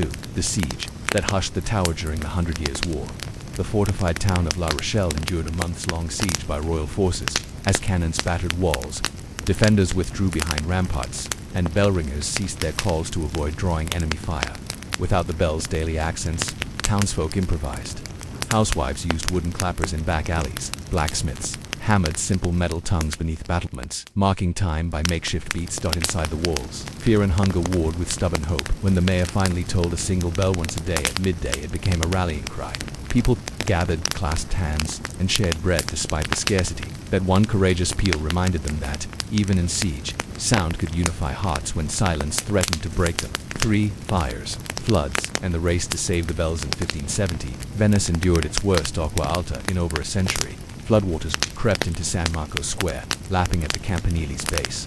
As waters rose, carpenters and bell ringers climbed scaffolds to lower heavy bells to safer heights within the tower, bracing them with ropes to prevent swinging that might collapse. Weakened stone, despite their efforts. One submerged bell soaked through its timber frame fell silent. When waters receded, colonies of barnacles clung to its lip. The bell's voice emerged muffled, a ghostly echo of its former clarity. Restorers spent months drying the wood, ray-greasing the mountings, and polishing the bronze until its call once more cut through lagoon mist. They learned that preserving bells meant preparing for nature's wrath as much as for human conflict. 4. Technologies first reprieved by the late 17th century, clockmakers began installing turret clocks with mechanical escapements in bell towers. These clocks struck bells by automated hammers at set intervals, reducing reliance on human ringers.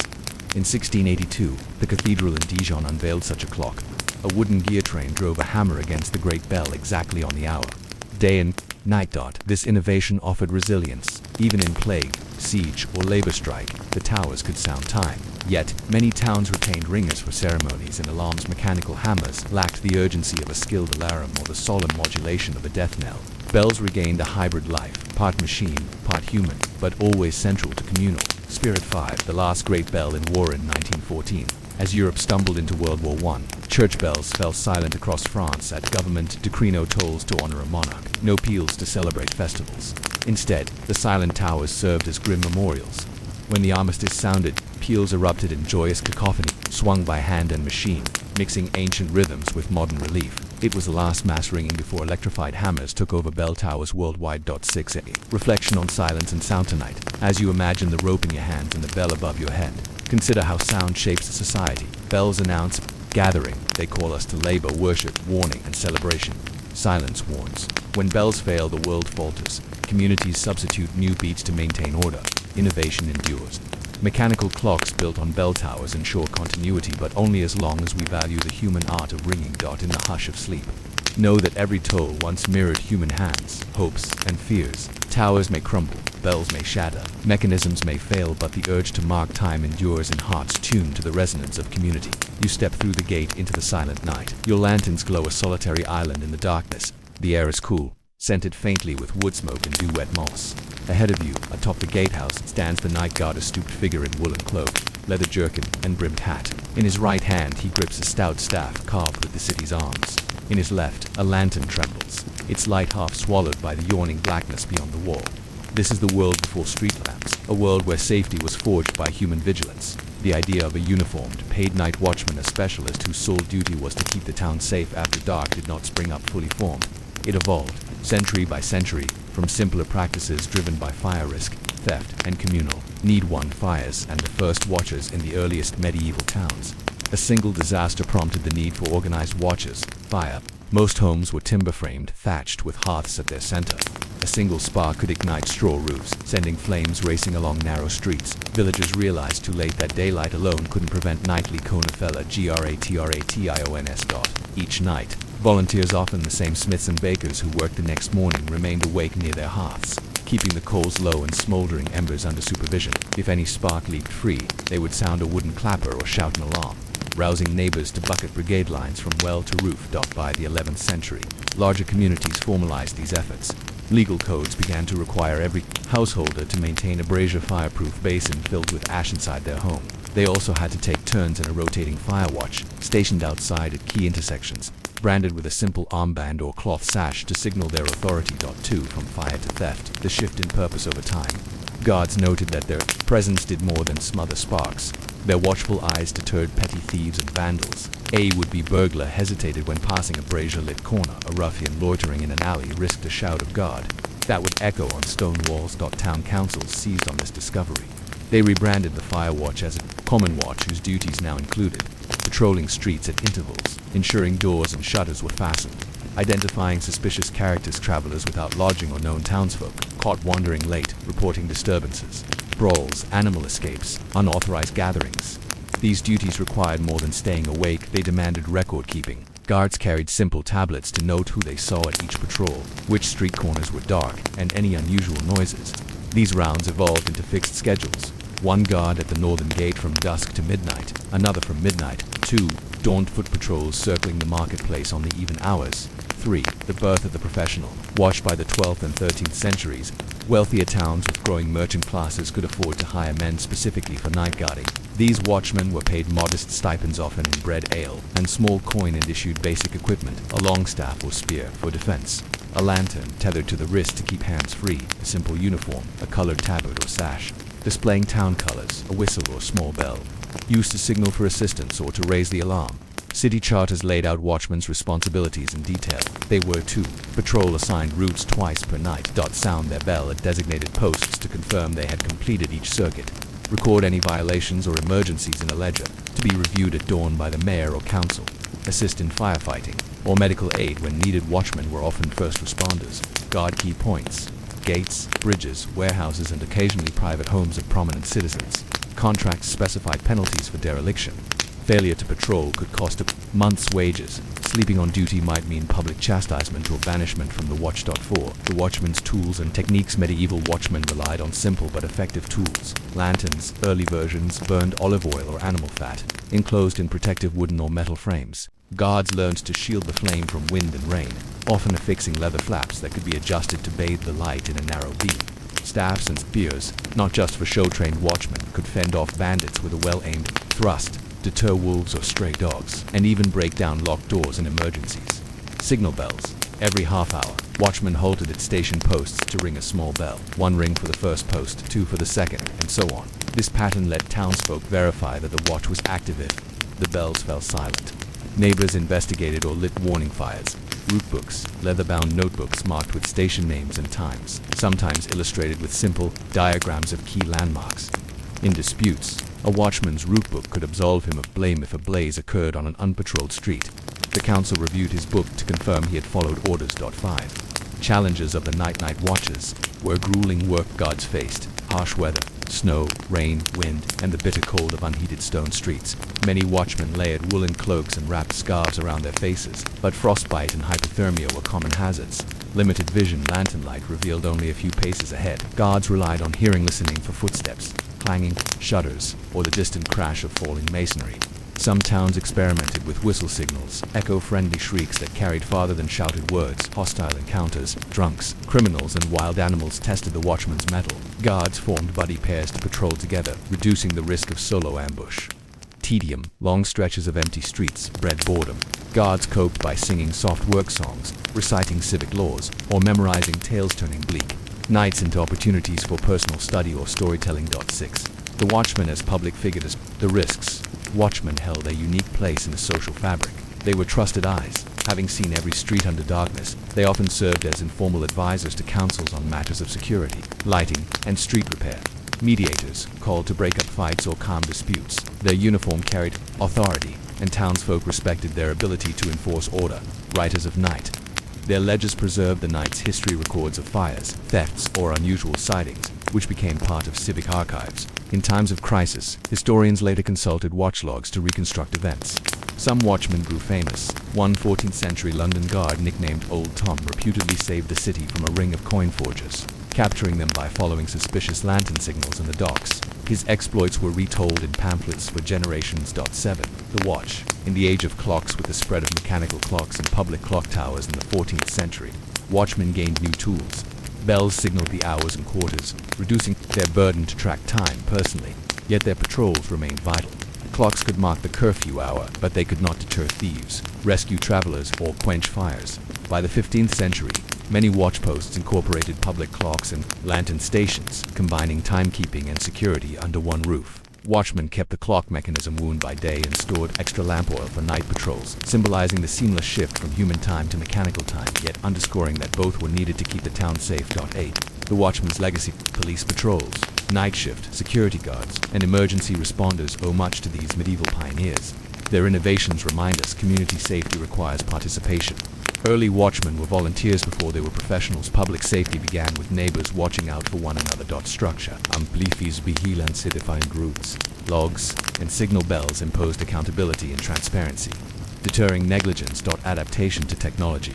As clocks and street lighting arrived, watchmen integrated these tools, evolving their role rather than disappearing. As you drifted ward. Sleep. Picture the watchman's lantern flickering in the quiet street. Feel the weight of his staff. Hear the distant bell marking midnight.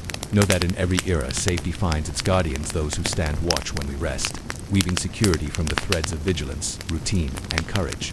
Drills, duties, and the discipline of darkness. You step once more through the gate as lantern-like pools on cobblestones.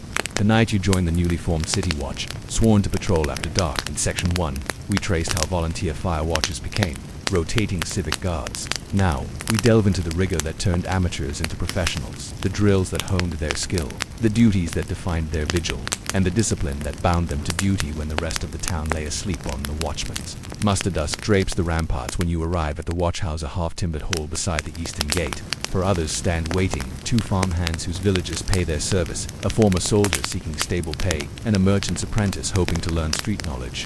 You each bear the city-issued kit, a lantern hung from a hook on your leather belt, a stout staff capped with iron, a hooded cloak for rain and chill, and a thick leather-bound route book showing your patrol sectors.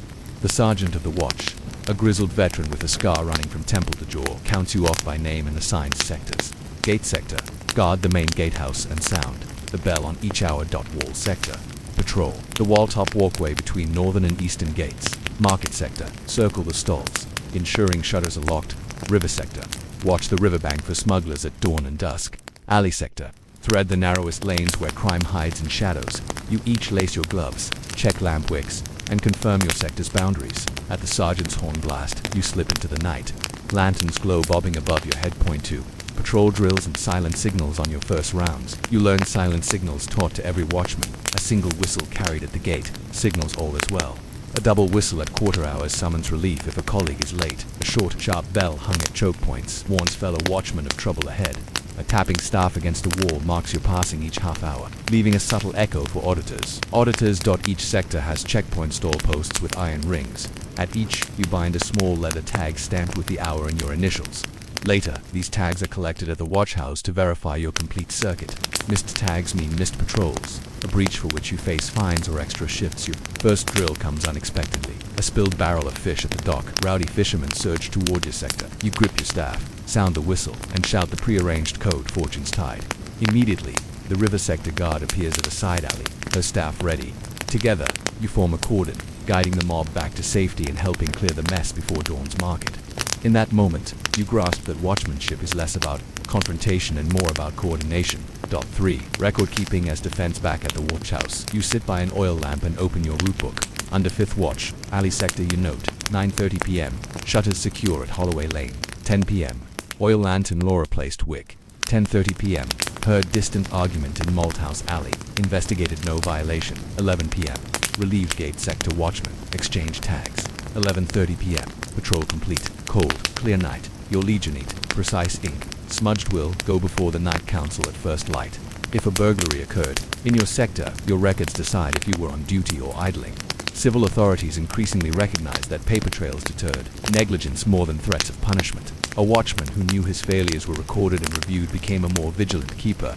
This, born of necessity discipline, earned watch services the nickname Ink and Iron. For training in the dark, even after months on watch, nights remain disorienting.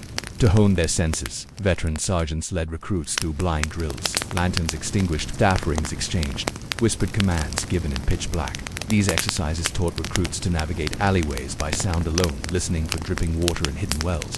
The scuff of a rat's claws, the rattle of shutters in wind. In one drill, you cross a rickety bridge in total darkness. You feel every creak, your staff testing each plank. Seconds later, you reach the opposite end, heart pounding, ears attuned. Such training proved invaluable when, at 2 a.m., you discovered a splintered lock on a merchant's warehouse. No light would have revealed it, but your practiced hands found the floor. 5. Warding the weak. Community liaison. Your duties extend beyond patrolling. In Section 1, Fire Watching Origins noted your role in neighborly aid. Now, the watch serves as first responders. A collapsed chimney, a drunken brawl, a sick child crying in a window. Citizens memorize watchman whistles to slow blows mean help needed and rely on you for comfort. You recall carrying a blind beggar across a flooded street, staff guiding each step as you rang your small bell. You recall sitting with a frightened widow whose door had burst open in a storm, guarding her until dawn.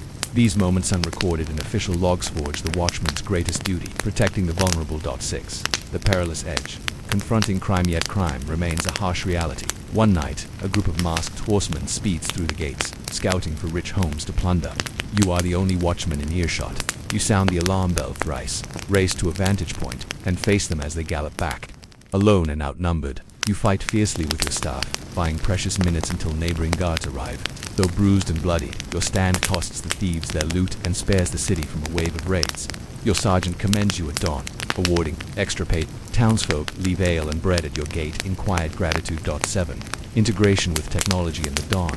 Bella's mechanical clocks appear on city squares. Watchmen adapt. They begin their rounds not at sunset, but when the town clock's first chime sounds. Curfew bells distinct from our bells signal the start and end of patrol, ensuring consistency across sectors. Some towers even rig simple alarm triggers, ropes leading from gate locks to small tower bells. Any forced entry sets off a clang heard by all watchposts. Despite these innovations, watch duties remain deeply human. Machines mark time. Watchmen give it context, using judgment and compassion where gears cannot. 8. The watchman's badge, symbol of civic trust over time. Watchmen came to Dan a distinctive metal badge, the city's coat of arms cast in iron fastened to chest or hat. This badge conveyed authority to enforce curfews, break brawls, and demand aid. It also embodied a sacred oath to serve the community through darkness, to stand between chaos and repose, to ensure that no child's cry went unheard. As your second watch ends and you return to the watchhouse, lantern flickering low, reflect on the path from ad hoc fire patrols to disciplined night watch. In every recorded step, every silent drill, every personal risk, you see the forging of a new civic role, one that still resonates in modern uniforms and patrol cars. Sleep now, knowing that in every era, a guardian stands watch while the world rests. The watchman's oath and the dawn of modern policing. You break fast with your fellow watchmen as pale light seeps through narrow window slits. Sleep smudged, eyes meet over mugs of thin ale and stale bread. Soon the mayor will arrive to review your logs and present rewards for exceptional service. But tonight's patrol looms larger in your mind. Whispers of a planned heist at the mint, rumors of a clandestine cult holding rights in the sewers, and the ever-present thought that, once daylight returns, a fresh cycle of dangers begins. In this final section, we witness how the medieval night watch matured into a structured force codifying rules, forging community trust, and planting seeds of modern policing that still guard our nights. 1. The code of the watch. Before you begin today's patrol, the mayor stands at the watchhouse threshold. He unsheathes a scroll sealed with the city's arms and reads the code of the watch aloud. By lantern's light and staff in hand, we swear to guard each gate in silent strand, to haste at call of whistle shrill, to shield the weak in force, the will, to record all deeds both day and dark, that truth may guide our city's mark. Each watchman steps forward, clasping right hand over heart. As the mayor intones, you place your left hand on your badge, an iron disc embossed with the city crest. This solemn vow binds you not only to duty, but to an ethical standard. You will never abuse authority. You will protect life over property, and you will report any corruption within your ranks. This formal oath, first recorded in a 14th century guild charter from Bruges, marks a pivotal shift. Watchmen were no longer mere hired hands, but sworn officers of the community, accountable to a public code rather than private masters. Point 2. Specialization in detective work. For decades, watch duties remained generalist. Every guard patrolled every threat, but by the late 15th century, towns began specialized units within the watch. Patrol guards responsible for routine rounds, investigators tasked with following up on suspicious incidents, interviewing witnesses, and gathering evidence. Detective work. Station guards who manned gatehouses and key choke points, controlling access. Rapid response teams, pairs trained to move swiftly to alarms without completing full patrols. You are assigned as an investigator this month. Your ledger now holds not only timestamps but narrative entries, eyewitness testimonies, scribbled sketches of footprints and muddy roads, sketches of discarded tools used in crimes. You learn to question suspects politely, to observe body language, and to preserve crime scenes, cordoning off areas around a recently broken window until reinforcements arrive. In one case, you reconstruct a burglary of the armory. By matching muddy boot prints with the night soil cart's grooves, you trace the thieves to a stable yard. Their leader is apprehended at dawn in a barn loft, where stolen halberds lie concealed beneath hay. This investigative success earns you a promotion and the respect of patrol guards who once dismissed scribblers as desk-bound. 3. Community partnerships. Recognizing that watchmen cannot know every corner, towns established community wardens, local volunteers assigned 2 neighborhoods who liaised with the watch. These wardens reported recurring nuisance spots, dimly lit alleys, overgrown hedges, organized neighbors' watches. During festivals, collected small fines for curfew breaches. You spend an evening training wardens in basic patrol techniques, how to use the whistle signals, how to note suspicious items without touching them, and when to summon you or patrol guards. This partnership strengthens civic bonds and multiplies eyes on the street, foreshadowing modern neighborhood watch programs. 4. Uniforms, ranks, and centralizations. The 16th century dawns. Municipal governments standardized watch uniforms, dark blue tunics with brass buttons, leather belts stamped with the city arms, and broad-brimmed hats for visibility. Ranks emerge. Chief watchman, overseeing all operations. Sergeants, supervising groups of guards. Corporals, managing small patrol units. Watchmen, the foot soldiers of the dark. Hierarchy creates career paths. You began as a volunteer, rose to paid. Guard, became an investigator, and now a promotion to sergeant. This professional hierarchy, blending military structure with civilian oversight, laid groundwork for centralized police forces centuries later. 5. Technological age. While mechanical clocks still strike the hours, watchmen adopt new tools, penny whistles to emit louder, consistent signals, powder lanterns with adjustable lenses to focus beams deeper into alleys, paper and ink replacing wax tablets for more durable incident reports archived in city registries. With these advances, community trust in the watch and in written, verifiable records. Citizens know that allegations made against watchmen can be checked against logs, and complaints inspire official reviews. 6. Night watch in crisis. Great challenges cement institutions. In 1623, a devastating flood hits the river city of Basel. Streets become rivers. Watchmen rescue citizens from rooftops, ferrying them on flatboats they cobbled overnight. Patrol logs transform into rescue manifests, noting survivors saved. When waters recede, the watch's heroism earns it permanent status. The Basel Watch becomes the city's official police force, its budget carved into the civic ledger, its badge recognized by neighboring states. Events like this shift perception. Watchmen are not mere patrols but lifelines, calling forth emergency services. The concept of a salaried, uniformed, oath-bound night safety service spreads across Europe, evolving into the modern police at the end of the 18th century. 7. Reflections on legacy. Tonight, close your eyes and imagine the watch's lanterns, bobbing in silent lanes. Hear the distant whistle, the bell's reassuring toll, the soft murmur of wardens on roofs. Consider how the medieval watch's blend of duty, discipline, and community laid foundation stones for our own beliefs in public safety and accountability. Their ethos: service after dark, vigilance over slumber, compassion amid danger. Each time a security guard walks a lobby or an officer patrols a neighborhood, from monastic scriptoriums to communal shelves, you step into a dimly lit chamber lined with wooden shelves. Instead of armor or grain, they hold vellum scrolls and bound codices, their spines labeled in neat Gothic script. A single desk stands in the center, where a caretaker, robes dusted with parchment powder, turns the pages of a newly donated manuscript. Outside, craftsmen hammer, children play, and merchants haggle over cloth prices. Yet within these silent walls, knowledge gathers like dew. In medieval Europe, books were rarer than livestock. Each manuscript, lovingly copied by candlelight, represented months or years of labor by scribes. Initially confined to monasteries or cathedral schools, these written treasures were locked away, accessible only to clerics, nobles, or scholars. But by the 13th century, a quiet revolution began: the emergence of public libraries, spaces where townspeople could borrow, read, and share books, planting seeds for an age of collective learning. In this section, we chart the transformation. Roots: how monastery libraries preserved texts and lent volumes to neighboring clergy's scholastic demand. How universities' need for borrowed books spurred the creation of lending chests armaria in towns. Guild collections: how artisan and merchant guilds founded libraries for members' self-improvement. Town halls and collegiate libraries: how civic authorities established libraries as symbols of communal pride and learning. Through these steps, we see how the act of sharing books became an act of civic generosity, turning private texts into public trust, and quieting ignorance with the whisper of turning pages. You step past the librarian's desk, and into the heart of the communal stacks. Sunlight filters through stained glass, painting rainbow keys on the tiled floor. Here, in Section 2, we linger in the day-to-day workings of these early public libraries. How books moved from shelf to hand, how caretakers guarded fragile pages, and how ordinary townsfolk, shopkeepers, apprenticed. Widows found knowledge waiting for them in silent alcoves. 1. Opening the doors, access and admission. In many 13th century town libraries, admission was simpler than you might expect. No annual fees, often no formal registration. Instead, respect pledge was posted at the entrance. Readers shall handle no book roughly. May no page be torn. May no ink be smudged. Whoever transgresses must restore to copies or pay fine as set. Library keepers, usually monks, clerics, or learned townsmen, greeted visitors, noting names in a register. This list wasn't just attendance. It formed an early catalogue of patrons, informing caretakers whom to trust with valuable volumes. A known scholar might borrow a theology treatise, a master craftsman, a manuscript on geometry, a curious widow, a herbal compendium. Doors opened at first light and closed at vespers. In the chill of morning, readers warmed stone benches by carrying candles from kerosene troughs. On market days, stallholders slipped in between customers to consult accounting manuals or Latin grammars. Apprentices free after midday walked dusty stairs to read epic poems or theological debates.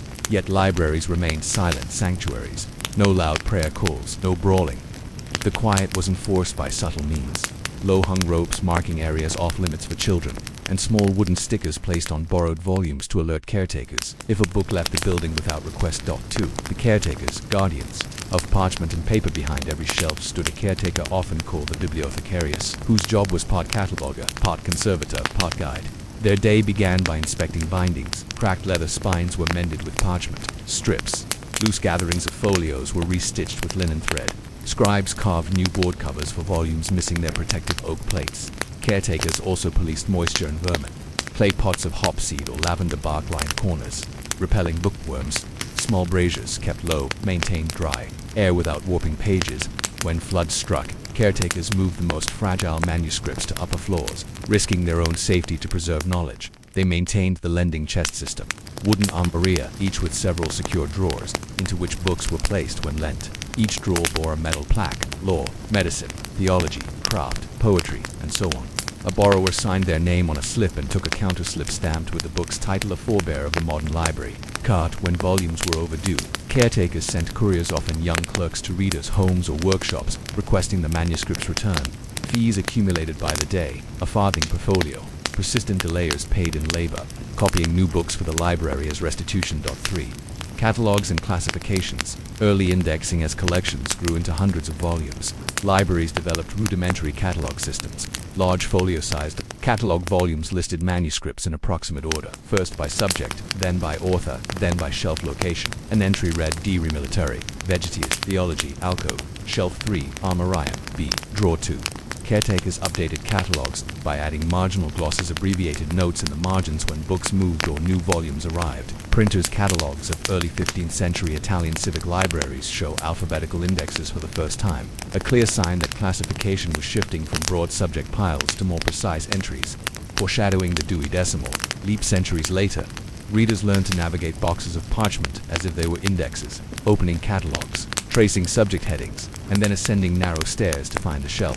It was a quiet treasure hunt, made more pleasurable by small margin drawings. A monk's face marking his theological treatises, a small wheel marking engineering works, a quill for poetry. 4.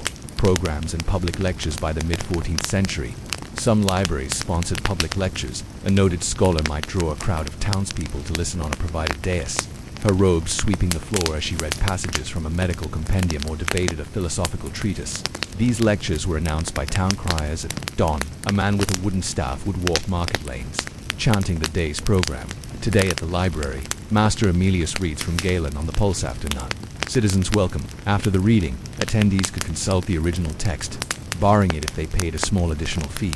Guilds eager to train apprentices often sponsored such events, seeing the library as an extension of vocational education. 5. Conflicts. In censorship, knowledge sharing was rarely uncontested. Town councils and church authorities sometimes censored texts deemed heretical or subversive. A library's catalog might bear red ink marks beside suspicious titles, Platonist treatises, reformist tracts, or forbidden scientific works. On orders of a bishop or magistrate, caretakers removed such books, sometimes burning them in public squares as warnings, yet dedicated scholars preserved hidden copies. Glowing manuscripts found tucked behind loose stones and library walls hint at secret circulation. Marginal notes in Hebrew script, diagrams of astrological charts, or translations of Aristotle's lost treatises.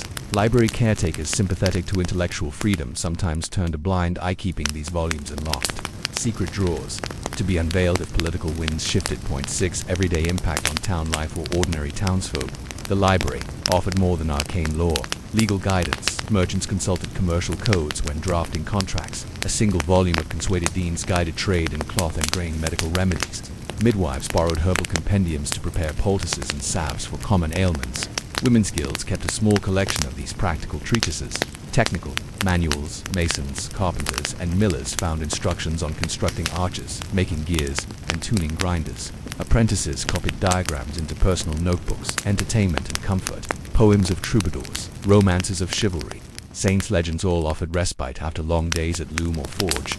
Asterisk, each returned book carried traces of its reader, faint fingerprints on margins, smudged ink where reader paused, pressed wildflowers as bookmarks, imprints that made the library a living record of communal curiosity. 7. The library's role in disaster and recovery when plague struck. Libraries became centers of relief and instruction. Caretakers distributed medical manuscripts to physicians and provided style guides to clerks drafting wills. Lending suspensions imposed to prevent contagion forced caretakers to innovate.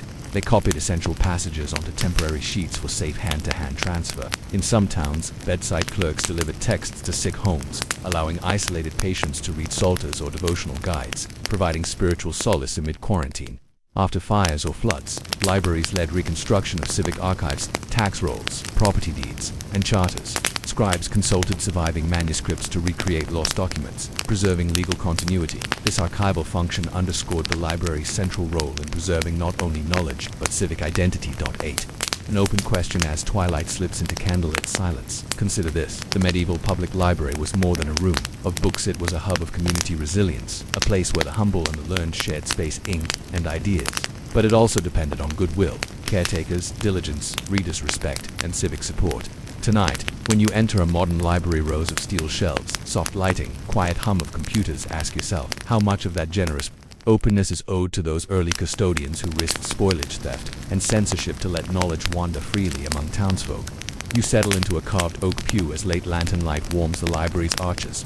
Before you lies a single tome of bestiary gifted by a traveling scholar, its pages alive with vivid animal illustrations. Tonight, Section 3 reveals how medieval public libraries evolved from lending rooms to centers of learning, preservation, and community memory innovations whose echoes resonate in every modern library. Silent Stacks. 1. Catalogs from marginalia to card indices. By the early 15th century, many public libraries' parchment registers, once simple name and title lists, grew unwieldy. Shelves bulged with new gifts, royal decrees, medical treatises, romances in Old French, Arabic astronomical tables. To navigate this abundance, caretakers devised index volumes, thick codices with tiny tabs marking thematic sections, natural history, law, devotion, and practical trades. Within each entry's noted author, title, language, and shelf location. These index codices were precursors to card catalogs. In some Italian libraries, librarians began writing each book's record on a separate paper slip, folding and storing them in drawers. Readers could pull slips by subject to see available titles, a gesture so user-friendly that neighboring towns adopted the system within decades. This innovation foreshadowed the ubiquitous library cards that guided patrons centuries later. 2. Conservation workshops, binding and restoration. As collections aged, public libraries developed conservation workshops. Skilled bookbinders, often former guild members, taught apprentices how to clean centuries-old soot from margins using damp, lint-free cloths. Repair torn vellum with wheat starch paste and thin Japanese paper. Rebind sagging volumes in robust leather, stamping spines with gold leaf titles. Deacidify ink bleed using plant-based buffers, extending manuscripts' lifespans. These workshops operated like medieval museums, preserving worn scrolls on raised platforms, monitoring timidity by placing white chalk cubes on shelves. Mold-sensitive chalk turned dark at first sign of damp. Patrons benefited too. Local guilds commissioned repairs for family heirlooms, building goodwill and donations back into the library. 3. Lending beyond walls, traveling chests and outreach. Recognizing that many townsfolk could not travel to the library, some municipalities created traveling lending chests. Each chest a sturdy oak box with iron fittings and a lock contained a curated selection, 8 volumes of religious devotion for parish readings. 2. Medical handbooks for village healers, 1 volume of legal precedents for magistrates, 1 popular romance or poet's anthology for general reading. Chests were dispatched to remote parish, churches or guild halls for a month at a time. Caretakers trained local deputies to oversee lending, collect borrower names, and return the chest on schedule. This early outreach program democratized access, and many libraries tracked which regions requested which. Jean Rosetta used to guide future acquisitions. 4. Scholarship and scriptoriums. Libraries as study halls. By the mid-15th century, libraries added study carrels, small desks built into alcoves with individual reading lights. Some affluent towns endowed scholarships, providing stipends to students in exchange for copying key texts. These scholar copyists worked in dedicated scriptoriums within the library, producing new copies of classical works in Greek and Latin. local chronicles memorializing civic events, floods, markets, tournaments. Technical manuals on clockmaking, bridge construction, and dyeing techniques. Through these copying programs, public libraries became engines of knowledge production, not merely repositories. Their scribes preserved local dialects, recorded oral traditions, and disseminated innovations across Europe's emerging print networks. 5. Intellectual debates and salon culture. In some cities, libraries hosted evening salons, gatherings where citizens debated topics drawn from the collection. A typical salon agenda presentation: a learned speaker read a provocative passage, say, Marsilio Ficino on Platonic love. Response: attendees offered counter-arguments, merchants drawing parallels to civic loyalty, artisans citing guild solidarity. Resolution: a summary recorded in a salon register, kept as part of the library's archives. These salons blended scholarship with civic engagement. Guild masters, clergy, and students mingled, forging intellectual networks that prefigured Enlightenment salons. Libraries thus became crossroads of ideas, not just storage vaults for scrolls. 6. Crisis response. Library as sanctuary during periods of social upheaval. Plague, civil war, or siege. Libraries served as sanctuaries, both physical and intellectual. As refuges, caretakers opened chapels and cloisters attached to the library for sheltering citizens. As repositories, refugees entrusted family documents to library archives for safekeeping until safe return. Doctors' resource centers. Sexton librarians provided maps, medical guides, and agricultural treatises to help recover after disasters. In the 1471 siege of Freiburg, the municipal library's fortified hall kept manuscripts dry as cannon smoke rained outside. When peace returned, librarians catalogued siege diaries and battle plans alongside devotional texts, creating one of the earliest composite civic archives blending triumph, tragedy, and daily life. 7. Transition to print and the modern tradition. 15th century advent of the printing press transformed library collections. Public libraries negotiated publisher exchanges, receiving sample printed works in return for lending shelf space or recommending texts to civic elites. When epidemics struck, printed medical guides spread faster than handwritten copies, and libraries purchased multiple editions, playing a role in standardizing medical practice across regions. Librarians also experimented with reading rooms where only non-circulating printed books could be used on site. This preserved rare editions, ensured open access to reference works, and introduced the concept of non-lendable materials, an essential distinction in modern library policies. 8. A lasting legacy. As you close the bestiary's covers, reflect on the medieval library's transformation. From secluded monastic scriptoria to public knowledge commons. From scattered catalogs to systematic indices and outreach programs. From passive repositories to active sites of conservation, copying, scholarship, and community dialogue. In our era of digital archives and open access, we still rely on these medieval innovations: cataloging systems, preservation labs, community lending programs, and the ethos that knowledge belongs to all. Racks, rolls, and the early art of military logistics. You enter a vaulted chamber beneath the castle keep, where torches cast flickering ember light on rows of weapon racks and armor stands. Halberds, spears, and swords rest in orderly alignment. Mail hauberks hang beside breastplates, each piece tagged with a small leather tab. A stout door swings shut behind you, muffling the distant clang of smiths at their forges. Here, in the armory, a silent revolution in military organization was unfolding, one that would decide the fate of kings and kingdoms. In the early Middle Ages, war was ad hoc. Lords summoned their household knights, peasant levies stood unarmored at a call, and weapons were family heirlooms passed from father to son. There was no standardized system for storing, inspecting, or distributing arms. On campaign, warriors often scavenged gear or shared battered swords, leading to mismatches and confusion in the heat of battle. By the 12th century, larger realms recognized the need for centralized armories, dedicated facilities where weapons and armor were stored, maintained, and allocated according to written records. In this section, we explore how these early armories transformed chaos into order, cataloging war gear, the introduction of roll books that recorded every piece of equipment by type, size, and owner, standardization of arms, guild-led forging of swords and helms to common specifications, easing repairs and replacements, inspection protocols, regular musters where knight's kit was checked against the roll, ensuring readiness and punishing deficiencies, distribution systems, wartime, allocation centers that equipped levies, garrison guards, and mercenary contingents with borrowed gear tracked and later returned through racks of steel and parchment ledgers. Medieval armies learned to arm thousands swiftly, laying the logistical foundation that would support campaigns from Acre to Acre. Even in the chaos of war, the quiet order of the armory spoke volumes and shifted the balance of power beneath its vaulted arches. The armorer's forge and the art of repair. Beyond the racks lies the repair wing, a row of heavy timber benches, scarred by countless hammer blows, Here, master armorers, hardened veterans of siege and pitched melee-evaluate gear returned from campaigns. Each breastplate bears dents. Helms show hairline cracks. Sword edges have dulled or nicked you approach. A battered mail shirt laid flat on a wooden table. The armorer, his leather apron peppered with scale fragments, counts broken rings. For each missing link, he fashions a new iron ring on a small anvil, threading it precisely to match the original pattern. Every hauberk must maintain its interlocking weave to stop an arrow or a glancing blade. Across the bench, apprentice smiths sharpen spear points in a trough filled with oil and sand. They run files over the metal until it gleams, then heat the tip just enough to harden its edge before quickly quenching it in a water bath laced with salt. The crack of metal cooling echoes through the chamber, a rhythm of restoration. In the corner stands the grinder wheel, its great stone disc turned by foot treadles. Broken sword blades are laid flat against it, steel sparking off as they reshape bent edges. Armors with warped cuirasses are clamped into wooden jigs and gently heated over shallow charcoal hearths, coaxed back into their curved form with wooden mallets wrapped in leather. These repairs must meet exacting standards.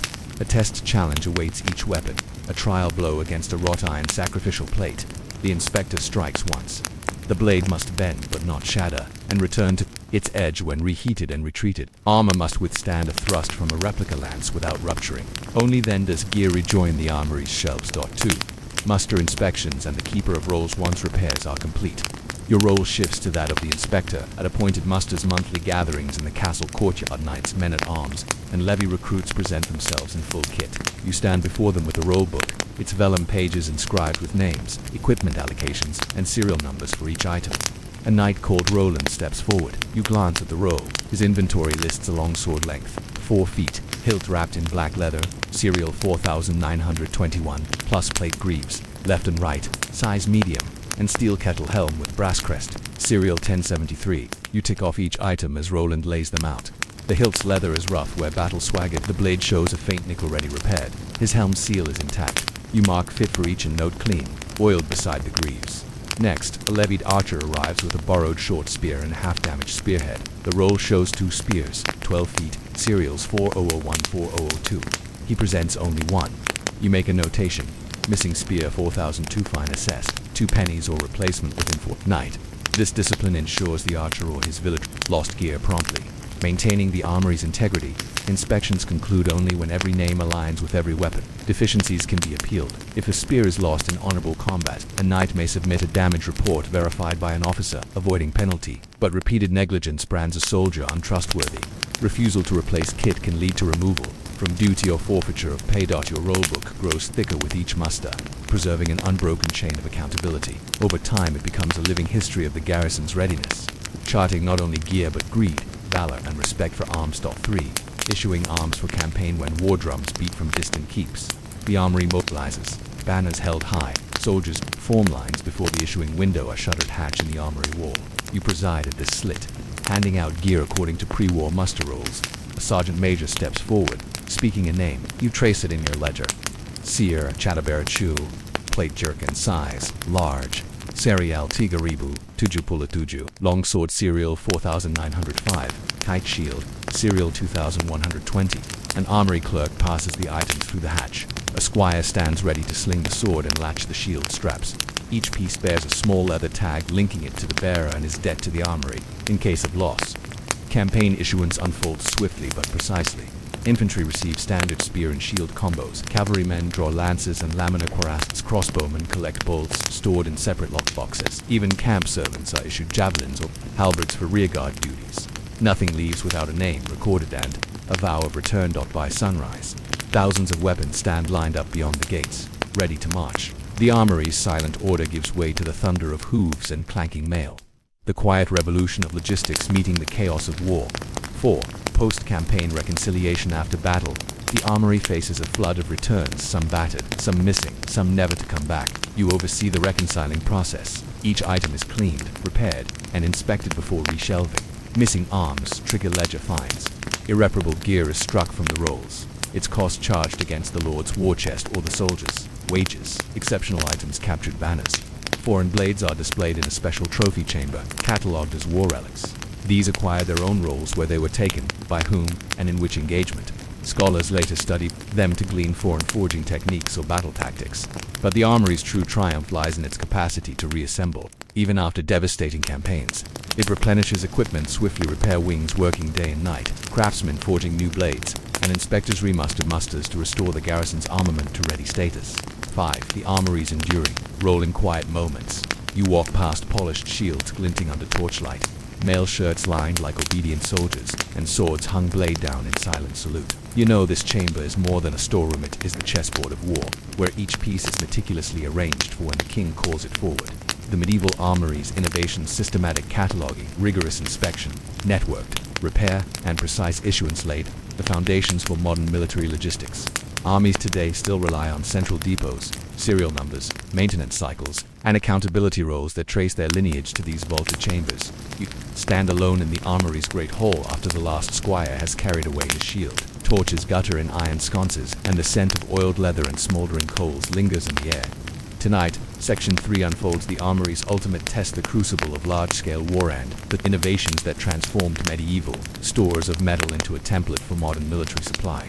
1. The Siege of Blackstone. Keep logistics under fire. When King Rupert's army marched to relieve Blackstone Keep, the castle's armory became a fortress within a fortress. Siege warfare turned static garrisons into long-term guardians of stores rather than purely defensive titans. Supplies that once sufficed for weeks now had to endure months of blockade. Within the keep's vaulted armory, you and fellow armorers face an avalanche of demand, not only weapons for the defenders, longbows, crossbows, pikes, swords, maces, but also maintenance of existing arms, battered by mining sorties and sallying parties. The doorway, once used for issuing gear, now serves as a narrow choke point, guarded by sentries to admit only essential craftsmen to daily routine. Morning muster. You record the day's intended sorties: 3 dozen archers for the war, 15 knights for patrols, 20 pikemen for the gatehouse. From your rolls, you issue fresh bowstrings and sharpen arrows. Leather greaves are oiled, mail patched, midday repair blitz. Reports arrive of broken pike shafts and cracked crossbow stocks. Apprentice woodworkers fashion new ash shafts, seasoned overnight in water to prevent warping. Bowstrings are recorded with hem twisted tighter to endure faster draws. Evening reconciliation. After another sally, you inventory missing, lost arrows, damaged helmets, self-dating the rollbook to reflect true losses. For each missing item, fines are levied against the knightly retinues responsible. For irreparable gear, new orders are placed with civilian workshops outside the walls. Paid from the royal treasury, blacksmith and armorer become lifelines under siege. When food and water run low, the keep's defenders, often epically undermanned, rely on swift repair cycles to keep arms serviceable. Each repaired blade, each patched gambeson extends the keep's endurance by days. Without a well-stocked armory, even the stoutest walls would fall. 2. The muster of mercenaries, standardizing across armies beyond castle walls. Medieval warfare increasingly relied on mercenary companies, bands of paid soldiers who could shift allegiance. In 14th century Italy, the famed Company of the White Gauntlet boasted hundreds of men-at-arms, foot soldiers, and crossbowmen. Their strength lay not only in skill but in uniform equipment, practices enforced by their company armories at their headquarters in Pavia. The mercenary captains maintained an armory large enough to equip newcomers on the spot. Standard issue contracts, each recruit signed for a specific kit: arming doublet, iron helm, sword, buckler, and a choice of spear or crossbow. This contract spelled out replacement costs for lost or damaged items. Central workshop, a band of master smiths employed by the company, produced blades, helms, and mail to standardized patterns. Sword blades of 36 inches, spear shafts of 10 feet, HELM dimensions fitting a head circumference of 22 to 24 inches. Apparel followed foot soldier or knightly specifications. Mobile armory trains. As the company moved, wagons carried chests of spare arms, barrels of oil, coils of hemp, and boxes of spare parts, hoops for shields, straps for armor. Armory. Clerks traveled with the baggage train, ready to field repair equipment at the next camp. This level of standardization, decades ahead of many feudal levies, allowed mercenary forces to replenish battlefield losses without long waits. Campaigns that once stalled for months due to equipment shortages now pressed on swiftly. Armories became the backbone of professional armies, paving the way for standing armies in the centuries to come. Naval armories equipping the Armada. Evil armory practices extended to the sea. In the Hanseatic League's port of Lubeck, a naval armory outfitted cogs and galleys for piracy patrols and convoy escorts. Its trove included not only crossbows and longbows but specialized weapons, boarding axes designed for cutting rigging, and deck rails. These axes needed constant re-adzing to keep heads sharp, harpoon-tipped spears, for repelling boarding parties or fighting sea monsters. Their iron heads were soldered onto ash shafts with waterproofed bindings, catapults, and mangonels, small torsion-powered engines mounted on ship decks, requiring armory carpenters to maintain twisted sinew bundles and replace wooden frames under salt spray in the naval armory's dry dock. Teams worked underwater to replace corroded fittings. Lead-lined storage chests kept powder and bolts dry. Each vessel's manifest, kept in waterproof cases, recorded weapon types and quantities before sea trials. This level of logistical precision ensured that Baltic convoys navigated pirate threats with ready arms, and that coastal fortifications could borrow naval stockpiles when under threat. Transition to royal arsenals as kingdoms centralized kings established royal arsenals, vast fortified deposits of weapons and armor, often in capital cities. The Tower of London's armory in the 15th century was a prime example, a sprawling complex with multiple floors of racks, workshops, and rolling key access. Key features: dedicated personnel. Royal armorers formed a professional corps master, armorer, yeoman of the armory, and muster inspectors drawing salaries from the crown. Comprehensive records, ledgers tracked every item's acquisition, whether seized in battle, produced in royal forges or gifted by foreign princes. Rolls included purchase price, maker's name, and repair history. Manufacturing on site, forges, quarries, and shuttered workshops allowed large batches of plate armor to be cast, hammered, and heat-treated near storage vaults, speeding up production. Distribution hubs, regional armories linked by river, barges, or early road convoys ensured that distant garrisons could draw from central stores in times of rebellion or invasion. These royal arsenals mirrored modern depots, centralized procurement, in-house maintenance, and rapid distribution networks. They disabled no longer the chaotic feudal arms trace economy, but built a predictable government-run structure that underpinned nation-state militaries. 5. Innovations. Born of necessities, several technological and procedural innovations emerged from the armory's pressures. File card rolls to manage thousands of serial numbers. Some arsenals adopted small parchment slips tied to leather straps, early cards, allowing clerks to rearrange entries quickly without rewriting entire ledgers. Interchangeable parts, spearheads, sword pummels, and shield bosses developed. Standardized fittings, so a missing boss from one shield could be swapped with a spare in the depot. Although full machine interchangeability lay centuries ahead, this was a critical first step. Preventive maintenance cycles rather than wait for damage. Inspectors scheduled periodic overhauls. Hauberks inspected quarterly. Sword edges stropped monthly. Powder kegs checked for moisture every fortnight. This proactive approach reduced battlefield failures dramatically. Spare parts stores. Small lockers held extra bowstrings, spear shafts, buckles, and rivets. These parts were catalogued separately, allowing craftsmen to perform field repairs without sending items back to main workshops. These practices echo in today's military. Supply systems maintenance schedules, spare parts logistics, and serialized equipment tracking all trace lineage to medieval armory solutions. The armory's cultural impact beyond battlefield pragmatism. The armory became a locus of civic pride and spectacle. Armory tours, junior nobles and dignitaries were shown royal arsenals, marveling at the gleaming rows of plate and the organized bustle of craftsmen reinforcing royal authority and martial prestige.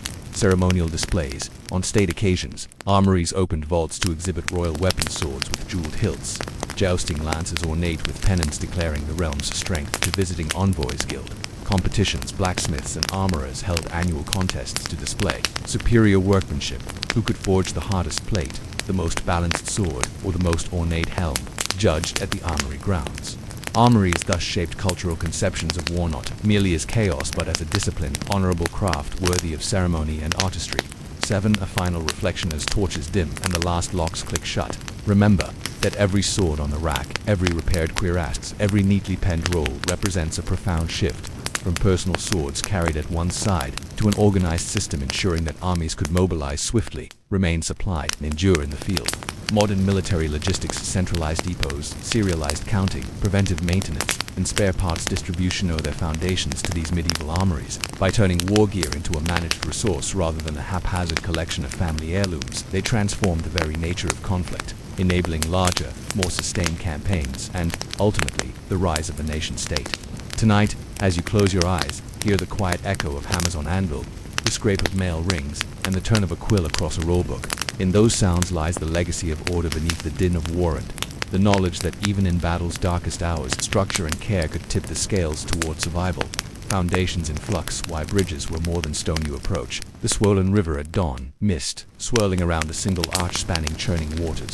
No modern suspension cables, no steel girders, just expertly cut stone, assembled with lime mortar and human toil. This is the medieval bridge, a marvel of engineering and administration that held kingdoms together. But who cared for these lifelines? Who counted their archers, inspected their piers, and balanced toll income against the risk of collapse? In Section 1, we peer into the birth of organized bridge maintenance and management, from fords to fiefs, how natural crossing points evolved into lordly charges, and why bridges became assets to administer rather than obstacles to bypass. Bridge Guild, emerging associations of masons, carpenters, and rope walkers who shared techniques, safety standards, and custody of bridge plans, tolls and trust. The creation of bridge statutes, written charters defining who paid tolls, how funds were allocated for repairs, and what penalties awaited those who circumvented fees. Yearly inspections, early forms of structural reviews, where local officials, guildmasters, and sometimes clerics walked the span, logged damage, and commissioned urgent works before winter floods. By the end of this section, you'll understand that medieval bridges were community-built, professionally maintained, and legally protected, foreshadowing modern transport infrastructure. Their survival depended not only on mortar and stonecutters' skill, but on meticulous record-keeping, shared expertise, and the civic will to keep commerce and pilgrims moving safely across the world's restless rivers. You step onto the bridges, worn flagstones as dawn light glints off the river's surface. In Section 1, we saw how medieval communities elevated crossings from simple fords to meticulously managed assets.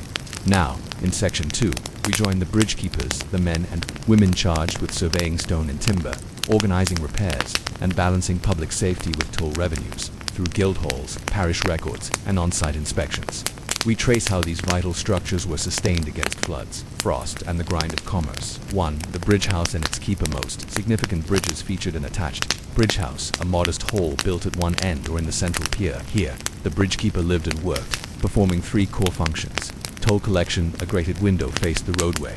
Travelers, merchants with loaded wagons, pilgrims, on foot, drovers herding sheep approached, declared their cargo or purpose, and dropped coins into a wooden box. The keeper marked each payment in a bound ledger, date, name if known, toll type, for example, wagon, pack horse, foot traveler, and amount. Exempt classes, knights, bearing safe conduct passes, or local parishioners, showed charters or tokens to pass free. Watch and warning. From a narrow slit in the bridge house wall, the keeper scanned the river. When winter storms swelled the banks, he sounded a horn a deep, resonant blast that warned travelers to halt until the bridge was deemed safe. A rope or wooden bar was drawn across the approach to enforce closure. Daily maintenance. A small workshop behind the living quarters stocked spare timbers, mortar, grapnels, and resin pitch. The keeper and his apprentice spent afternoons sweeping debris, patching minor cracks, and oiling ironwork guardrails, threshold bands, and hinge pins for floodgates built into piers to relieve pressure.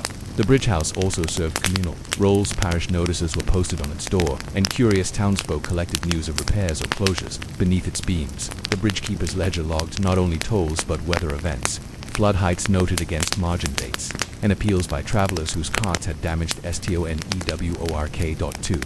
The guild sponsored inspection each year, often timed after winter thaw or autumn rains. A bridge guild convened an open inspection. Guilds of stonemasons and carpenters, sometimes overseen by municipal or ecclesiastical authorities, sent delegations to every major span in their jurisdiction. The inspection process followed a standardized ritual. Assembly at dawn, guild masters, their apprentice teams, the bridge keeper, and local officials gathered at the bridgehead. A clerk read aloud the bridge statute, the charter defining maintenance obligations, toll rates, and penalties for neglect. Structural walkthrough, crossing in single file. Inspectorial parties examined key elements: cutwaters, triangular upstream, projections for erosion. Art, fousoirs for mortar voids or settled stones, spandrel walls for bulging or damp patches, timber, walkways on wooden bridges for rot or insect damage.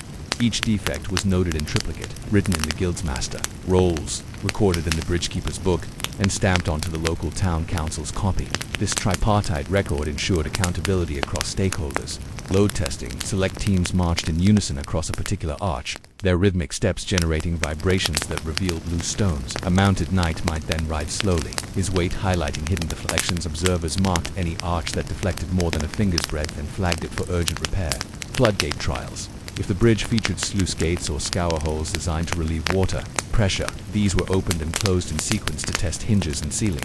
Gate mechanisms often jammed from silt. The inspection cleared debris and lubricated pivots with tallow or animal fat. Final audit and orders. At a concluding meeting in the bridge house, the guild master laid out a repair schedule. Minor fixes by the bridgekeeper's crew. Major works requiring outside contractors. The town council pledged toll surplus for funding. Local parish shared in labor duties for stone hauling or timber felling. A final seal endorsed the inspection's findings and set a deadline off in 6 weeks, before the next winter. 3. Repair campaigns and community labor when inspections flagged serious defects. A repair campaign was mobilized. Stone sourcing. From nearby hills cut fresh blocks of matching stone. Transported by ox-drawn carts over rough tracks, these stones arrived at the bridge by dawn on scheduled days. The bridgekeeper's ledger recorded weights, dimensions, and quarry location for provenance. Skilled masonry. Guildstone masons dressed new stones with chisels and hand drills, drilling horizontal bores for iron dowels that locked new and old blocks together. Lime mortar was mixed on site, sometimes with crushed animal bone for added strength. Temporary supports. Wooden dragon beams. Massive timbers were inserted beneath arches to bear weight while mortar cured. These supports, braced by screwjacks, allowed foot traffic on critical spans. Floating pontoons. Barrels lashed together supported scaffolding under the bridge, enabling stonemasons to work on flood-scoured piers. Community days. Parishioners were summoned to help lift stones, carry mortared buckets, and bake bread for workers. These labor days, often scheduled on saints' feast days, reinforced community ownership and reduced costs. Completion ceremonies. Once repairs concluded, a small procession, clergy, guildmasters, town officials, and the bridgekeeper, the bridge, sprinkling holy water and ringing a feast bell to signal the resumption of toll collection and safe passage. 4. Toll economies and financial oversight. Tolls were the armature that funded maintenance. Rate schedules varied by crossing pack animals. A groat per donkey or mule. Wagons. A halfpenny per wheel. Livestock drives. Farthing per head for sheep. Halfpenny per ox. Pilgrims and clergy, exempt with tokens issued by bishopric. Emergency crossings. Free passage granted to fleeing refugees, recorded in special compassion rolls. At quarter-year intervals, the bridgekeeper and a town auditor counted coin chests, comparing tallies to ledger entries. Discrepancies beyond a few pence triggered inquiries. Suspected under-collection by the keeper or stealth crossings using secret footpaths. Auditors also oversaw the bridge maintenance fund, ensuring that at least 1/3 of toll surplus flowed to the repair treasury before surplus diverted to other civic projects. Road paving. Market expansions. In times of severe damage, washed out piers or collapsed arches, extra levies, bridge tallage, were imposed across the shire. Lords and towns alike paid assessed portions to cover royal or baronial contributions to repair costs, reflecting bridges' importance to regional trade and military movement. 5. Innovations in bridgekeeping. Centuries. Bridgekeepers and guilds introduced refinements. Watermarks. Carved markers on piers recorded high water levels, helping predict when erosion would threaten foundations. Ice shearers fitted wooden guards on cutwaters to break ice flows, preventing chunks from battering piers. Inspection platforms. Metal brackets inserted into bridge walls. Held removable platform boards. Portable balconies, allowing detailed under-arch inspections without pontoons. Rope suspended lanterns. Cross-bridge lanterns lowered at night provided light.